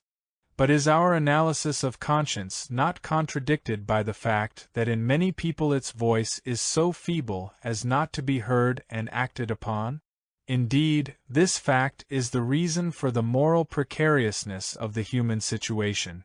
If conscience always spoke loudly and distinctly enough, only a few would be misled from their moral objective. One answer follows from the very nature of conscience itself. Since its function is to be the guardian of man's true self-interest, it is alive to the extent to which a person has not lost himself entirely and become the prey of his own indifference and destructiveness. Its relation to one's own productiveness is one of interaction. The more productively one lives, the stronger is one's conscience, and, in turn, the more it furthers one's productiveness. The less productively one lives, the weaker becomes one's conscience. The paradoxical and tragic situation of man is that his conscience is weakest when he needs it most. Another answer to the question of the relative ineffectiveness of conscience is our refusal to listen and, what is even more important, our ignorance of knowing how to listen. People often are under the illusion that their conscience will speak with a loud voice and its message will be dear and distinct. Waiting for such a voice, they do not hear anything. But when the voice of conscience is feeble, it is indistinct, and one has to learn how to listen and to understand its communications in order to act accordingly. However, learning to understand the communications of one's conscience is exceedingly difficult, mainly for two reasons. In order to listen to the voice of our conscience, we must be able to listen to ourselves, and this is exactly what most people in our culture have difficulties in doing. We listen to every voice and to everybody but not to ourselves. We are constantly exposed to the noise of opinions and ideas hammering at us from everywhere. motion pictures, newspapers, radio, idle chatter. If we had planned intentionally to prevent ourselves from ever listening to ourselves, we could have done no better. Listening to oneself is so difficult because this art requires another ability, rare in modern man, that of being alone with oneself. In fact, we have developed a phobia of being alone. We prefer the most trivial and even obnoxious company, the most meaningless activities, to being alone with ourselves. We seem to be frightened at the prospect of facing ourselves. Is it because we feel we would be such bad company? I think the fear of being alone with ourselves is rather a feeling of embarrassment, bordering sometimes on terror at seeing a person at once so well known and so strange. We are afraid and run away.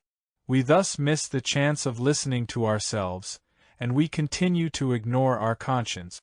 Listening to the feeble and indistinct voice of our conscience is difficult also because it does not speak to us directly but indirectly, and because we are often not aware that it is our conscience which disturbs us. We may feel only anxious, or even sick, for a number of reasons which have no apparent connection with our conscience.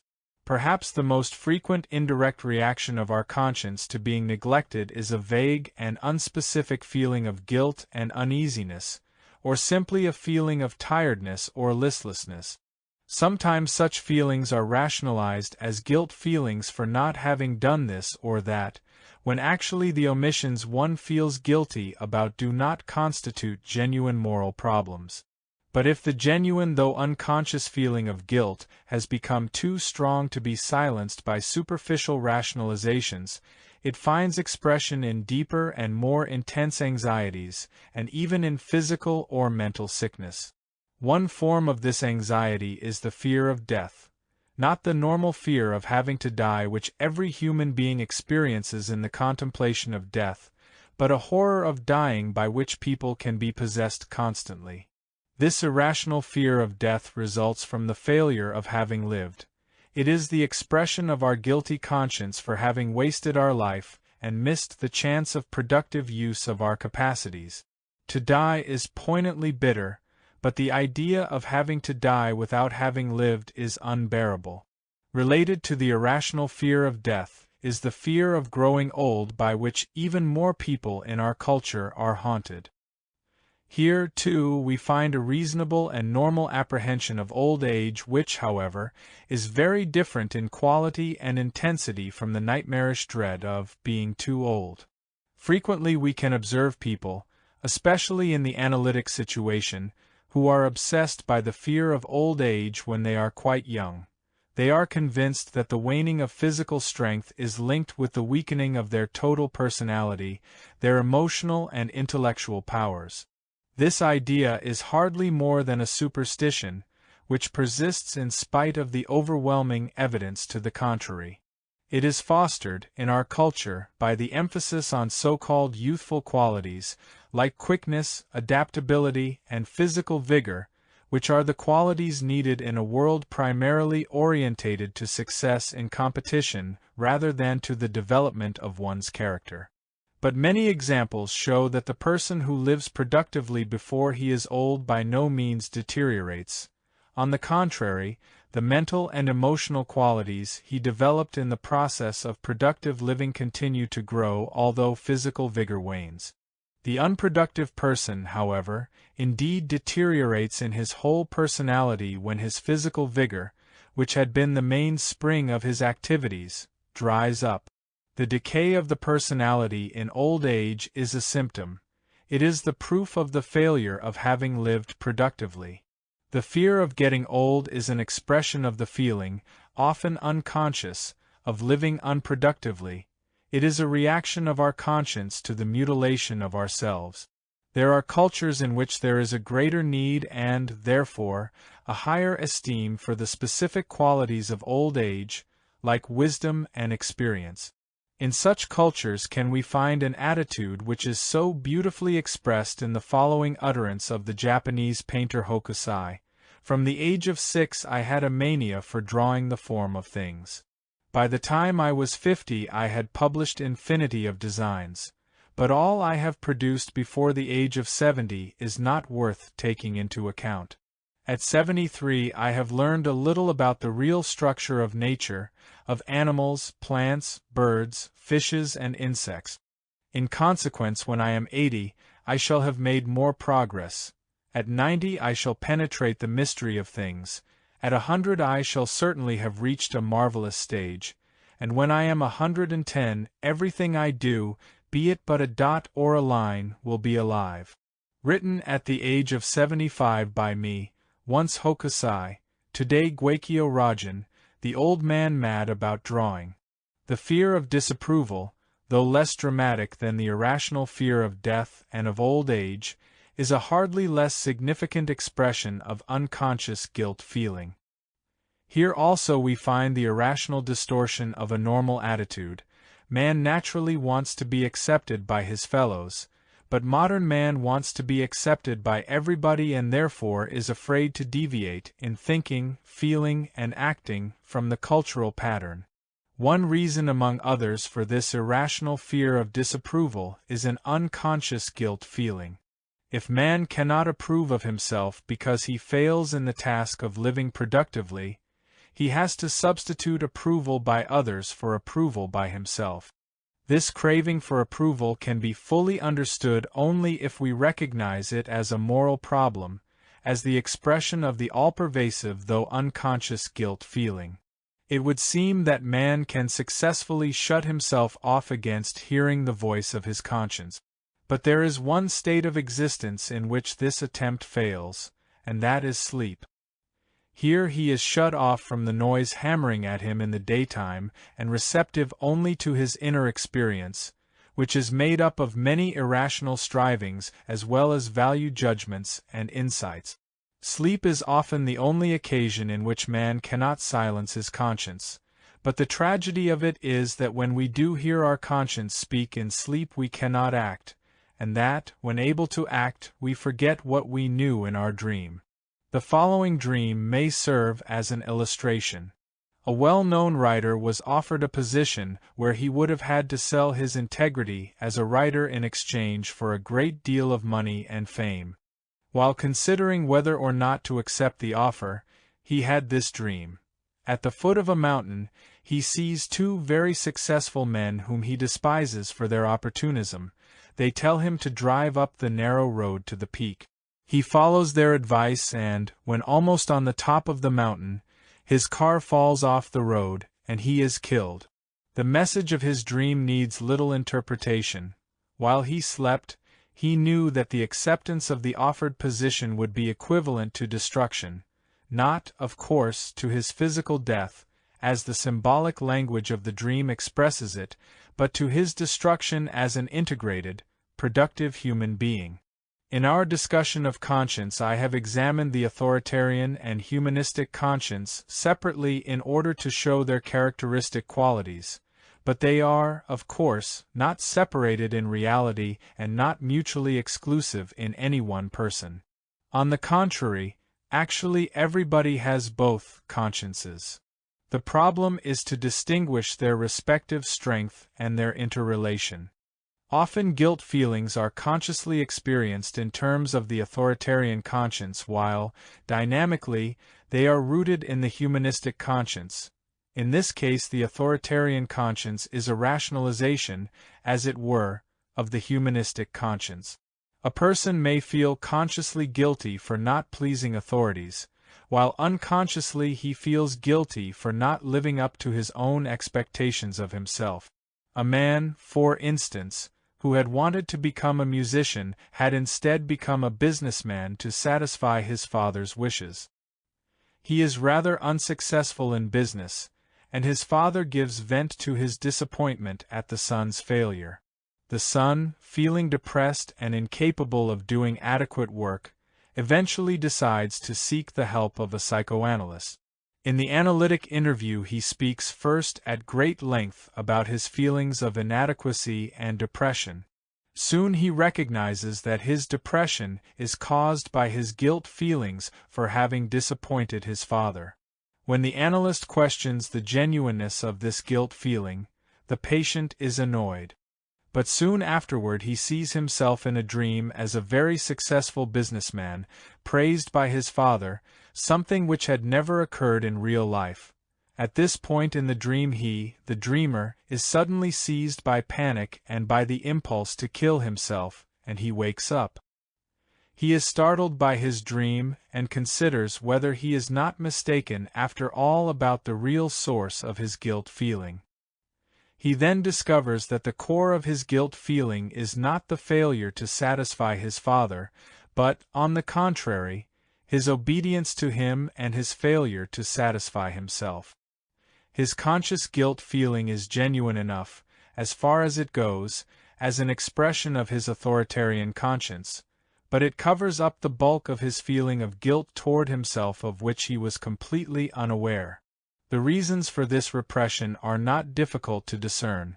The patterns of our culture support this repression. According to them, it makes sense to feel guilty for disappointing one's father, but it makes little sense to feel guilty for neglecting one's self. Another reason is the fear that by becoming aware of his real guilt, he would be forced to emancipate himself and to take his life seriously instead of oscillating between the fear of his angry father and the attempts to satisfy him. Another form of the relation between an authoritarian and humanistic conscience is that in which, although the contents of norms are identical, the motivation for their acceptance differs. The commands, for instance, not to kill, not to hate, not to be envious, and to love one's neighbor are norms of authoritarian as well as of humanistic ethics. It may be said that in the first stage of the evolution of conscience the authority gives commands which later on are followed not because of submission to the authority, but because of one's responsibility to oneself.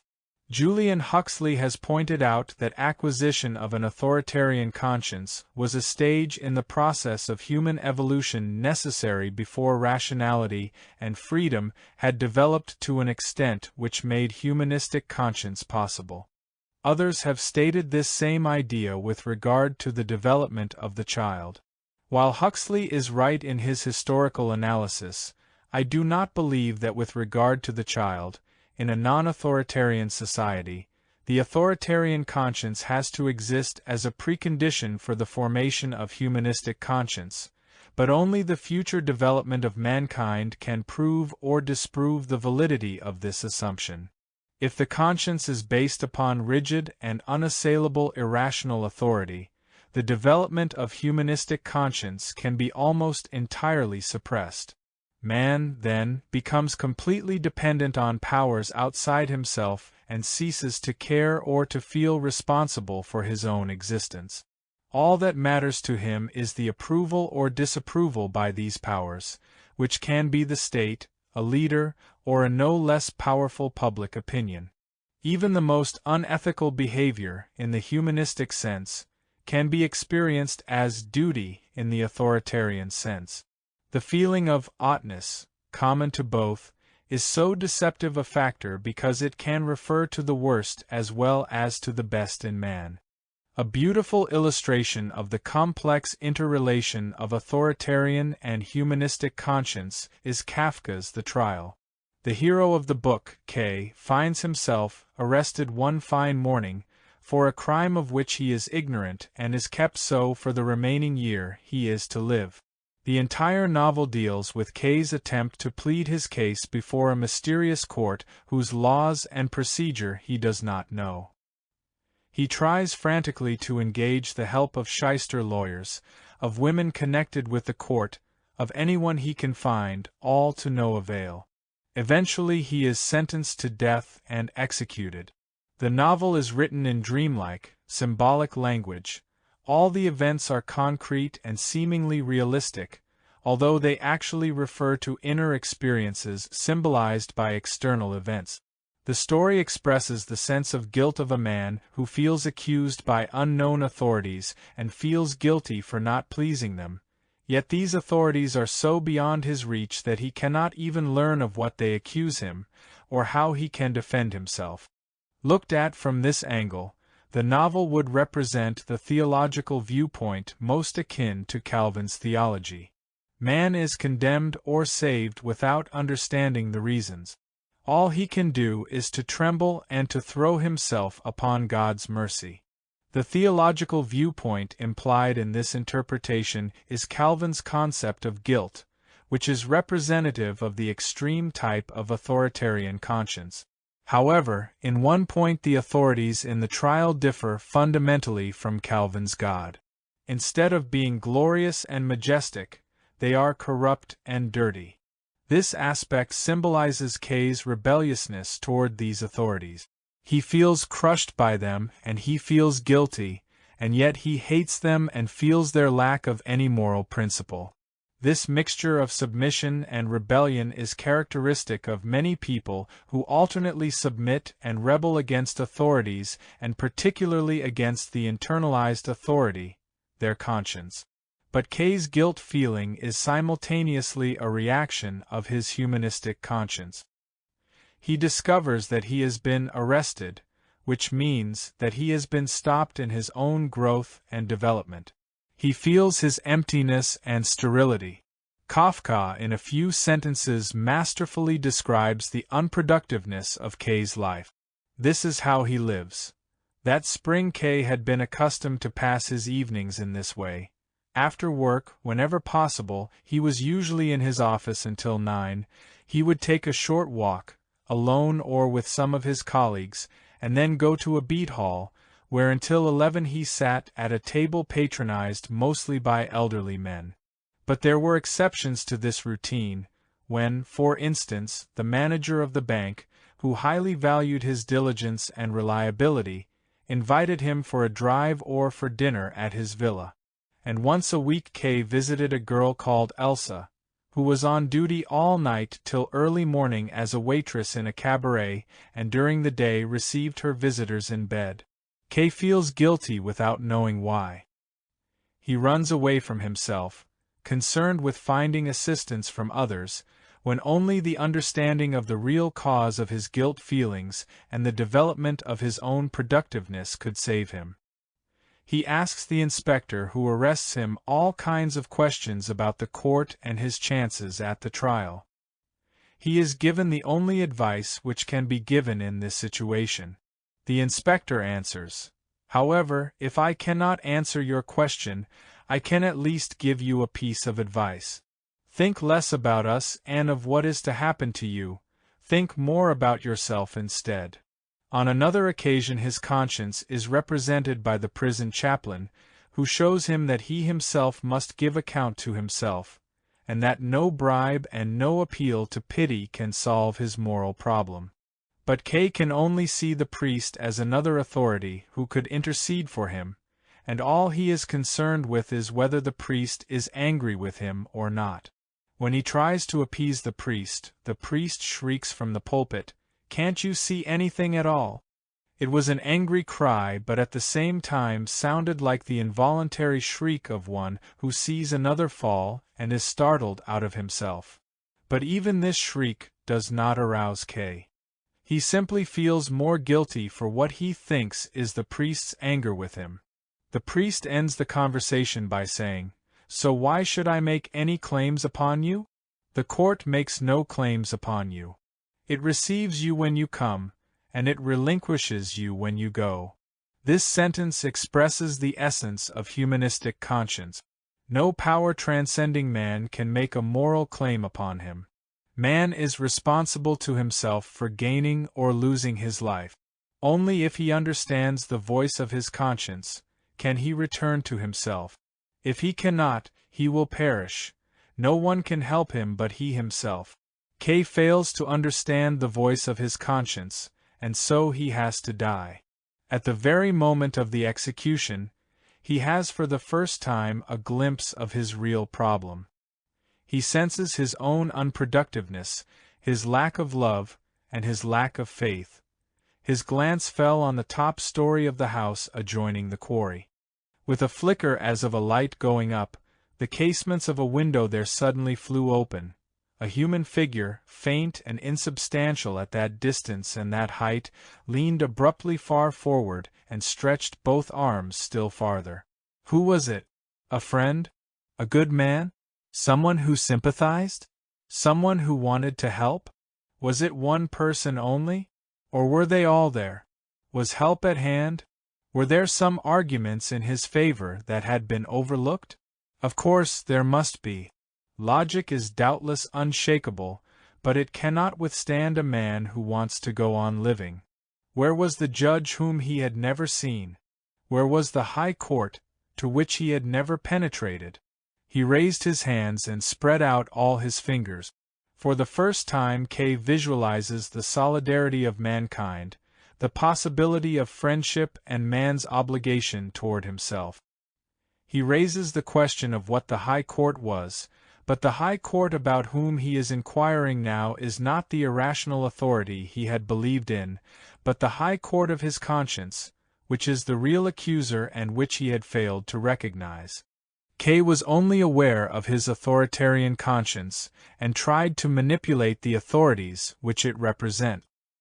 He was so busy with this activity of self-defense against someone transcending him that he had completely lost sight of his real moral problem. He consciously feels guilty because he is accused by the authorities, but he is guilty because he has wasted his life and could not change because he was incapable of understanding his guilt. The tragedy is that only when it is too late does he have a vision of what might have been. It needs to be emphasized that the difference between humanistic and authoritarian conscience is not that the latter is molded by the cultural tradition, while the former develops independently. On the contrary, it is similar in this respect to our capacities of speech and thought, which, though intrinsic human potentialities, develop only in a social and cultural context. The human race, in the last 5,000 or 6,000 years of its cultural development, has formulated ethical norms in its religious and philosophical systems toward which the conscience of every individual must be orientated, if he is not to start from the beginning. But because of the interests vested in each system, their representatives have tended to emphasize the differences more than the common core. Yet, from the standpoint of man, the common elements in these teachings are more important than their differences. If the limitations and distortions of these teachings are understood as being the outcome of the particular historical, socio-economic, and cultural situation in which they grew, we find an amazing agreement among all thinkers whose aim was the growth and happiness of man. 3. Pleasure and happiness. Happiness is not the reward of virtue, but is virtue itself, nor do we delight in happiness because we restrain our lusts, but, on the contrary, because we delight in it, therefore are we able to restrain them. Spinoza, Ethics. A. Pleasure as a criterion of value. Authoritarian ethics has the advantage of simplicity. Its criteria for good or bad are the authorities' dicta, and to obey them is man's virtue. Humanistic ethics has to cope with the difficulty which I have already discussed before, that in making man the sole judge of values, it would seem that pleasure or pain becomes the final arbiter of good and evil. If this were the only alternative, then, indeed, the humanistic principle could not be the basis for ethical norms.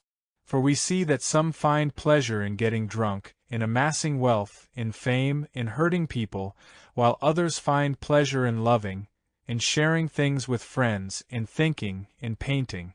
How can our life be guided by a motive by which animal as well as man, the good and the bad person, the normal and the sick are motivated alike? Even if we qualify the pleasure principle by restricting it to those pleasures which do not injure the legitimate interests of others, it is hardly adequate as a guiding principle for our actions.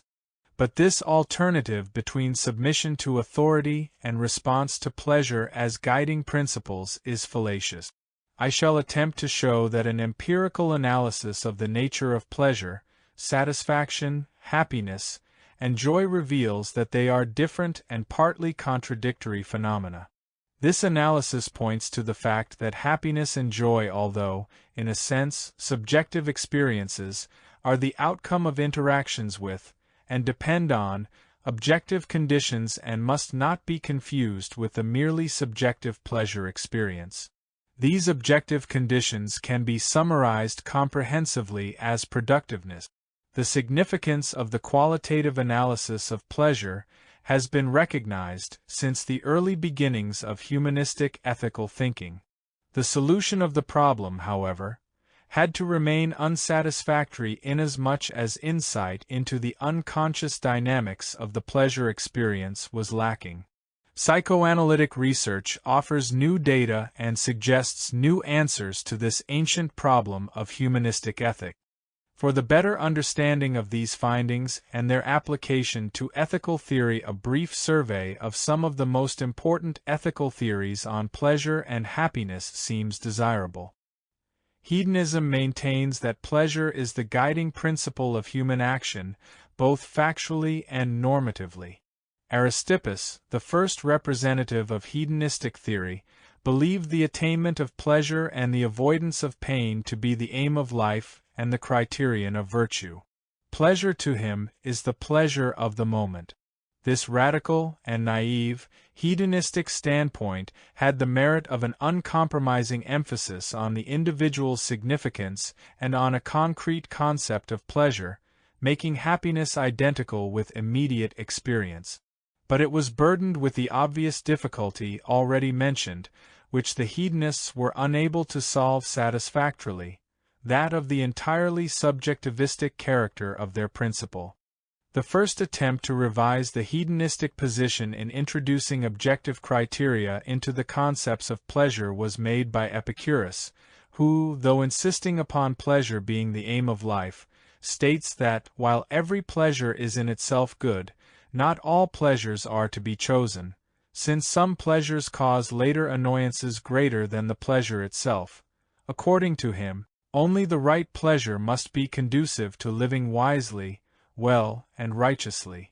True pleasure consists in serenity of mind and the absence of fear, and is obtained only by the man who has prudence and foresight and thus is ready to reject immediate gratification for the sake of permanent and tranquil satisfaction. Epicurus tries to show that his concept of pleasure as the aim of life is consistent with the virtues of temperance, courage, justice, and friendship. But using feeling as the canon by which we judge every good, he did not overcome the basic theoretical difficulty, that of combining the subjective experience of pleasure with the objective criterion of right and wrong pleasure.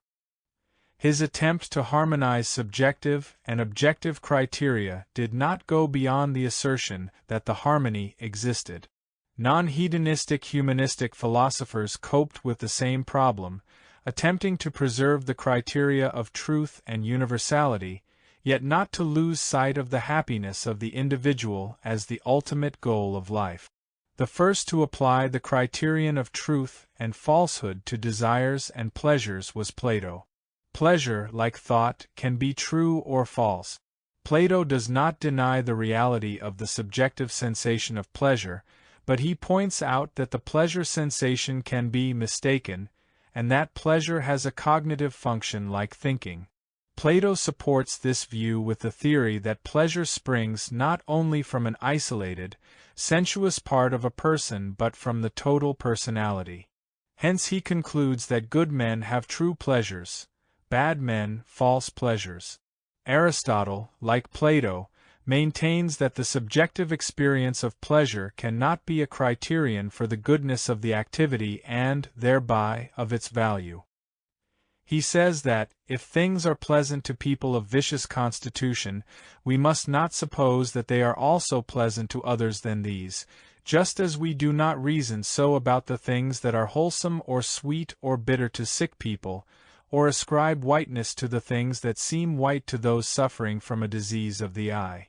Disgraceful pleasures are not really pleasures, except to a perverted taste, while the pleasures which objectively deserve this name accompany those activities which are proper to man. For Aristotle, there are two legitimate kinds of pleasure, those which are associated with the process of fulfilling needs and realizing our powers, and those which are associated with the exercise of our powers when acquired. The latter is the superior kind of pleasure. Pleasure is an activity, energia, of the natural state of one's being. The most satisfactory and complete pleasure is a quality supervening on the active use of acquired or realized powers. It implies joy and spontaneity, or unimpeded activity, where unimpeded means not blocked or frustrated. Thus pleasure perfects activities and hence perfects life. Pleasure and life are joined together and do not admit of separation. The greatest and most enduring happiness results from the highest human activity, which is akin to the divine, that of the activity of reason, and in so far as man has a divine element in him, he will pursue such an activity. Aristotle thus arrives at a concept of true pleasure which is identical with subjective pleasure experience of the healthy and mature person. Spinoza's theory of pleasure is similar, in certain aspects, to Plato's and Aristotle's, but he goes far beyond them. He, too, believed that joy is a result of right or virtuous living and not an indication of sinfulness, as the anti-pleasure schools maintain. He furthered the theory by giving a more empirical and specific definition of joy, which was based upon his whole anthropological concept. Spinoza's concept of joy is related to that of potency, power. Joy is a man's passage from a less to a greater perfection. Sorrow is a man's passage from a greater to a less perfection. Greater or lesser perfection is the same as greater or lesser power to realize one's potentialities and thus to approach more closely the model of human nature. Pleasure is not the aim of life, but it inevitably accompanies man's productive activity. Blessedness, or happiness, is not the reward of virtue but virtue itself.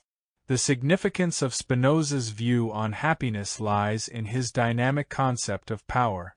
Goethe, Goethe, Nietzsche, to name only some important names, have built their ethical theories on the same thought: that pleasure is not a primary motive of action but a companion of productive activity.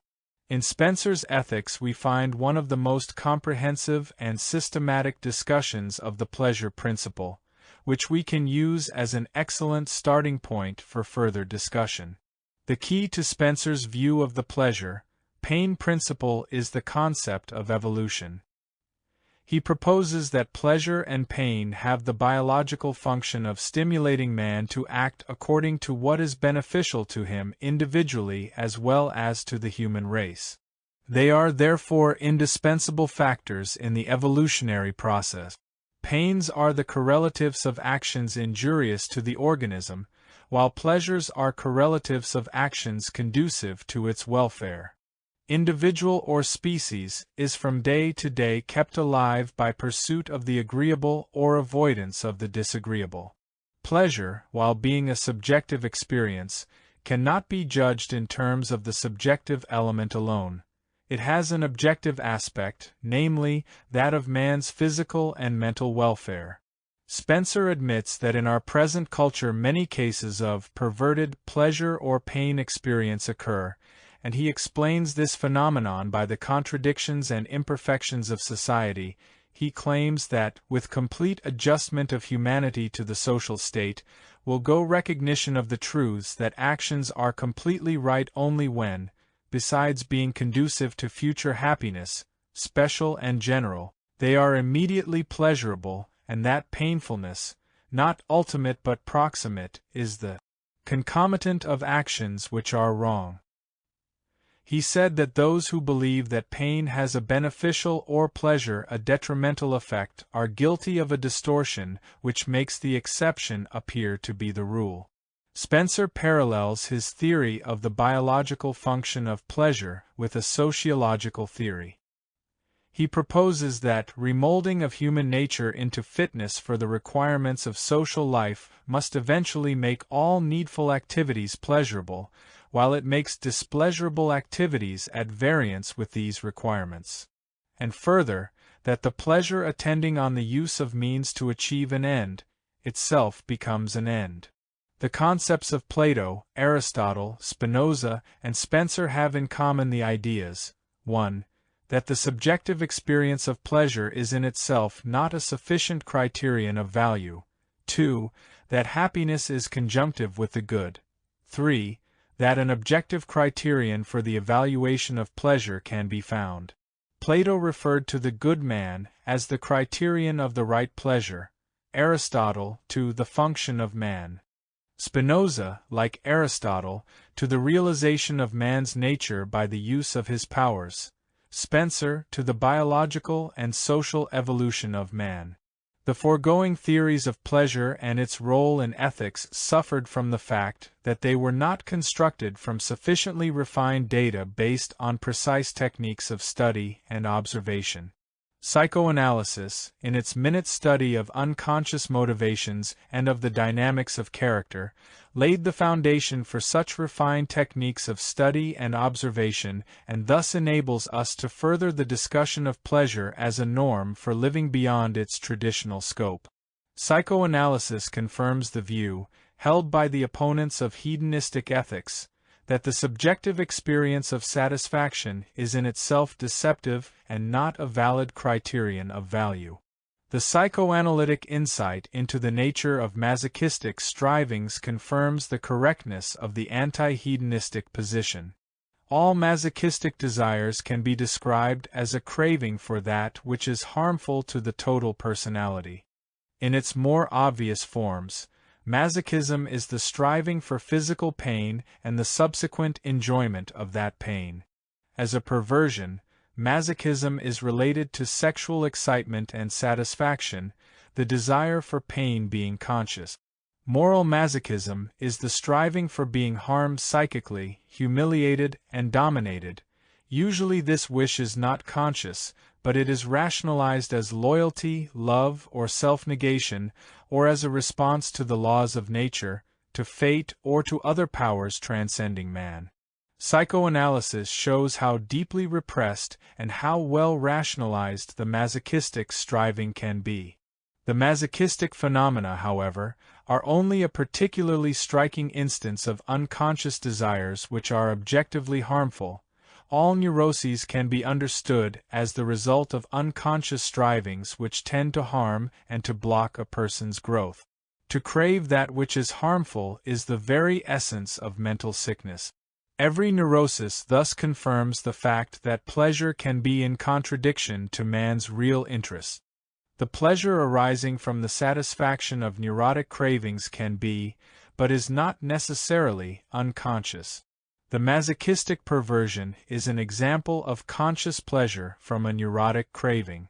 The sadistic person getting satisfaction from humiliating people, or the miser enjoying the money he hoarded, may or may not be aware of the pleasure he derives from the satisfaction of his craving.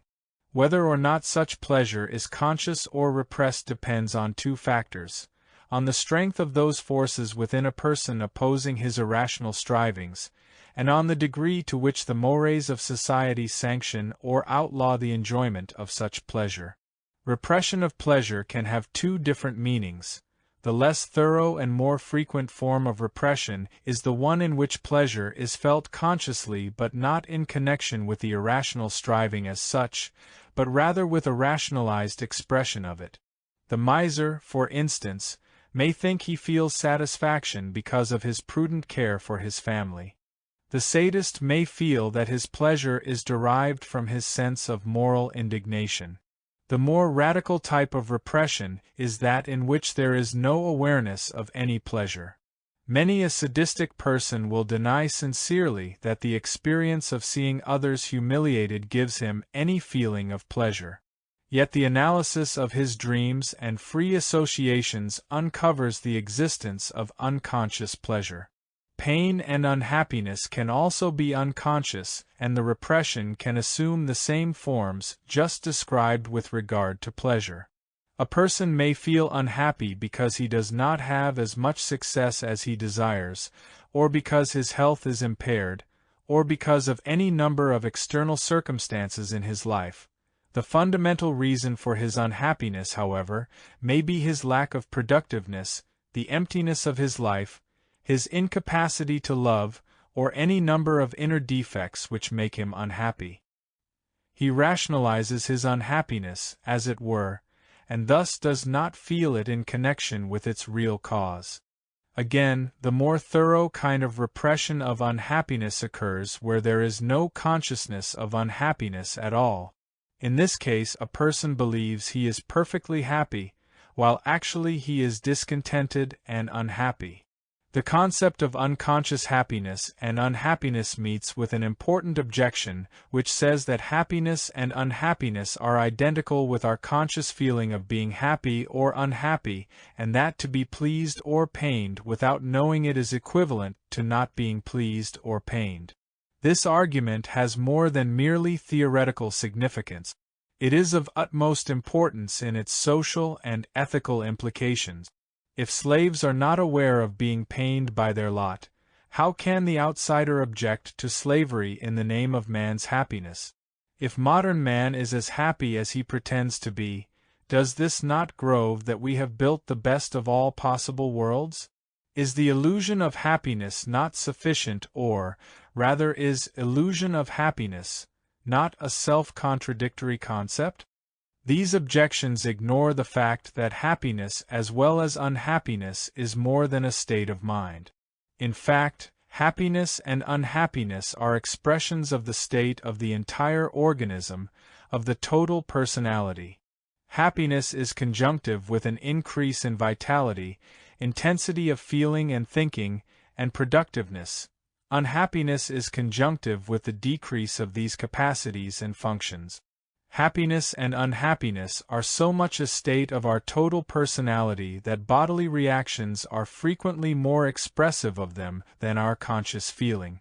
The drawn face of a person, listlessness, tiredness, or physical symptoms like headaches or even more serious forms of illness are frequent expressions of unhappiness, just as a physical feeling of well-being can be one of the symptoms of happiness.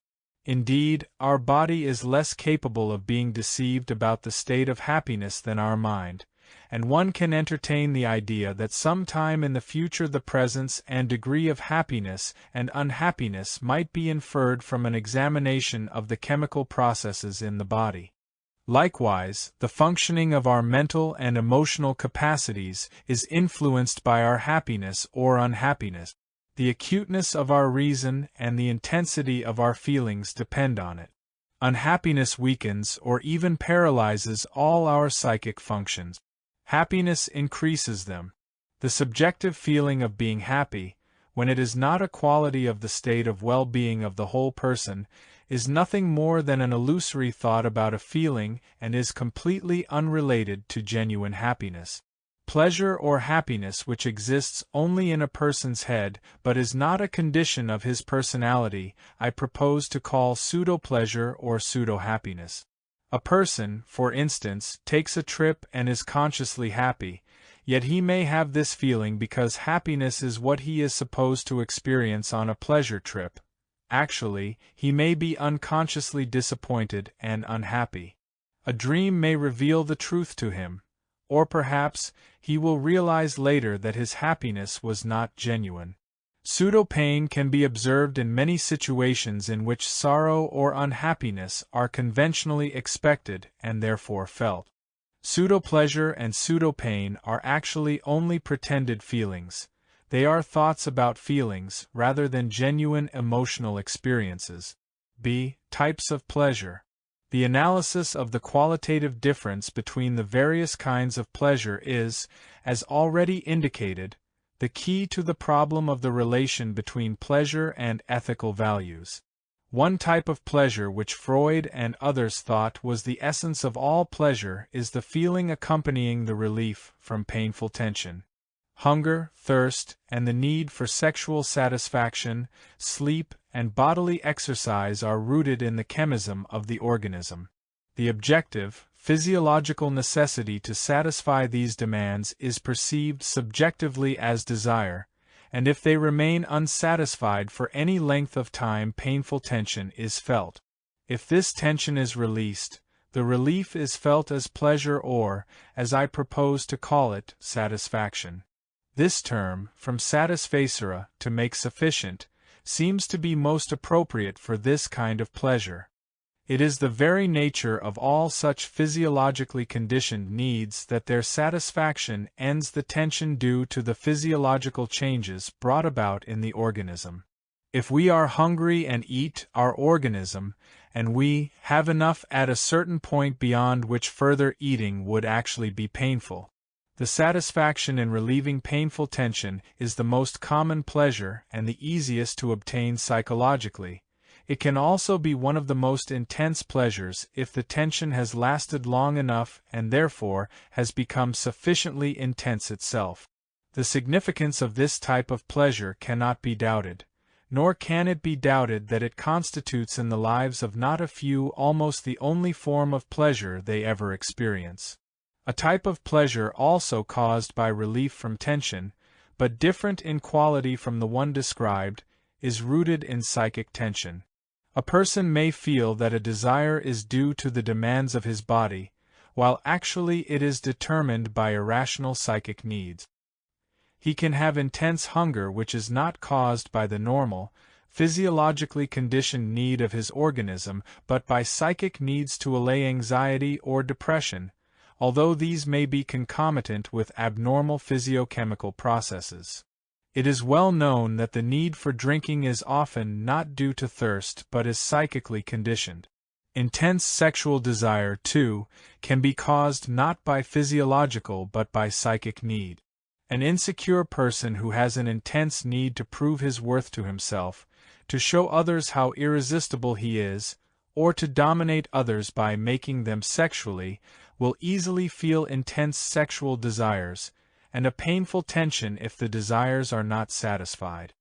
He will be prone to think that the intensity of his desires is due to the demands of his body, while actually these demands are determined by his psychic needs. Neurotic sleepiness is another example of a desire which is felt to be caused by bodily conditions like normal tiredness, although it is actually caused by psychic conditions such as repressed anxiety, fear, or anger. These desires are similar to the normal, physiologically conditioned needs inasmuch as both are rooted in a lack or in a deficiency. In the one case the deficiency is grounded in normal chemical processes within the organism, in the other case it is the result of psychic dysfunctioning. In both cases the deficiency causes tensions, and the relief from it results in pleasure. All other irrational desires which do not assume the form of bodily needs, like the passionate craving for fame, for domination or for submission, envy and jealousy, are also rooted in the character structure of a person and spring from a crippling or distortion within the personality. The pleasure felt in the satisfaction of these passions is also caused by the relief from psychic tension, as in the case of neurotically conditioned bodily desires. Although the pleasure derived from the satisfaction of genuine physiological needs and of irrational psychic needs consists in the relief from tension, the quality of the pleasure differs significantly. The physiologically conditioned desires such as hunger, thirst, and so on are satisfied with the removal of the physiologically conditioned tension, and they reappear only when the physiological need arises again. They are thus rhythmic in nature. The irrational desires, in contrast, are insatiable. The desire of the envious, the possessive, the sadistic person does not disappear with its satisfaction, except perhaps momentarily. It is in the very nature of these irrational desires that they cannot be satisfied. They spring from a dissatisfaction within oneself. The lack of productiveness and the resulting powerlessness and fear are the root of these passionate cravings and irrational desires. Even if man could satisfy all his wishes for power and destruction, it would not change his fear and loneliness, and thus the tension would remain. The blessing of imagination turns into a curse. Since a person does not find himself relieved from his fears, he imagines ever-increasing satisfactions would cure his greed and restore his inner balance. But greed is a bottomless pit, and the idea of the relief derived from its satisfaction is a mirage. Greed, indeed, is not, as is so often assumed, rooted in man's animal nature but in his mind and imagination. We have seen that the pleasures derived from the fulfillment of physiological needs and neurotic desires are the result of the removal of painful tension. But while those in the first category are really satisfying, are normal, and are a condition for happiness, those in the latter are at best only a temporary mitigation of need, an indication of pathological functioning and of fundamental unhappiness. I propose to call the pleasure derived from the fulfillment of irrational desires irrational pleasure, in contradistinction to satisfaction, which is the fulfillment of normal physiological desires. For the problem of ethics, the difference between irrational pleasure and happiness is much more important than that between irrational pleasure and satisfaction. In order to understand these distinctions, it may be helpful to introduce the concept of psychological scarcity versus abundance. The unfulfilled needs of the body create tension, the removal of which gives satisfaction. The very lack is the basis of the satisfaction. In a different sense, irrational desires are also rooted in deficiencies, in a person's insecurity and anxiety, which compel him to hate, to envy, or to submit. The pleasure derived from the fulfillment of these cravings is rooted in the fundamental lack of productiveness. Both physiological and irrational psychic needs are part of a system of scarcity. But beyond the realm of scarcity rises the realm of abundance. While even in the animal, surplus energy is present and is expressed in play, the realm of abundance is essentially a human phenomenon. It is the realm of productiveness, of inner activity. This realm can exist only to the extent to which man does not have to work for sheer subsistence, and thus to use up most of his energy. The evolution of the human race is characterized by the expansion of the realm of abundance, of the surplus energy available for achievements beyond mere survival. All specifically human achievements of man spring from abundance. In all spheres of activity, the difference between scarcity and abundance, and therefore between satisfaction and happiness, exists, even with regard to elementary functions like hunger and sex. To satisfy the physiological need of intense hunger is pleasureful because it relieves tension. Different in quality from satisfaction of hunger is the pleasure derived from the satisfaction of appetite. Appetite is the anticipation of enjoyable taste experience and, in distinction to hunger, does not produce tension.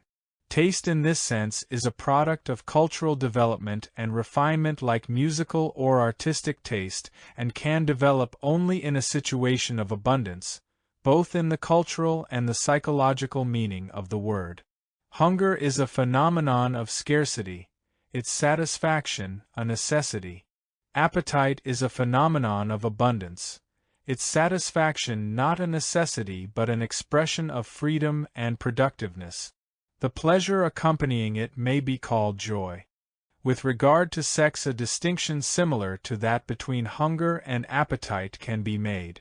Freud's concept of sex is that of an urge springing entirely from physiologically conditioned tension, relieved, like hunger, by satisfaction. But he ignores sexual desire and pleasure corresponding to appetite, which only can exist in the realm of abundance and which is exclusively a human phenomenon. The sexually hungry person is satisfied by the relief from tension, either physiological or psychic, and this satisfaction constitutes his pleasure. But sexual pleasure, which we call joy, is rooted in abundance and freedom and is the expression of sensual and emotional productiveness. Joy and happiness are widely believed to be identical with the happiness accompanying love. In fact, to many, love is supposed to be the only source of happiness. Yet, in love as in all other human activities, we must differentiate between the productive and the non-productive form. Non-productive or irrational love can be, as I have shown before, any kind of masochistic or sadistic symbiosis, where the relationship is not based upon mutual respect and integrity, but where two persons depend on each other because they are incapable of depending on themselves. This love, like all other irrational strivings, is based on scarcity, on the lack of productiveness and inner security. Productive love, the closest form of relatedness between two people and simultaneously one in which the integrity of each is preserved, is a phenomenon of abundance, and the ability for it is the testimony to human maturity. Joy and happiness are the concomitants of productive love. In all spheres of activity, the difference between scarcity and abundance determines the quality of the pleasure experience. Every person experiences satisfactions, irrational pleasures, and joy. What distinguishes people is the respective weight of each of these pleasures in their lives. Satisfaction and irrational pleasure do not require an emotional effort. Only the ability to produce the conditions relieving the tension. Joy is an achievement. It presupposes an inner effort, that of productive activity. Happiness is an achievement brought about by man's inner productiveness and not a gift of the god. Happiness and joy are not the satisfaction of a need springing from a physiological or a psychological lack. They are not the relief from tension but the accompaniment of all productive activity, in thought, feeling, and action. Joy and happiness are not different in quality. They are different only inasmuch as joy refers to a single act while happiness may be said to be a continuous or integrated experience of joy. We can speak of joys in the plural, but only of happiness in the singular. Happiness is the indication that man has found the answer to the problem of human existence, the productive realization of his potentialities and thus, simultaneously, being one with the world and preserving the integrity of his self. In spending his energy productively he increases his powers, he burns without being consumed. Happiness is the criterion of excellence in the art of living, of virtue in the meaning it has in humanistic ethics. Happiness is often considered the logical opposite of grief or pain. Physical or mental suffering is part of human existence, and to experience them is unavoidable. To spare oneself from grief at all cost can be achieved only at the price of total detachment, which excludes the ability to experience happiness. The opposite of happiness thus is not grief or pain but depression, which results from inner sterility and unproductiveness. We have dealt so far with the types of pleasure experience most relevant to ethical theory: satisfaction, irrational pleasure, joy, and happiness. It remains to consider briefly two other less complex types of pleasure. One is the pleasure which accompanies the accomplishment of any kind of task one has set out to do. I propose to call this kind of pleasure gratification. Having achieved something which one wanted to accomplish is gratifying, although the activity is not necessarily productive. But it is a proof of one's power and ability to cope successfully with the outside world. Gratification does not depend very much on a specific activity. A man may find as much gratification in a good game of tennis as in success in business. What matters is that there is some difficulty in the task he has set out to accomplish and that he has achieved a satisfactory result. The other type of pleasure which is left for discussion is not based on effort but on its opposite, on relaxation. It accompanies effortless but pleasant activities. The important biological function of relaxation is that of regulating the rhythm of the organism, which cannot be always active. The word pleasure, without qualification, seems to be most appropriate to denote the kind of good feeling that results from relaxation. We started out with the discussion of the problematic character of hedonistic ethics, which claims that the aim of life is pleasure and that therefore pleasure is good in itself.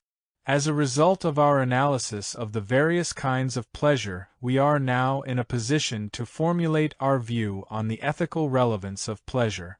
Satisfaction as relief from physiologically conditioned tension is neither good nor bad. As far as ethical evaluation is concerned, it is ethically neutral, as are gratification and pleasure. Irrational pleasure and happiness, joy, are experiences of ethical significance. Irrational pleasure is the indication of greed, of the failure to solve the problem of human existence. Happiness, joy, on the contrary, is proof of partial or total success in the art of living. Happiness is man's greatest achievement. It is the response of his total personality to a productive orientation toward himself and the world outside. Hedonistic thinking failed to analyze the nature of pleasure sufficiently. It thus made it appear as if that which is easiest in life, to have some kind of pleasure, were at the same time that which is most valuable. But nothing valuable is easy. Thus the hedonistic error made it easier to argue against freedom and happiness and to maintain that the very denial of pleasure was a proof of goodness. Humanistic ethics may very well postulate happiness and joy as its chief virtues, but in doing so it does not demand the easiest but the most difficult task of man, the full development of his productiveness. See the problem of means and ends. The problem of the pleasure in ends as against the pleasure in means is of particular significance for contemporary society, in which the ends have often been forgotten in an obsessive concern with the means. The problem of ends and means has been formulated by Spencer very clearly. He proposed that pleasure connected with an end necessarily makes the means to this end also pleasureful. He assumes that in a state of complete adjustment of humanity to the social state, actions are completely right only when, besides being conducive to future happiness, special or general, they are immediately pleasurable, or that painfulness, not only ultimate but proximate, is the concomitant of actions which are wrong. At first glance Spencer's assumption seems plausible. If a person plans a pleasure trip, for instance, the preparations for it may be pleasureful, but it is obvious that this is not always true and that there are many acts preparatory to a desired end which are not pleasureful. If a sick person has to endure a painful treatment, the end in view, his health, does not make the treatment itself pleasureful, nor do the pains of childbirth become pleasureful. In order to achieve a desired end we do many unpleasant things only because our reason tells us that we have to do them. At best, it can be said that the unpleasantness may be more or less diminished by the anticipation of the pleasure in the result.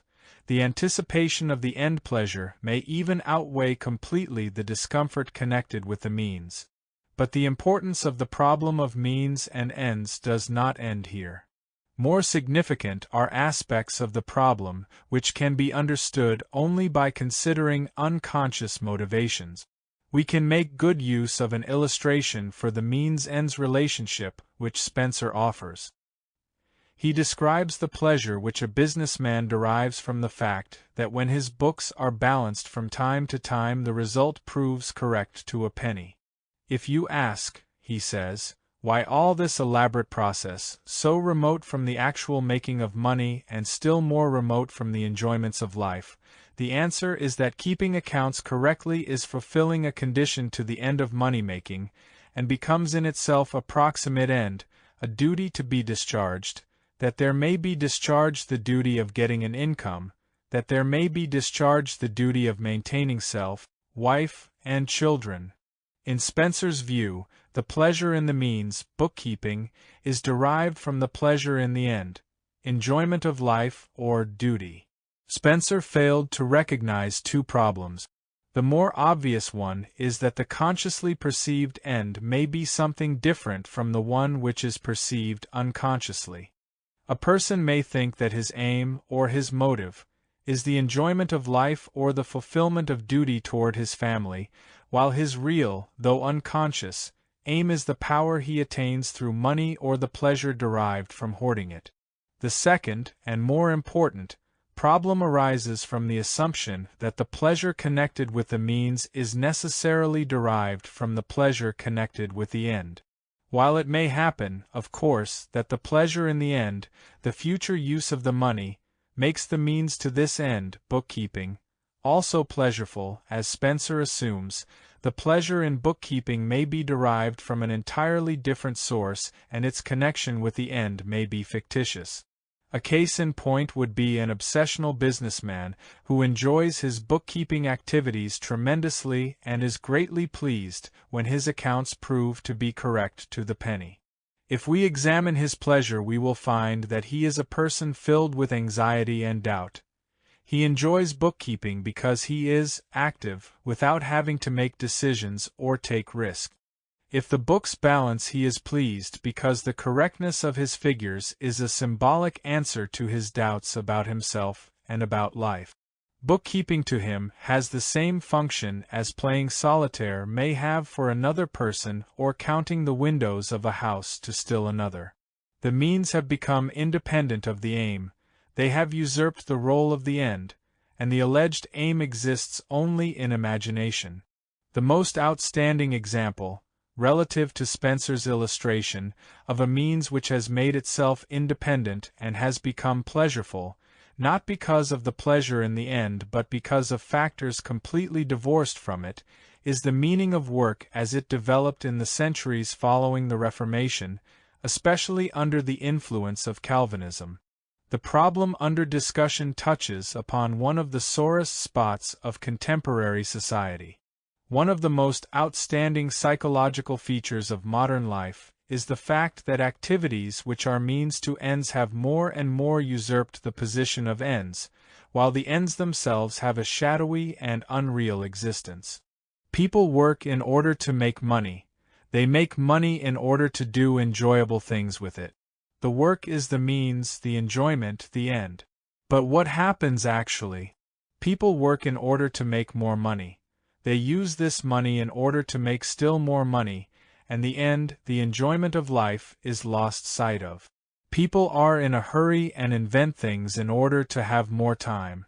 Then they use the time saved to rush about again to save more time until they are so exhausted that they cannot use the time they saved. We have become enmeshed in a net of means and have lost sight of ends. We have radios which can bring to everybody the best in music and literature. What we hear instead is, to a large extent, trash at the pulp magazine level or advertising, which is an insult to intelligence and taste. We have the most wonderful instruments and means man has ever had, but we do not stop and ask what they are for. The overemphasis on ends leads to a distortion of the harmonious balance between means and ends in various ways.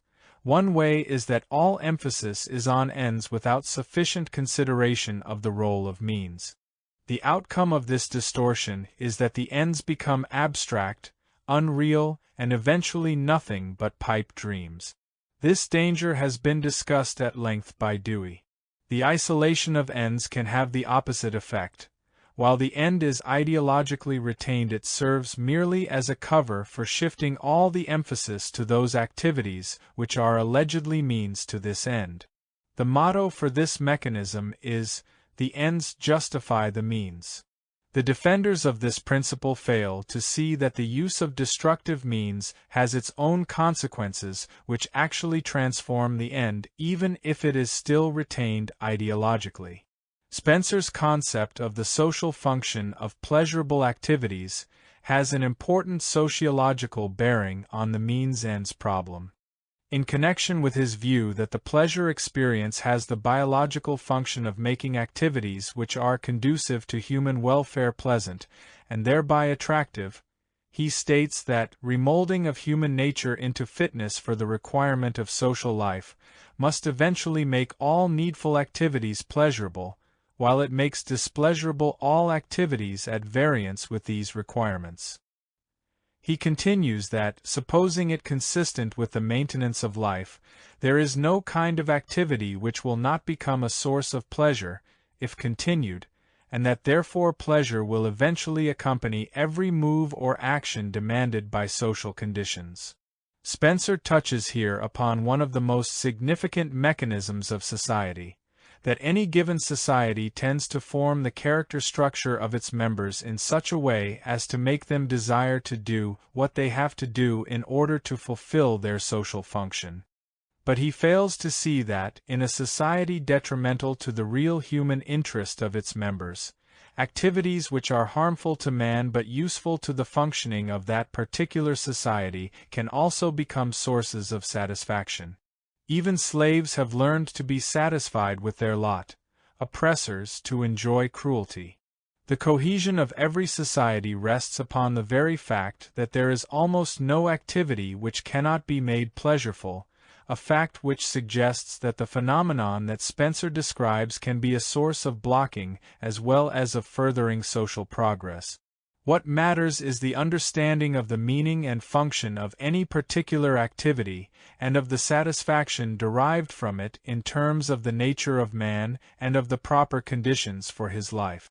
As has been pointed out above, the satisfaction derived from irrational strivings differs in kind from the pleasure derived from activities conducive to human welfare, and such satisfaction is not a criterion of value. Just because Spencer is right in proposing that every socially useful activity can become a source of pleasure, he is wrong in assuming that therefore the pleasure connected with such activities proves their moral value. Only by analyzing the nature of man and by uncovering the very contradictions between his real interests and those imposed upon him by a given society, can one arrive at the objectively valid norms which Spencer strove to discover. His optimism with regard to his own society and its future, and his lack of a psychology which dealt with the phenomenon of irrational cravings and their satisfaction, caused him unwittingly to pave the way for the relativism in ethics which today has become so popular. 4. Faith as a character trait. Belief consists in accepting the affirmations of the soul, unbelief in denying them. Emerson. Faith is not one of the concepts that fits into the intellectual climate of the present-day world. One usually associates faith with God and with religious doctrines, in contradistinction to rational and scientific thinking. The latter is assumed to refer to the realm of facts, distinguished from a realm transcending facts where scientific thinking has no place, and only faith rules. To many, this division is untenable. If faith cannot be reconciled with rational thinking, it has to be eliminated as an anachronistic remnant of earlier stages of culture and replaced by science dealing with facts and theories which are intelligible and can be validated. The modern attitude toward faith was reached after a long drawn-out struggle against the authority of the Church and its claim to control any kind of thinking. Thus skepticism with regard to faith is bound up with the very advance of reason. This constructive side of modern skepticism, however, has a reverse side which has been neglected. Insight into the character structure of modern man and the contemporary social scene leads to the realization that the current widespread lack of faith no longer has the progressive aspect it had generations ago. Then the fight against faith was a fight for emancipation from spiritual shackles. It was a fight against irrational belief, the expression of faith in man's reason and his ability to establish a social order governed by the principles of freedom, equality, and brotherliness. Today the lack of faith is the expression of profound confusion and despair. Once skepticism and rationalism were progressive forces for the development of thought, now they have become rationalizations for relativism and uncertainty. The belief that the gathering of more and more facts will inevitably result in knowing the truth has become a superstition. Truth itself is looked upon, in certain quarters, as a metaphysical concept, and science as restricted to the task of gathering information. Behind a front of alleged rational certainty, there is a profound uncertainty which makes people ready to accept or to compromise with any philosophy impressed upon them. Can man live without faith? Must not the nursling have faith in his mother's breast? Must we all not have faith in our fellow men, in those whom we love and in ourselves? Can we live without faith in the validity of norms for our life? Indeed, without faith man becomes sterile, hopeless, and afraid to the very core of his being. Was, then, the fight against faith idle, and were the achievements of reason ineffectual? Must we return to religion or resign ourselves to live without faith? Is faith necessarily a matter of belief in God or in religious doctrines? Is it linked so closely with religion as to have to share its destiny? Is faith by necessity in contrast to, or divorced from, rational thinking? I shall attempt to show that these questions can be answered by considering faith to be a basic attitude of a person, a character trait which pervades all his experiences, which enables a man to face reality without illusions and yet to live by his faith. It is difficult to think of faith not primarily as faith in something, but of faith as an inner attitude the specific object of which is of secondary importance. It may be helpful to remember that the term faith, as it is used in the Old Testament, emunah, means firmness and thereby denotes a certain quality of human experience, a character trait, rather than the content of a belief in something. For the understanding of this problem, it may be helpful to approach it by first discussing the problem of doubt. Doubt, too, is usually understood as doubt or perplexity concerning this or that assumption, idea, or person, but it can also be described as an attitude which permeates one's personality, so that the particular object on which one fastens one's doubt is of but secondary importance. In order to understand the phenomenon of doubt, one must differentiate between rational and irrational doubt. I shall presently make this same discrimination with regard to the phenomenon of faith. Irrational doubt is not the intellectual reaction to an improper or plainly mistaken assumption, but rather the doubt which colors a person's life emotionally and intellectually. To him, there is no experience in any sphere of life which has the quality of certainty. Everything is doubtful, nothing is certain. The most extreme form of irrational doubt is the neurotic compulsion to doubt. The person beset by it is compulsively driven to doubt everything he thinks about or to be perplexed by everything he does. The doubt often refers to the most important questions and decisions in life. It often intrudes upon trifling decisions, such as which suit to wear or whether or not to go to a party. Regardless of the objects of the doubt, whether they are trifling or important, irrational doubt is agonizing and exhausting. The psychoanalytic inquiry into the mechanism of compulsive doubts shows that they are the rationalized expression of unconscious emotional conflicts, resulting from a lack of integration of the total personality and from an intense feeling of powerlessness and helplessness. Only by recognizing the roots of the doubt can one overcome the paralysis of will which springs from the inner experience of powerlessness. When such insight has not been attained, substitute solutions are found which, while unsatisfactory, at least do away with the tormenting manifest doubts. One of these substitutes is compulsive activity in which the person is able to find temporary relief. Another is the acceptance of some faith in which a person, as it were, submerges himself and his doubts. The typical form of contemporary doubt, however, is not the active one described above, but rather an attitude of indifference in which everything is possible, nothing is certain. An increasing number of people are feeling confused about everything, work, politics, and morals, and, what is worse, they believe this very confusion to be a normal state of mind. They feel isolated, bewildered, and powerless. They do not experience life in terms of their own thoughts, emotions, and sense perceptions, but in terms of the experiences they are supposed to have. Although in these automatized persons active doubt has disappeared, indifference and relativism have taken its place. In contrast to irrational doubt, rational doubt questions assumptions the validity of which depends on belief in an authority and not on one's own experience. This doubt has an important function in personality development. The child at first accepts all ideas on the unquestioned authority of his parents.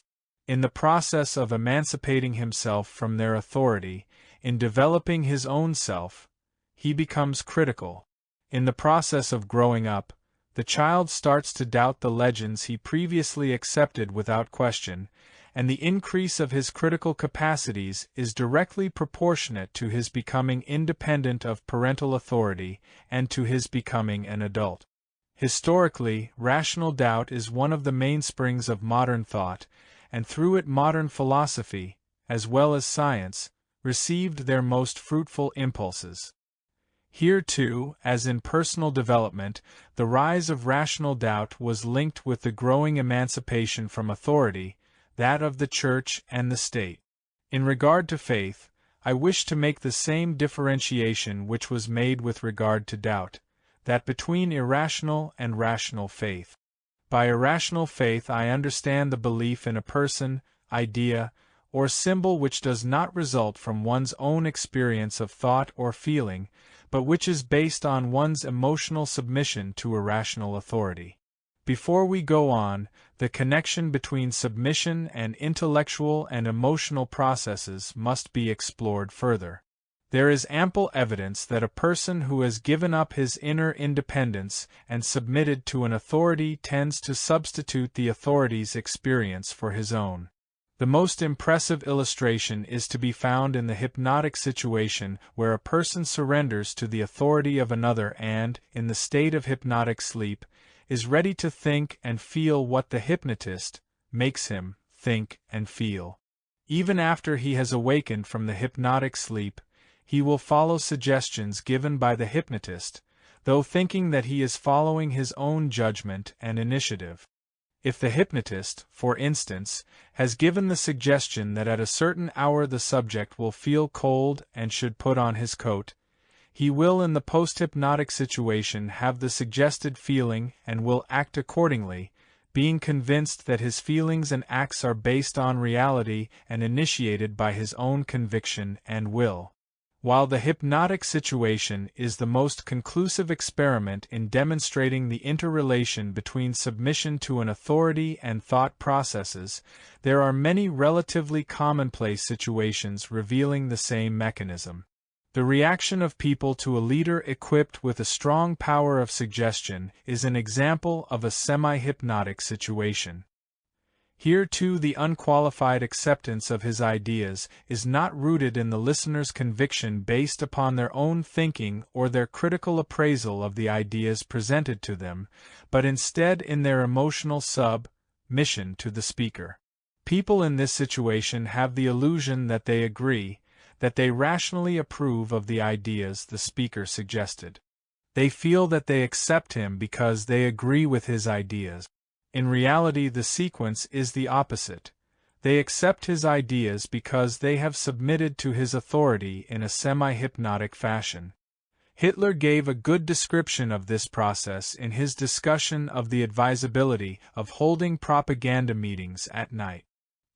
He said that the superior oratorical talent of a domineering apostolic nature will now, in the evening, succeed more easily in winning for the new will people who themselves have in turn experienced a weakening of their force of resistance in the most natural way than people who still have full command of their energies and their will power. For irrational faith, the sentence credo quia absurdum est, I believe because it is absurd, has full psychological validity. If somebody makes a statement which is rationally sound, he does what, in principle, everyone else can do. If, however, he dares to make a statement which is rationally absurd, he shows by this very fact that he has transcended the faculty of common sense and thus has a magic power which puts him above the average person. Among the abundance of historical examples of irrational faith, it would seem that the biblical report of the liberation of the Jews from the Egyptian yoke is one of the most remarkable comments on the problem of faith. In the whole report, the Jews are described as people who, though suffering from their enslavement, are afraid to rebel and unwilling to lose the security they have as slaves.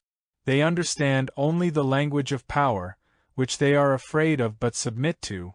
Moses, objecting to God's command that he announce himself as God's representative, says that the Jews will not believe in a God whose name they do not even know. God, although not wanting to assume a name, does so in order to satisfy the Jews' quest for certainty. Moses insists that even a name is not sufficient surety to make the Jews have faith in God. So God makes a further concession. He teaches Moses to perform miracles, in order that they may have faith that God appeared to you, the God of their fathers, the God of Abraham, Isaac and Jacob. The profound irony of this sentence is unmistakable. If the Jews had the kind of faith which God wished them to have, it would have been rooted in their own experience or the history of their nation.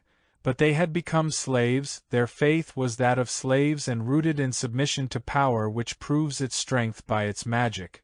They could be impressed only by another magic, not different from but only stronger than the one the Egyptians used. The most drastic contemporary phenomenon of irrational faith is the faith in dictatorial leaders.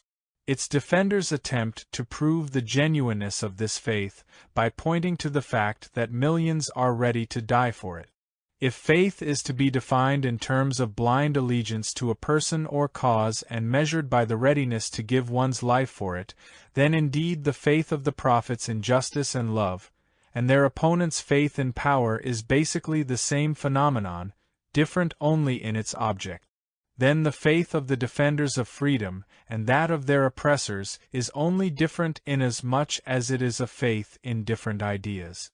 Irrational faith is a fanatic conviction in somebody or something, rooted in submission to a personal or impersonal irrational authority. Rational faith, in contrast, is a firm conviction based on productive intellectual and emotional activity. In rational thinking, in which faith is supposed to have no place, rational faith is an important component. How does the scientist, for instance, arrive at a new discovery? Does he start with making experiment after experiment, gathering fact after fact without having a vision of what he expects to find? Rarely has any important discovery in any field been made in this way. Nor have people arrived at important conclusions when they were merely chasing a fantasy.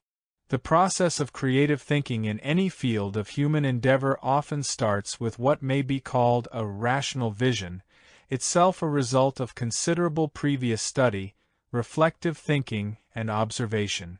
When the scientist succeeds in gathering enough data or in working out a mathematical formulation, or both, to make his original vision highly plausible, he may be said to have arrived at a tentative hypothesis. A careful analysis of the hypothesis in order to discern its implications and the amassing of data which support it, lead to a more adequate hypothesis and eventually perhaps to its inclusion in a wide-ranging theory. The history of science is replete with instances of faith in reason and vision of truth. Copernicus, Kepler, Galileo, and Newton were all imbued with an unshakable faith in reason. For this Bruno was burned at the stake and Spinoza suffered excommunication. At every step from the conception of a rational vision to the formulation of a theory, faith is necessary. Faith in the vision as a rationally valid aim to pursue, faith in the hypothesis as a likely and plausible proposition, and faith in the final theory, at least until a general consensus about its validity has been reached. This faith is rooted in one's own experience, in the confidence in one's power of thought, observation, and judgment. While irrational faith is the acceptance of something as true only because an authority or the majority say so, rational faith is rooted in an independent conviction based upon one's own productive observing and thinking. Thought and judgment are not the only realm of experience in which rational faith is manifested. In the sphere of human relations, faith is an indispensable quality of any significant friendship or love. Having faith in another person means to be certain of the reliability and unchangeability of his fundamental attitudes, of the core of his personality. By this I do not mean that a person may not change his opinions but that his basic motivations remain the same. That, for instance, his capacity or respect for human dignity is part of his self, not subject to change. In the same sense we have faith in ourselves. We are aware of the existence of a self, of a core in our personality which is unchangeable and which persists throughout our life in spite of varying circumstances and regardless of certain changes in opinions and feelings. It is this core which is the reality behind the word I and on which our conviction of our own identity is based. Unless we have faith in the persistence of ourself, our feeling of identity is threatened and we become dependent on other people whose approval then becomes the basis for our feeling of identity with ourselves. Only the person who has faith in himself is able to be faithful to others because only he can be sure that he will be the same at a future time as he is today and, therefore, to feel and to act as he now expects to. Faith in oneself is a condition of our ability to promise something, and since, as Nietzsche pointed out, man can be defined by his capacity to promise, that is one of the conditions of human existence. Another meaning of having faith in a person refers to the faith we have in the potentialities of others, of ourselves, and of mankind. The most rudimentary form in which this faith exists is the faith which the mother has toward her newborn baby, that it will live, grow, walk, and talk. However, the development of the child in this respect occurs with such regularity that the expectation of it does not seem to require faith. It is different with those potentialities which can fail to develop. The child's potentialities to love, to be happy, to use his reason, and more specific potentialities like artistic gift. They are the seeds which grow and become manifest if the proper conditions for their development are given, and they can be stifled if they are absent. One of the most important of these conditions is that the significant persons in a child's life have faith in these potentialities.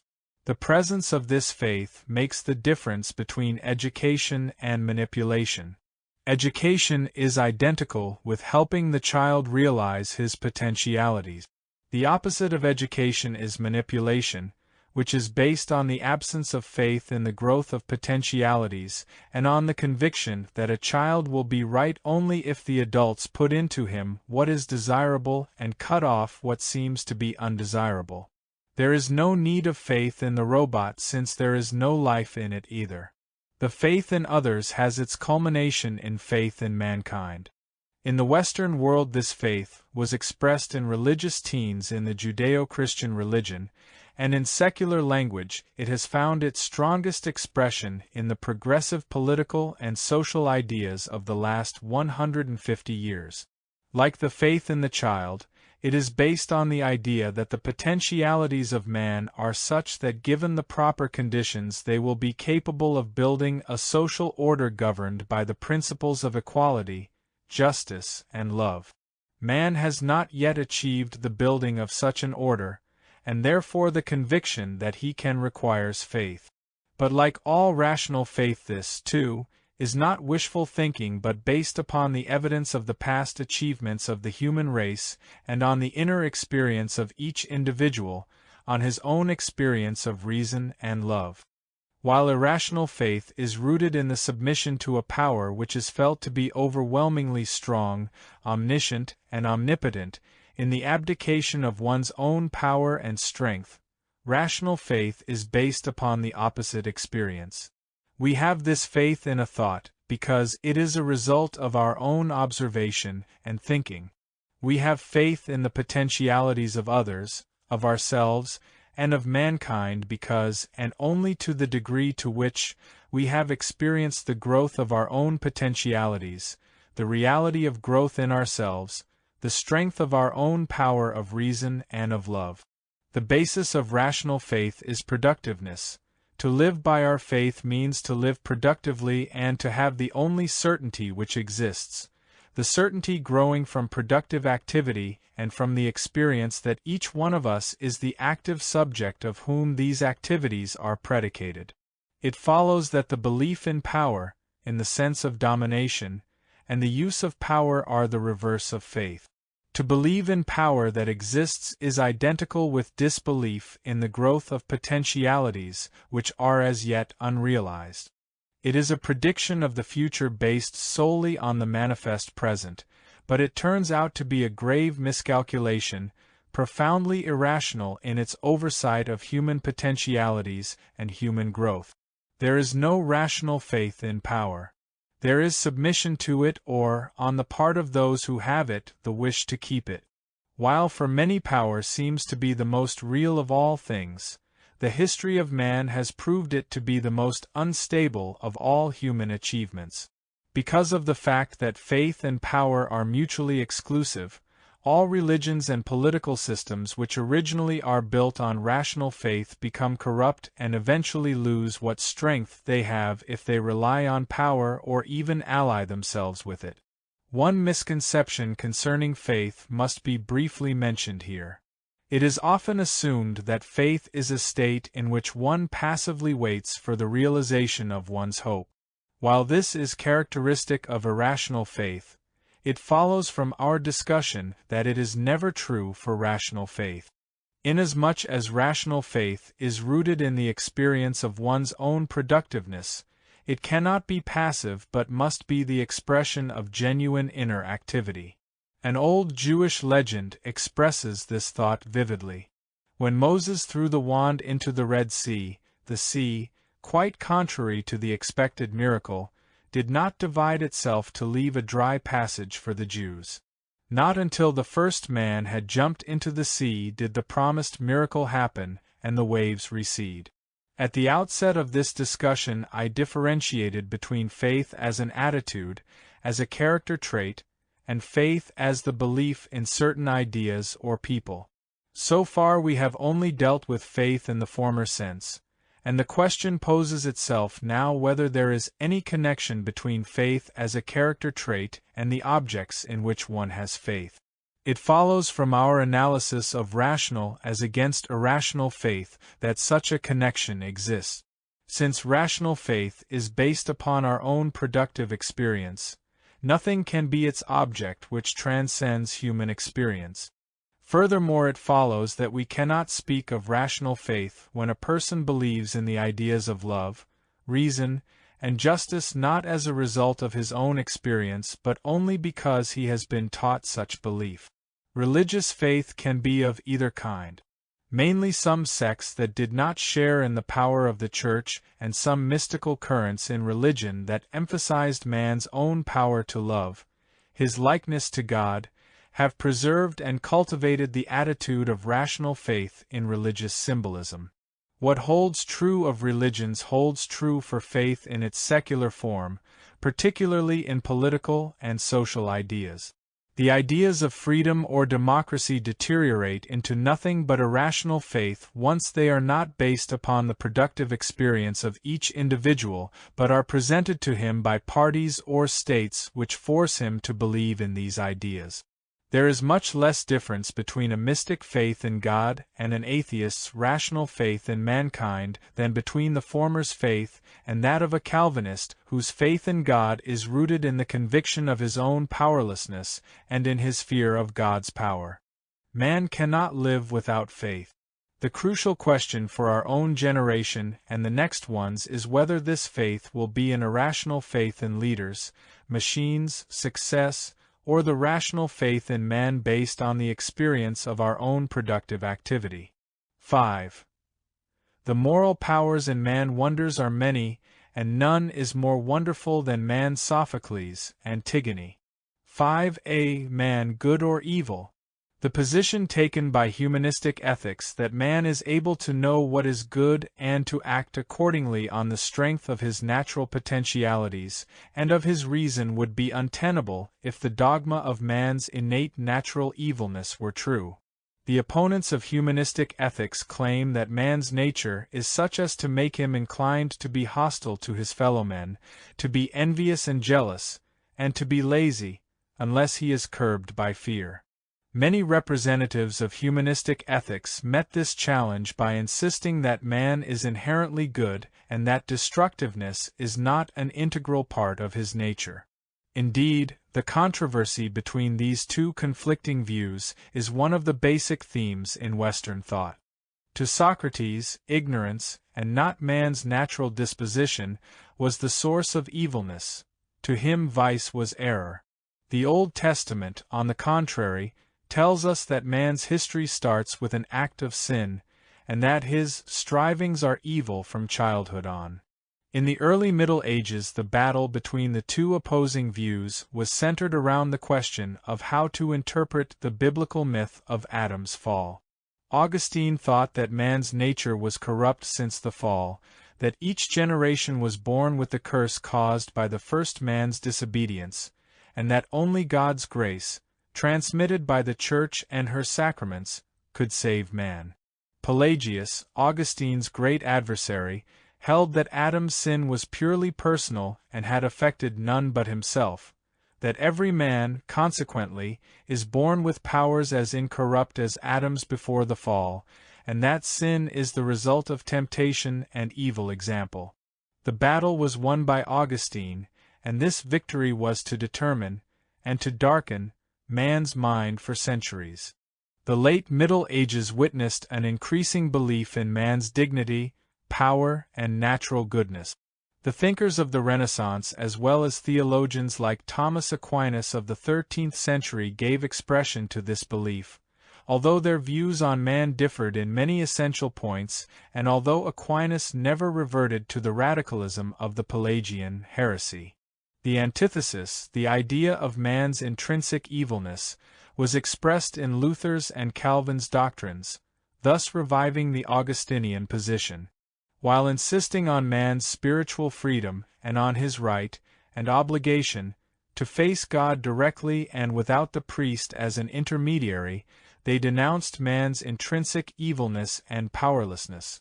According to them, the greatest obstacle to man's salvation is his pride, and he can overcome it only by guilt feelings, repentance, unqualified submission to God, and faith in God's mercy.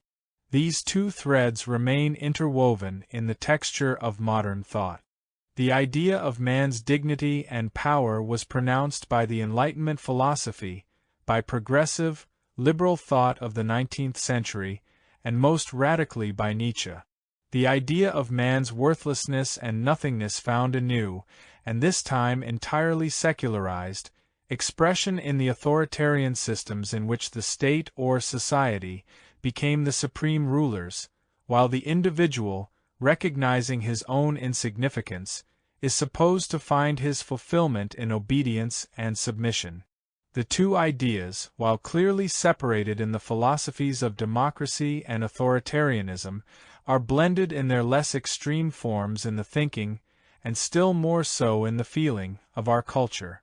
Today we are adherents both of Augustine and Pelagius, of Luther and Pico della Mirandola, of Hobbes and Jefferson. We consciously believe in man's power and dignity, but, often unconsciously, we also believe in man's, and particularly our own, powerlessness and badness, and explain it by pointing to human nature. In Freud's writings, the two opposing ideas have found expression in terms of psychological theory.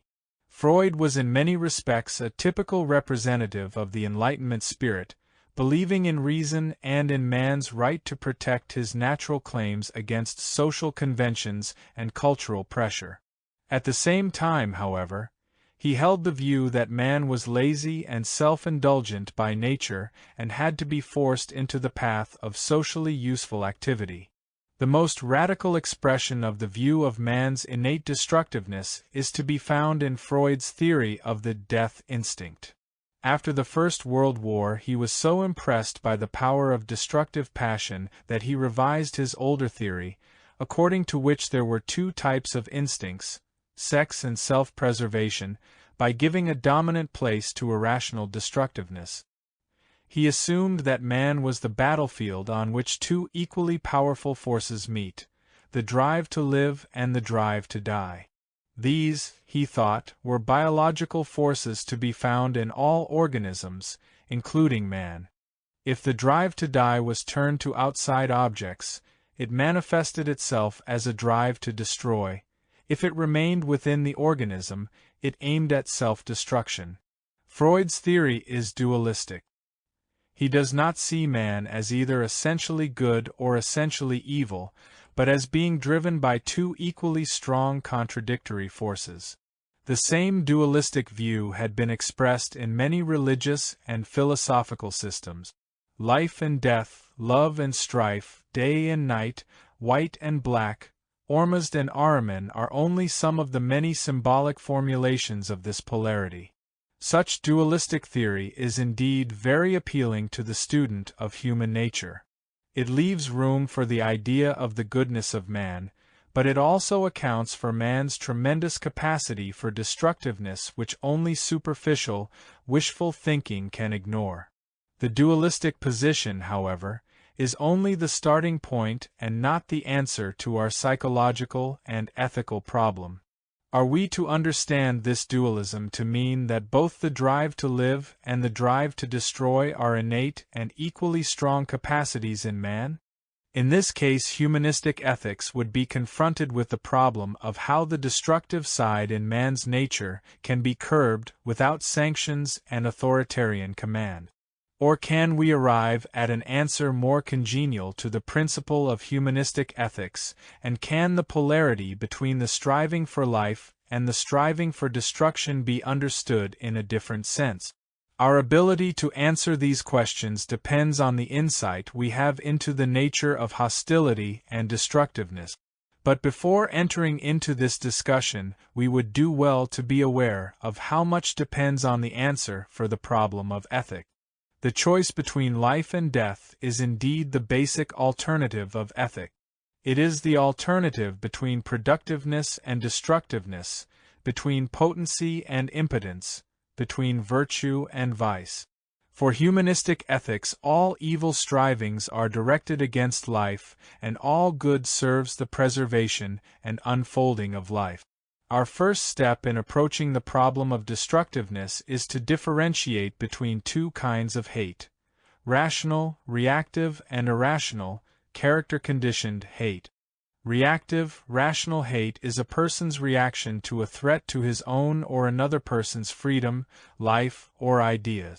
Its premise is respect for life. Rational hate has an important biological function. It is the effective equivalent of action serving the protection of life. It comes into existence as a reaction to vital threats, and it ceases to exist when the threat has been removed. It is not the opposite but the concomitant of the striving for life. Character-conditioned hate is different in quality. It is a character trait, a continuous readiness to hate, lingering within the person who is hostile rather than reacting with hate to a stimulus from without.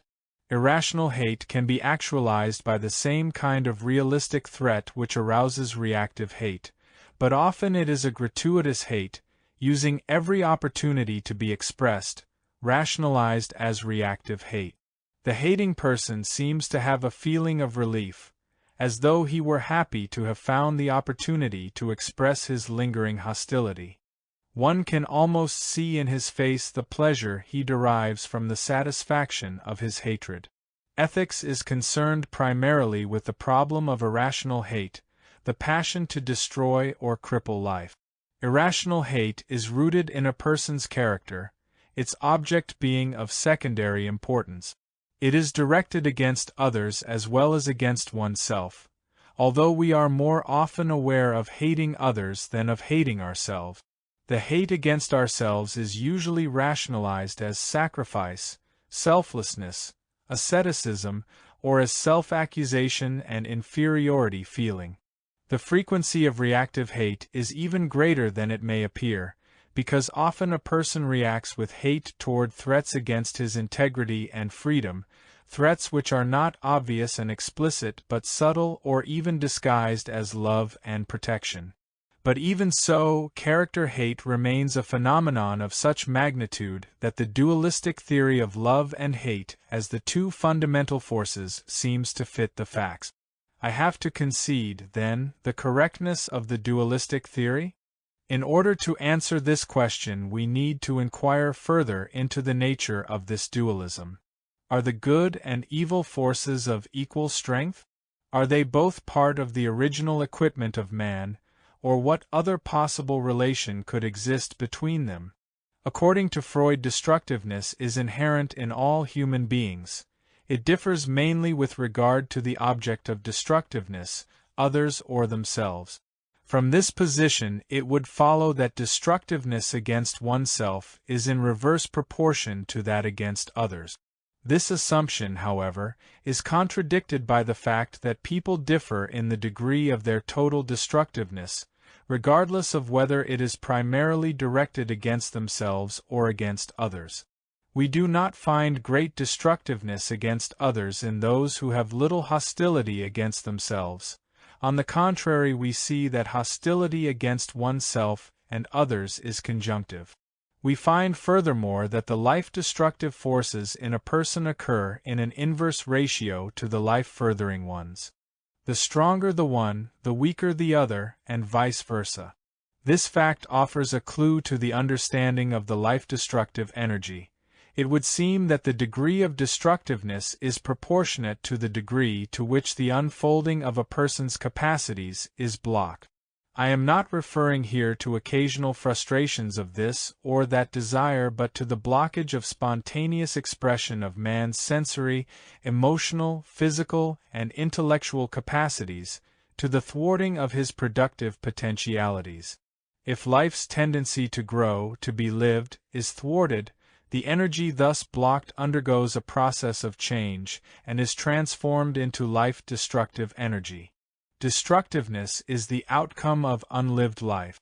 Those individual and social conditions which make for the blocking of life-furthering energy produce destructiveness, which in turn is the source from which the various manifestations of evil spring. If it is true that destructiveness must develop as a result of blocked productive energy, it would seem that it can rightly be called a potentiality in man's nature. Does it follow then that both good and evil are potentialities of equal strength in man? In order to answer this question, we must inquire into the meaning of potentiality. To say that something exists potentially means not only that it will exist in the future, but that this future existence is already prepared in the present. This relationship between the present and the future stage of development can be described by saying that the future virtually exists in the present. Does this mean that the future stage will necessarily come into being if the present stage exists? Obviously not. If we say that the tree is potentially present in the seed, it does not mean that a tree must develop from every seed. The actualization of a potentiality depends on the presence of certain conditions which are, in the case of the seed, for instance, proper soil, water, and sunlight. In fact, the concept of potentiality has no meaning except in connection with the specific conditions required for its actualization. The statement that the tree is potentially present in the seed must be specified to mean that a tree will grow from the seed provided that the seed is placed in the specific conditions necessary for its growth. If these proper conditions are absent, if, for instance, the soil is too moist and thus incompatible with the seed's growth, the latter will not develop into a tree but rot. If an animal is deprived of food, it will not realize its potentiality for growth but will die. It may be said, then, that the seed or the animal has two kinds of potentialities, from each of which certain results follow in a later stage of development. One, a primary potentiality which is actualized if the proper conditions are present. The other, a secondary potentiality, which is actualized if conditions are in contrast to existential needs.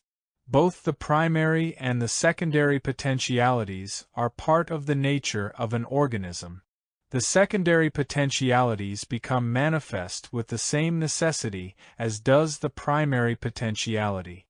The terms primary and secondary are used in order to denote that the development of the potentiality called primary occurs under normal conditions, and that the secondary potentiality comes into manifest existence only in case of abnormal, pathogenic conditions.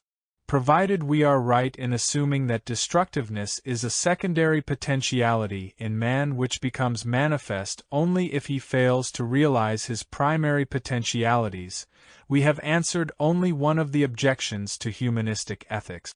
We have shown that man is not necessarily evil, but becomes evil only if the proper conditions for his growth and development are lacking. The evil has no independent existence of its own, it is the absence of the good, the result of the failure to realize life.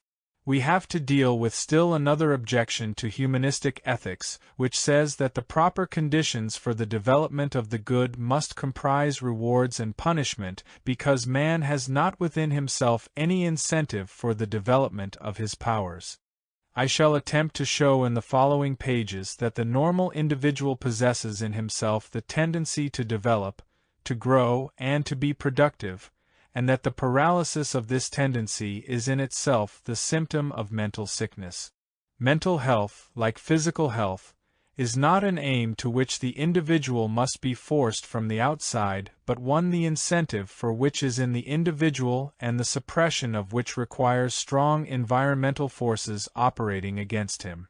The assumption that man has an inherent drive for growth and integration does not imply an abstract drive for perfection as a particular gift with which man is endowed. It follows from the very nature of man, from the principle that the power to act creates a need to use this power, and that the failure to use it results in dysfunction and unhappiness. The validity of this principle can be easily recognized with regard to the physiological functions of man. Man has the power to walk and to move. If he were prevented from using this power, severe physical discomfort or illness would result. Women have the power to bear children and to nurse them. If this power remains unused, if a woman does not become a mother, if she cannot spend her power to bear and love a child, she experiences a frustration which can be remedied only by increased realization of her powers in other realms of her life. Freud has called attention to another lack of expenditure as a cause of suffering, that of sexual energy, by recognizing that the blocking of sexual energy can be the cause of neurotic disturbances. While Freud overvalued the significance of sexual satisfaction, his theory is a profound symbolic expression of the fact that man's failure to use and to spend what he has is the cause of sickness and unhappiness. The validity of this principle is apparent with regard to psychic as well as physical powers. Man is endowed with the capacities of speaking and thinking. If these powers were blocked, the person would be severely damaged. Man has the power to love, and if he cannot make use of his power, if he is incapable of loving, he suffers from this misfortune even though he may try to ignore his suffering by all kinds of rationalizations or by using the culturally patterned avenues of escape from the pain caused by his failure. The reason for the phenomenon that not using one's powers results in unhappiness is to be found in the very condition of human existence. Man's existence is characterized by existential dichotomies, which I have discussed in a previous chapter. He has no other way to be one with the world, and at the same time to feel one with himself, to be related to others and to retain his integrity as a unique entity, but by making productive use of his powers. If he fails to do so, he cannot achieve inner harmony and integration. He is torn and split, driven to escape from himself, from the feeling of powerlessness, boredom and impotence which are the necessary results of his failure. Man, being alive, cannot help wishing to live, and the only way he can succeed in the act of living is to use his powers, to spend that which he has. There is perhaps no phenomenon which shows more clearly the result of man's failure in productive and integrated living than neurosis. Every neurosis is the result of a conflict between man's inherent powers and those forces which block their development. Neurotic symptoms, like the symptoms of a physical sickness, are the expression of the fight which the healthy part of the personality puts up against the crippling influences directed against its unfolding. However, lack of integration and productiveness does not always lead to neurosis. As a matter of fact, if this were the case, we would have to consider the vast majority of people as neurotic. What, then, are the specific conditions which make for the neurotic outcome? There are some conditions which I can mention only briefly. For example, one child may be broken more thoroughly than others, and the conflict between his anxiety and his basic human desires may, therefore, be sharper and more unbearable, or the child may have developed a sense of freedom and originality which is greater than that of the average person, and the defeat may thus be more unacceptable. But instead of enumerating other conditions which make for neurosis, I prefer to reverse the question and ask what the conditions are which are responsible for the fact that so many people do not become neurotic in spite of the failure in productive and integrated living. It seems to be useful at this point to differentiate between two concepts, that of defect and that of neurosis. If a person fails to attain maturity, spontaneity, and a genuine experience of self, he may be considered to have a severe defect, provided we assume that freedom and spontaneity are the objective goals to be attained by every human being. If such a goal is not attained by the majority of members of any given society, we deal with the phenomenon of socially patterned defect. The individual shares it with many others. He is not aware of it as a defect, and his security is not threatened by the experience of being different, of being an outcast, as it were.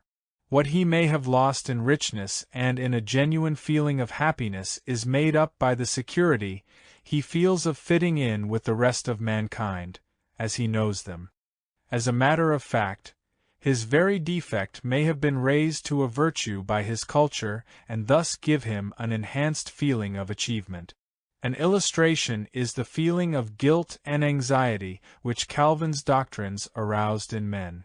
It may be said that the person who is overwhelmed by a feeling of his own powerlessness and unworthiness, by the unceasing doubt of whether he is saved or condemned to eternal punishment, who is hardly capable of any genuine joy and has made himself into the cog of a machine which he has to serve, that such a person, indeed, has a severe defect. Yet this very defect was culturally patterned.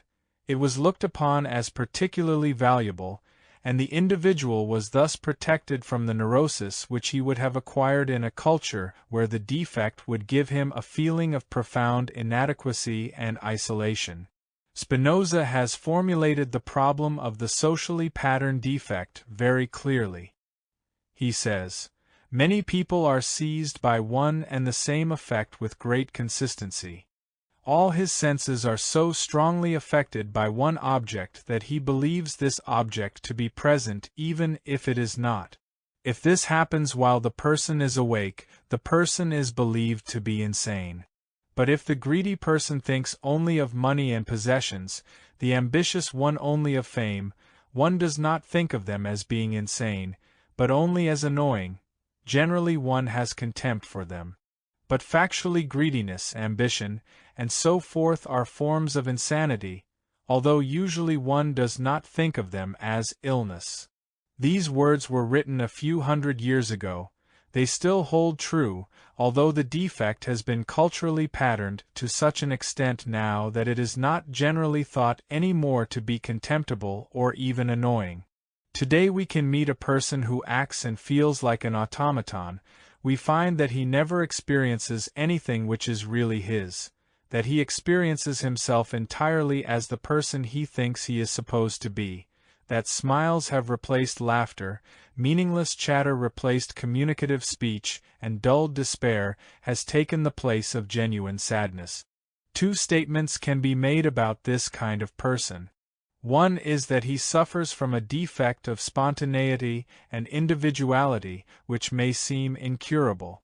At the same time it may be said that he does not differ essentially from thousands of others who are in the same position. With most of them, the cultural pattern provided for the defect saves them from the outbreak of neurosis. With some, the cultural pattern does not function, and the defect appears as a more or less severe neurosis. The fact that in these cases the cultural pattern does not suffice to prevent the outbreak of a manifest neurosis is a result either of the greater intensity of the pathological forces or of the greater strength of the healthy forces, which put up a fight even though the cultural pattern would permit them to remain silent. There is no situation which provides for a better opportunity to observe the strength and tenacity of the forces striving for health than that of psychoanalytic therapy. To be sure, the psychoanalyst is confronted with the strength of those forces which operate against a person's self-realization and happiness, but when he can understand the power of those conditions, particularly in childhood, which made for the crippling of productiveness, he cannot fail to be impressed by the fact that most of his patients would long since have given up the fight were they not impelled by an impulse to achieve psychic health and happiness. This very impulse is the necessary condition for the cure of neurosis. While the process of psychoanalysis consists in gaining greater insight into the dissociated parts of a person's feelings and ideas, intellectual insight as such is not a sufficient condition for change. This kind of insight enables a person to recognize the blind alleys in which he is caught and to understand why his attempts to solve his problem were doomed to failure, but it only clears the way for those forces in him which strive for psychic health and happiness to operate and to become effective. Indeed, merely intellectual insight is not sufficient. The therapeutically effective insight is experiential insight in which knowledge of oneself has not only an intellectual but also an effective quality. Such experiential insight itself depends on the strength of man's inherent striving for health and happiness. The problem of psychic health and neurosis is inseparably linked up with that of ethic. It may be said that every neurosis represents a moral problem. The failure to achieve maturity and integration of the whole personality is a moral failure in the sense of humanistic ethic. In a more specific sense, many neuroses are the expression of moral problems, and neurotic symptoms result from unsolved moral conflicts. A man, for instance, may suffer from spells of dizziness for which there is no organic cause. In reporting his symptom to the psychoanalyst, he mentions casually that he is coping with certain difficulties in his job. He is a successful teacher who has to express views which run counter to his own convictions. He believes, however, that he has solved the problem of being successful, on the one hand, and of having preserved his moral integrity, on the other, and he proves to himself the correctness of this belief by a number of complicated rationalizations. He is annoyed at the suggestion of the analyst that his symptom may have something to do with his moral problem. However, the ensuing analysis shows that he was wrong in his belief. His spells of dizziness were the reaction of his better self, of his basically moral personality to a pattern of life which forced him to violate his integrity and to cripple his spontaneity. Even if a person seems to be destructive only of others, he violates the principle of life in himself as well as in others. In religious language, this principle has been expressed in terms of man's being created in the image of God, and thus any violation of man is a sin against God. In secular language, we would say that everything we do, good or evil, to another human being we also do to ourselves. Do not do to others what you would not have them do to you, is one of the most fundamental principles of ethics, but it is equally justifiable to state, whatever you do to others, you also do to yourself. To violate the forces directed toward life in any human being necessarily has repercussions on ourselves. Our own growth, happiness, and strength are based on the respect for these forces, and one cannot violate them in others and remain untouched oneself at the same time. The respect for life, that of others as well as one's own, is the concomitant of the process of life itself and a condition of psychic health. In a way, destructiveness against others is a pathological phenomenon comparable to suicidal impulses. While a person may succeed in ignoring or rationalizing destructive impulses, his organism as it were, cannot help reacting and being affected by acts which contradict the very principle by which his life and all life are sustained.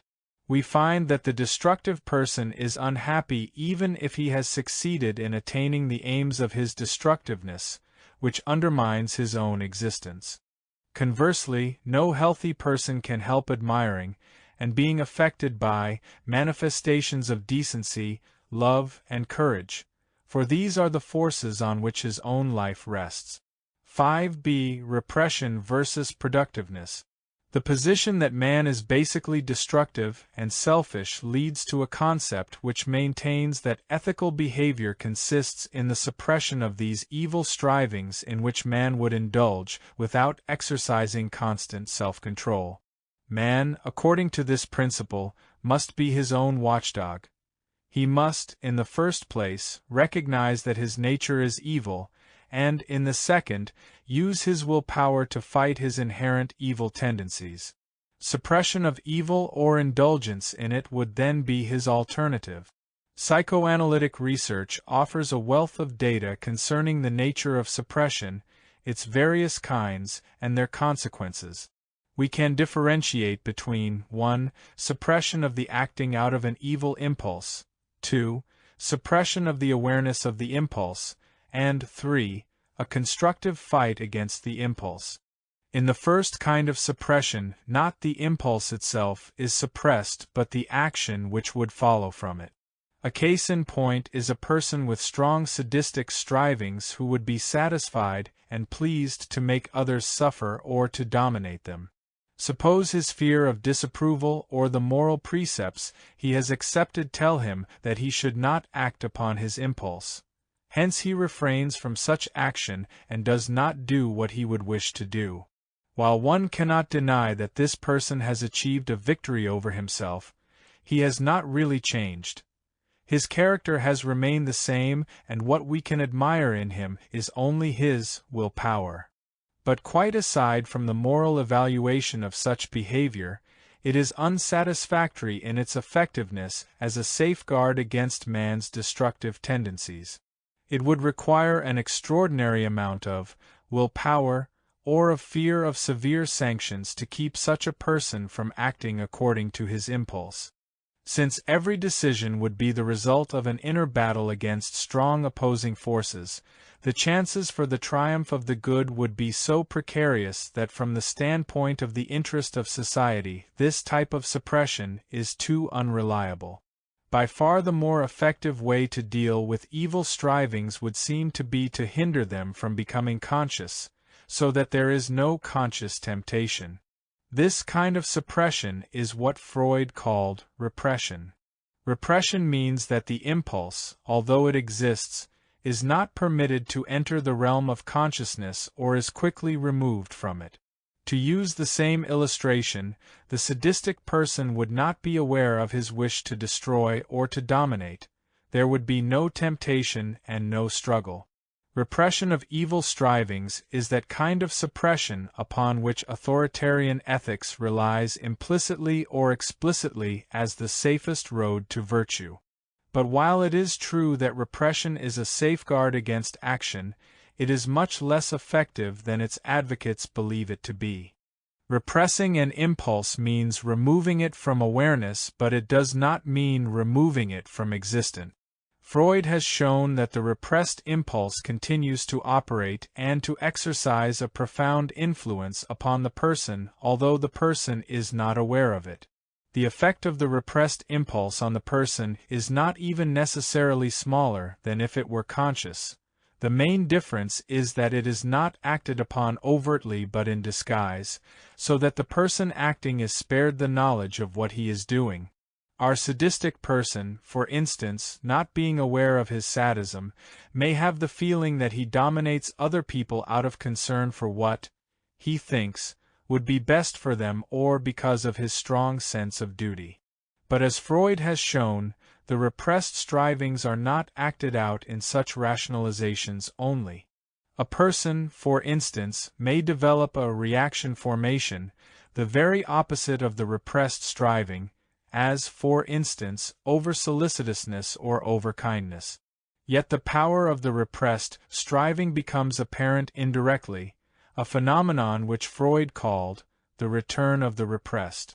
In this case, a person whose over-solicitousness has developed as a reaction formation against his sadism may use this virtue, with the same effect his manifest sadism would have had, to dominate and to control. While he feels virtuous and superior, the effect on others is often even more devastating because it is hard to defend oneself against too much virtue. Entirely different from suppression and repression is a third type of reaction to destructive impulses. While in suppression the impulse remains alive and only the action is prohibited, and while in repression the impulse itself is removed from consciousness and is acted upon, to some extent, in disguised fashion, in this third type of reaction the life-furthering forces in a person fight against the destructive and evil impulses. The more aware a person is of the latter, the more is he able to react. Not only his will and his reason take part, but those emotional forces in him which are challenged by his destructiveness. In a sadistic person, for instance, such a fight against sadism will develop a genuine kindness which becomes part of his character and relieves him from the task of being his own watchdog and of using his will power constantly for self-control. In this reaction the emphasis is not on one's feeling of badness and remorse but on the presence and use of productive forces within man. Thus, as a result of the productive conflict between good and evil, the evil itself becomes a source of virtue. It follows from the standpoint of humanistic ethics that the ethical alternative is not between suppression of evil or indulgence in it. Both repression and indulgence are only two aspects of bondage, and the real ethical alternative is not between them but between repression-indulgence on the one hand and productiveness on the other. The aim of humanistic ethics is not the repression of man's evilness, which is fostered by the crippling effect of the authoritarian spirit, but the productive use of man's inherent primary potentialities. Virtue is proportional to the degree of productiveness a person has achieved.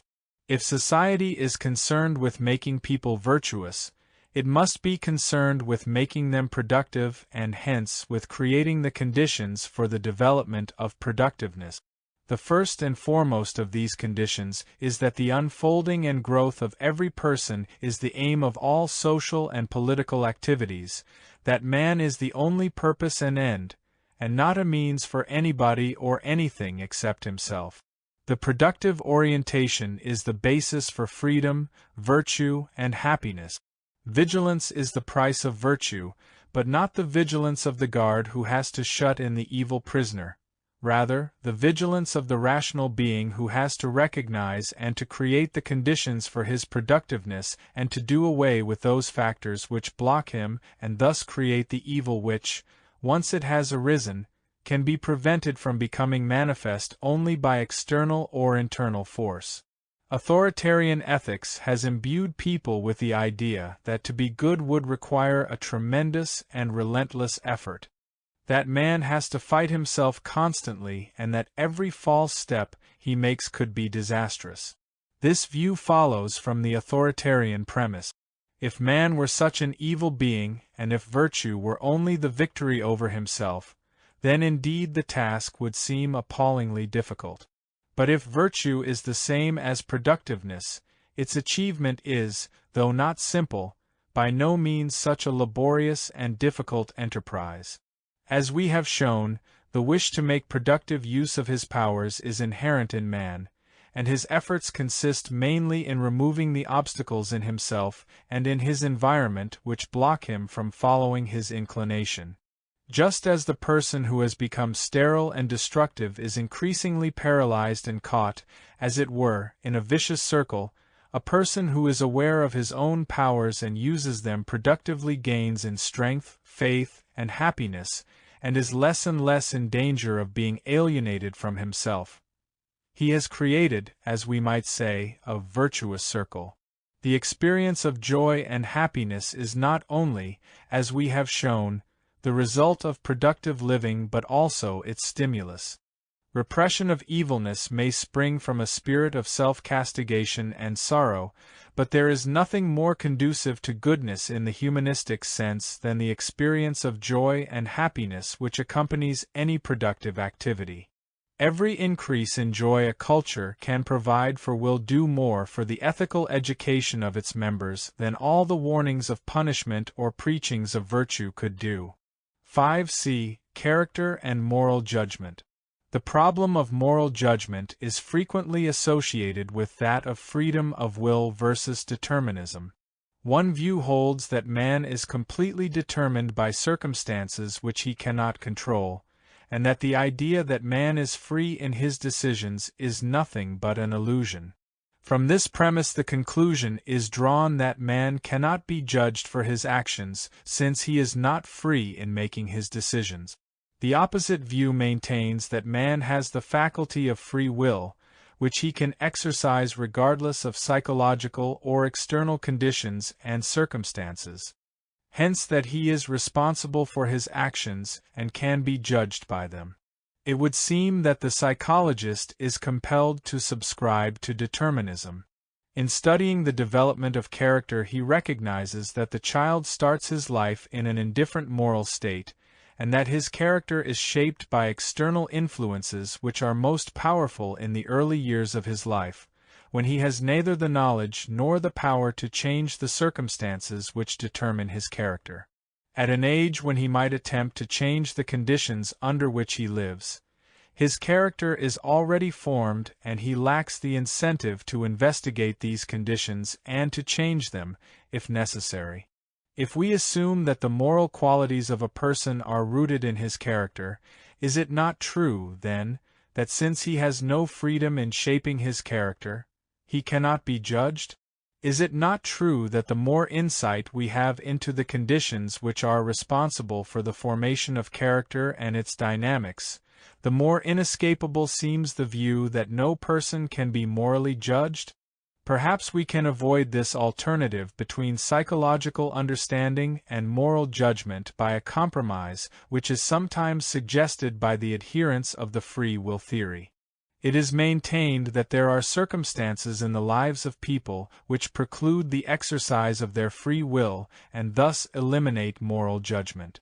Modern criminal law, for instance, has accepted this view and does not hold an insane person responsible for his actions. The proponents of a modified theory of free will go one step further and admit that a person who is not insane but neurotic, and thus under the sway of impulses which he cannot control, may also not be judged for his actions. They claim, however, that most people have the freedom to act well if they want to and that therefore they must be morally judged. But closer examination shows that even this view is untenable.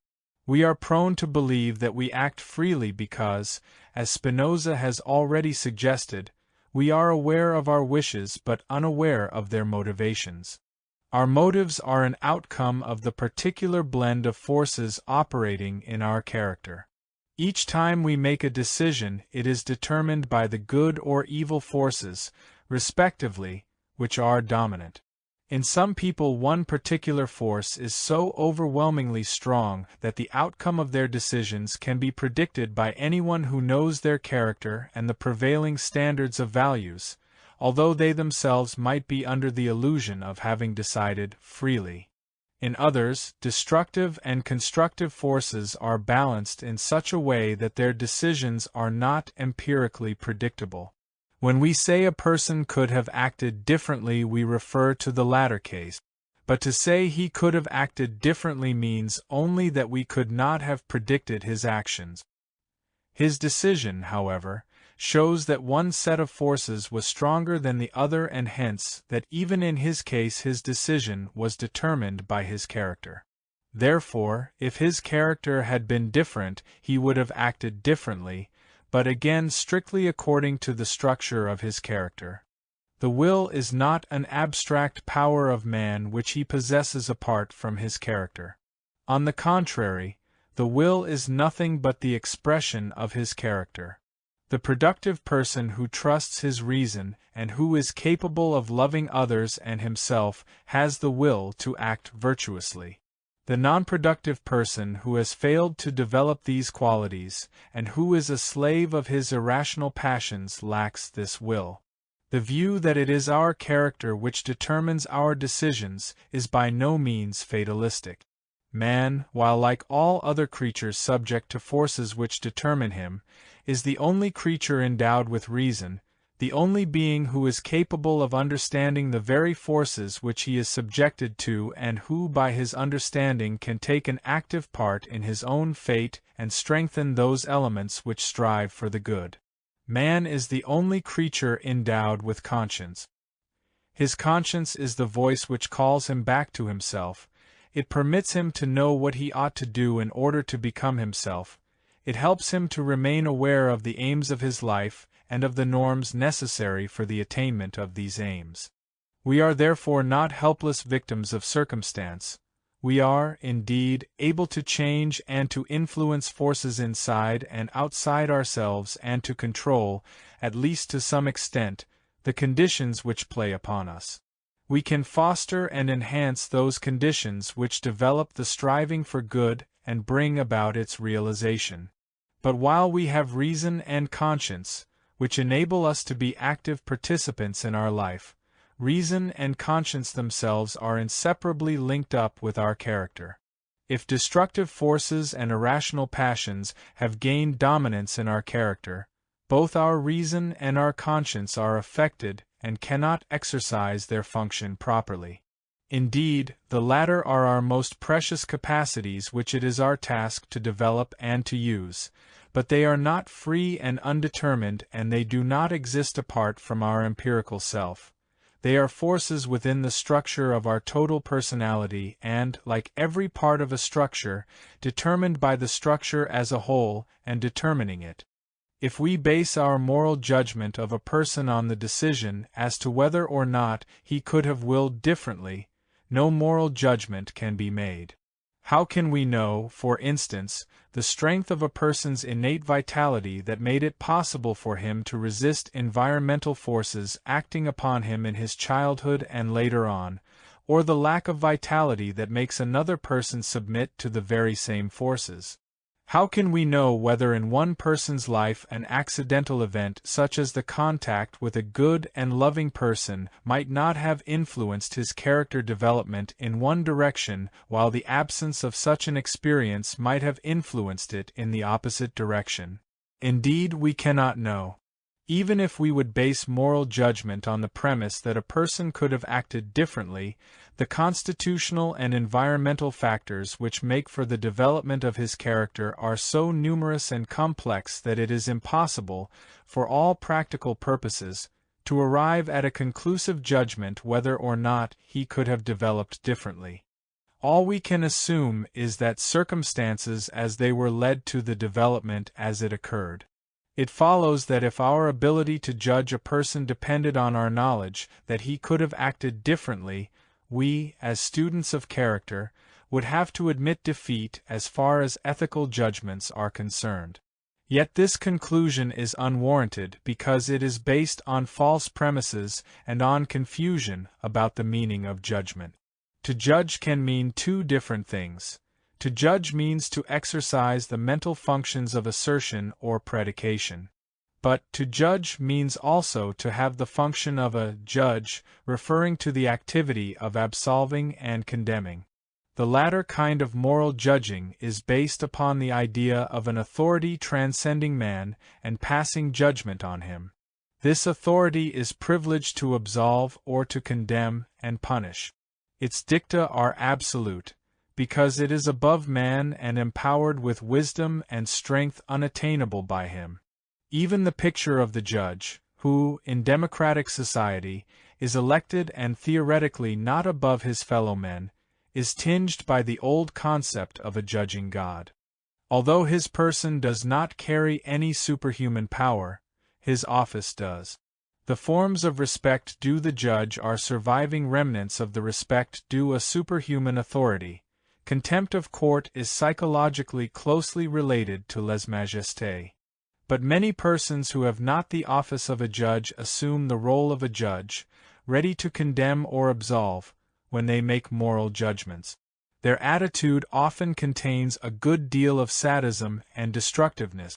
There is perhaps no phenomenon which contains so much destructive feeling as moral indignation, which permits envy or hate to be acted out under the guise of virtue. The indignant person has for once the satisfaction of despising and treating a creature as inferior, coupled with the feeling of his own superiority and righteousness. Humanistic judgment of ethical values has the same logical character as a rational judgment in general. In making value judgments one judges facts and does not feel one is godlike, superior, and entitled to condemn or forgive. A judgment that a person is destructive, greedy, jealous, envious is not different from a physician's statement about a dysfunction of the heart or the lungs. Suppose we have to judge a murderer whom we know to be a pathological case. If we could learn all about his heredity, his early and later environment, we would very likely come to the conclusion that he was completely under the sway of conditions over which he had no power. In fact, much more so than a petty thief and, therefore, much more understandable than the latter. But this does not mean that we ought not to judge his evilness. We can understand how and why he became what he is, but we can also judge him as to what he is. We can even assume that we would have become like him had we lived under the same circumstances. But while such considerations prevent us from assuming a godlike role, they do not prevent us from moral judgment. The problem of understanding versus judging character is not different from the understanding and judging of any other human performance. If I have to judge the value of a pair of shoes or that of a painting, I do so according to certain objective standards intrinsic to the objects. Assuming the shoes or the painting to be of poor quality, and that somebody pointed to the fact that the shoemaker or the painter had tried very hard but that certain conditions made it impossible for him to do better, I will not in either case change my judgment of the product. I may feel sympathy or pity for the shoemaker or the painter, I may feel tempted to help him, but I cannot say that I cannot judge his work because I understand why it is so poor. Man's main task in life is to give birth to himself, to become what he potentially is, the most important product of his effort in his own personality. One can judge objectively to what extent the person has succeeded in his task, to what degree he has realized his potentialities. If he failed in his task, one can recognize this failure and judge it for what it is, his moral failure. Even if one knows that the odds against the person were overwhelming and that everyone else would have failed too, the judgment about him remains the same. If one fully understands all the circumstances which made him as he is, one may have compassion for him, yet this compassion does not alter the validity of the judgment. Understanding a person does not mean condoning. It only means that one does not accuse him as if one were God or a judge placed above him. 6. Absolute versus relative, universal versus socially immanent ethic. We see men sometimes so affected by one object that although it is not present, they believe it to be before them, and if this happens to a man who is not asleep, we say that he is delirious or mad. Nor are those believed to be less mad who are inflamed by love, dreaming about nothing but a mistress or harlot day and night, for they excite our laughter.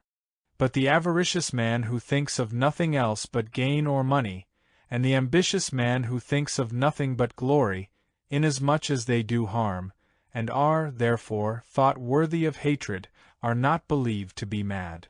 In truth, however, avarice, ambition, lust, etc., are a kind of madness, although they are not reckoned amongst diseases.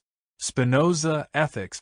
The discussion of absolute as against relative ethics has been considerably and unnecessarily confused by the uncritical use of the terms absolute and relative. An attempt will be made in this chapter to differentiate their several connotations and to discuss the different meanings separately. The first meaning in which absolute ethics is used holds that ethical propositions are unquestionably and eternally true and neither permit nor warrant revision. This concept of absolute ethics is to be found in authoritarian systems, and it follows logically from the premise that the criterion of validity is the unquestionable superior and omniscient power of the authority. It is the very essence of this claim to superiority that the authority cannot err, and that its commands and prohibitions are eternally true. We can be very brief in disposing of the idea that ethical norms in order to be valid have to be absolute. This concept, which is based on the theistic premise of the existence of an absolute equals perfect power in comparison with which man is necessarily relative equals imperfect, has been superseded in all other fields of scientific thought, where it is generally recognized that there is no absolute truth but nevertheless that there are objectively valid laws and principles. As has been previously pointed out, a scientific or a rationally valid statement means that the power of reason is applied to all the available data of observation without any of them being suppressed or falsified for the sake of a desired result. The history of science is a history of inadequate and incomplete statements, and every new insight makes possible the recognition of the inadequacies of previous propositions and offers a springboard for creating a more adequate formulation. The history of thought is the history of an ever-increasing approximation to the truth. Scientific knowledge is not absolute but optimal. It contains the optimum of truth attainable in a given historical period. Various cultures have emphasized various aspects of the truth, and the more mankind becomes united culturally, the more will these various aspects become integrated into a total picture. There is another sense in which ethical norms are not absolute. Not only are they subject to revision like all scientific statements, but there are certain situations which are inherently insoluble and do not permit any choice which can be considered the right one. Spencer, in his discussion of relative versus absolute ethics, gives an illustration of such a conflict. He speaks of a tenant farmer who wishes to vote in a general election. He knows that his landlord is a conservative and that he risks the chance of eviction if he votes according to his own conviction, which is liberal. Spencer believes that the conflict is one between injuring the state and injuring his family, and he arrives at the result that here, as in countless cases, no one can decide by which of the alternative courses the least wrong is likely to be done. The alternative in this case seems not to be correctly stated by Spencer. There would be an ethical conflict even if there were no family involved but only the risk of his own happiness and safety. On the other hand, not only the interest of the state is at stake but also his own integrity. What he is really confronted with is the choice between his physical and thereby also, in some respects, his mental well-being on the one side and his integrity on the other. Whatever he does is right and wrong at the same time. He cannot make a choice which is valid because the problem he faces is inherently insoluble. Such situations of insoluble ethical conflicts arise necessarily in connection with existential dichotomies. In this case, however, we deal not with an existential dichotomy which is inherent in the human situation, but with a historical dichotomy which can be removed. The tenant farmer is faced with such an unanswerable conflict only because the social order presents him with a situation in which no satisfactory solution is possible. If the social constellation changes, the ethical conflict will disappear. But as long as these conditions exist, any decision he makes is both right and wrong, although the decision in favor of his integrity may be held to be morally superior to that in favor of his life. The last and the most important meaning in which the terms absolute and relative ethics are used is one which is more adequately expressed as the difference between universal and socially immanent ethics. By universal ethics I mean norms of conduct the aim of which is the growth and unfolding of man. By socially immanent ethics I mean such norms as are necessary for the functioning and survival of a specific kind of society and of the people living in it. An example of the concept of universal ethics may be found in such norms as love thy neighbor as thyself, or thou shalt not kill. Indeed, the ethical systems of all great cultures show an amazing similarity in what is considered necessary for the development of man, of norms which follow from the nature of man and the conditions necessary for his growth. By socially immanent ethics I refer to those norms in any culture which contain prohibitions and commands that are necessary only for the functioning and survival of that particular society. It is necessary for the survival of any society that its members submit to the rules which are essential to its particular mode of production and mode of life. The group must tend to mold the character structure of its members in such a way that they want to do what they have to do under the existing circumstances. Thus, for instance, courage and initiative become imperative virtues for a warrior society. Patience and helpfulness become virtues for a society in which agricultural cooperation is dominant. In modern society, industry has been elevated to the position of the highest virtues because the modern industrial system needed the drive to work as one of its most important productive forces.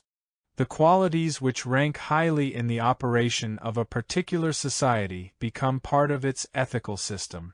Any society has a vital interest in having its rules obeyed and its virtues adhered to because its survival depends on this adherence. In addition to norms in the interest of society as a whole, we find other ethical norms which differ from class to class. A case in point is the emphasis on the virtues of modesty and obedience for the lower classes and of ambition and aggressiveness for the upper classes. The more fixed and institutionalized the class structure is, the more will different sets of norms be explicitly related to different classes, as, for instance, norms for free men or for serfs in a feudal culture, or for whites and Negroes in the southern United States. In modern democratic societies where class differences are not part of the institutionalized structure of society, the different sets of norms are taught side by side.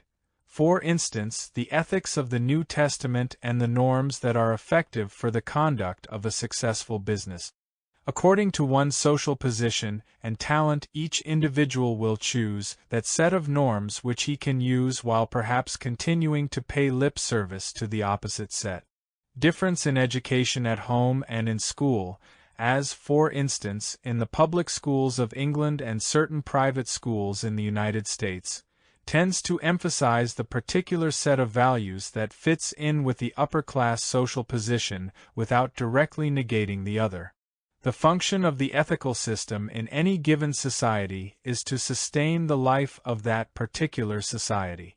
But such socially immanent ethics is also in the interest of the individual, since the society is structured in a certain way, which he as an individual cannot change. His individual self-interest is bound up with the society's. At the same time, the society, however, may be organized in such a way that the norms necessary for its survival conflict with the universal norms necessary for the fullest development of its members. This is especially true in societies in which privileged groups dominate or exploit the rest of the members. The interests of the privileged group conflict with those of the majority, but inasmuch as the society functions on the basis of such a class structure, the norms imposed upon all by the members of the privileged group are necessary for the survival of everybody as long as the structure of the society is not fundamentally changed. The ideologies prevalent in such a culture will tend to deny that there is any contradiction.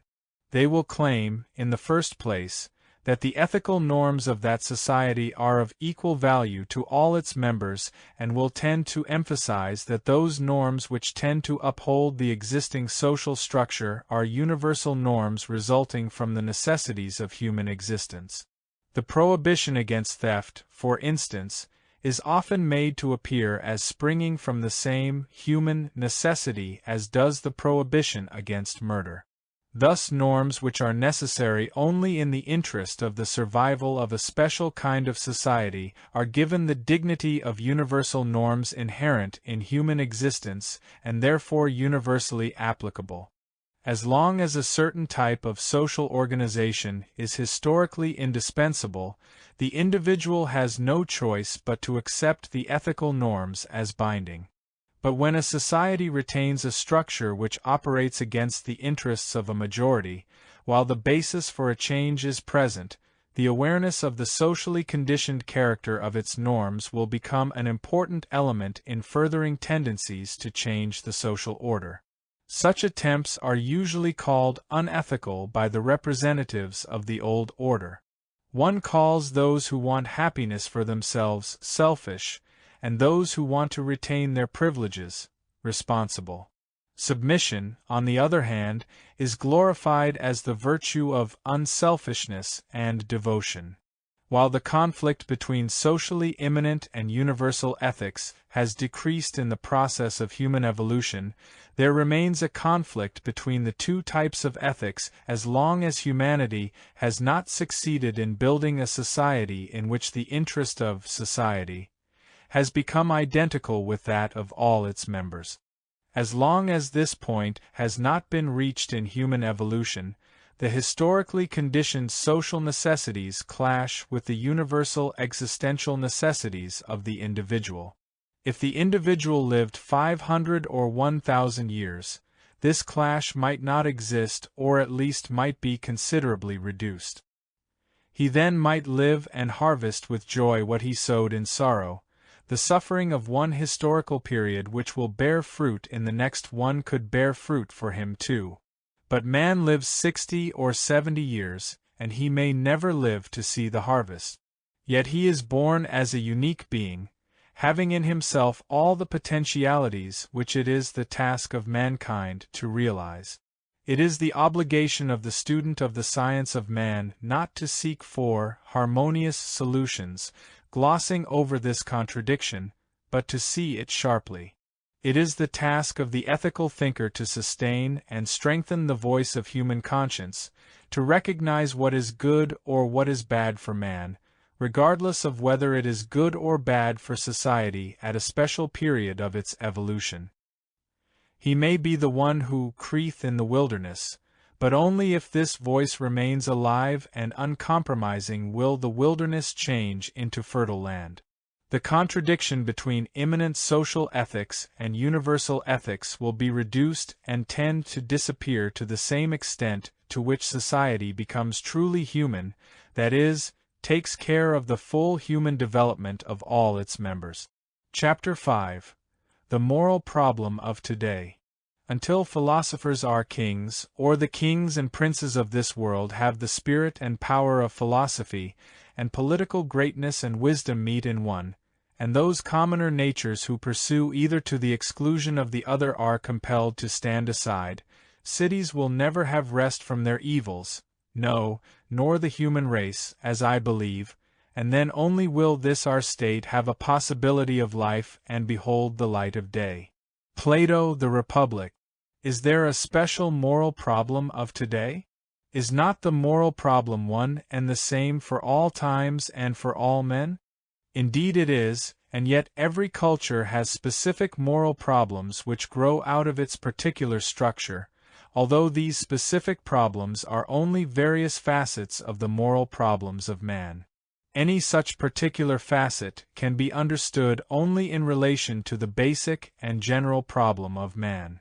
In this concluding chapter 1 want to emphasize one specific aspect of the general moral problem, partly because it is a crucial one from the psychological viewpoint and partly because we are tempted to evade it, being under the illusion of having solved this very problem. man's attitude toward force and power. Man's attitude toward force is rooted in the very conditions of his existence. As physical beings we are subject to the power of nature and to the power of man. Physical force can deprive us of our freedom and kill us. Whether we can resist or overcome it depends on the accidental factors of our own physical strength and the strength of our weapons. Our mind, on the other hand, is not directly subject to power. The truth which we have recognized, the ideas in which we have faith, do not become invalidated by force. Might and reason exist on different planes, and force never disproves truth. Does this mean that man is free even if he is born in chains? Does it mean that the spirit of a slave can be as free as that of his master, as St. Paul and Luther have maintained? It would indeed simplify the problem of human existence tremendously if this were true. But this position ignores the fact that ideas and the truth do not exist outside and independently of man, and that man's mind is influenced by his body, his mental state by his physical and social existence. Man is capable of knowing the truth and he is capable of loving, but if he, not just his body, but he in his totality, is threatened by superior force, if he is made helpless and afraid, his mind is affected, its operations become distorted and paralyzed. The paralyzing effect of power does not rest only upon the fear it arouses, but equally on an implicit promise, the promise that those in possession of power can protect and take care of the weak, who submit to it, that they can free man from the burden of uncertainty and of responsibility for himself by guaranteeing order and by assigning the individual a place in this order which makes him feel secure. Man's submission to this combination of threat and promise is his real fall. By submitting to power equals domination, he loses his power equals potency. He loses his power to make use of all those capacities which make him truly human. His reason ceases to operate. He may be intelligent, he may be capable of manipulating things and himself, but he accepts as truth that which those who have power over him call the truth. He loses his power of love, for his emotions are tied to those upon whom he depends. He loses his moral sense, for his inability to question and criticize those in power stultifies his moral judgment with regard to anybody and anything. He is prey to prejudice and superstition, for he is incapable of inquiring into the validity of the premises upon which rest such false beliefs. His own voice cannot call him back to himself, since he is not able to listen to it, being so intent on listening to the voices of those who have power over him. Indeed, freedom is the necessary condition of happiness as well as of virtue. Freedom, not in the sense of the ability to make arbitrary choices and not freedom from necessity, but freedom to realize that which one potentially is, to fulfill the true nature of man according to the laws of his existence. If freedom, the ability to preserve one's integrity against power, is the basic condition for morality, has man in the Western world not solved his moral problem? Is it not only a problem of people living under authoritarian dictatorships which deprive them of their personal and political freedom?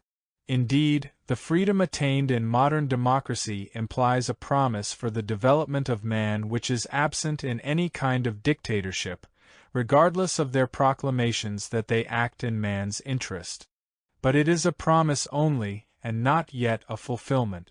We mask our own moral problem from ourselves if we focus our attention on comparing our culture with modes of life which are the negation of the best achievements of humanity, and thus we ignore the fact that we too bow down to power, not to that of a dictator and a political bureaucracy allied with him, but to the anonymous power of the market, of success, of public opinion, of common sense, or rather, of common nonsense, and of the machine whose servants we have become. Our moral problem is man's indifference to himself. It lies in the fact that we have lost the sense of the significance and uniqueness of the individual, that we have made ourselves into instruments for purposes outside ourselves, that we experience and treat ourselves as commodities, and that our own powers have become alienated from ourselves. We have become things and our neighbors have become things. The result is that we feel powerless and despise ourselves for our impotence. Since we do not trust our own power, we have no faith in man, no faith in ourselves or in what our own powers can create. We have no conscience in the humanistic sense, since we do not dare to trust our judgment. We are a herd believing that the road we follow must lead to a goal since we see everybody else on the same road. We are in the dark and keep up our courage because we hear everybody else whistle as we do. Dostoevsky once said, "If God is dead, everything is allowed." This is, indeed, what most people believe. They differ only in that some draw the conclusion that God and the Church must remain alive in order to uphold the moral order, while others accept the idea that everything is allowed, that there is no valid moral principle, that expediency is the only regulative principle in life. In contrast, humanistic ethics takes the position that if man is alive he knows what is allowed, and to be alive means to be productive, to use one's powers not for any purpose transcending man, but for oneself, to make sense of one's existence, to be human. As long as anyone believes that his ideal and purpose is outside him, that it is above the clouds, in the past or in the future, he will go outside himself and seek fulfillment where it cannot be found. He will look for solutions and answers at every point except the one where they can be found, in himself. The realists assure us that the problem of ethics is a relic of the past. They tell us that psychological or sociological analysis shows that all values are only relative to a given culture. They propose that our personal and social future is guaranteed by our material effectiveness alone.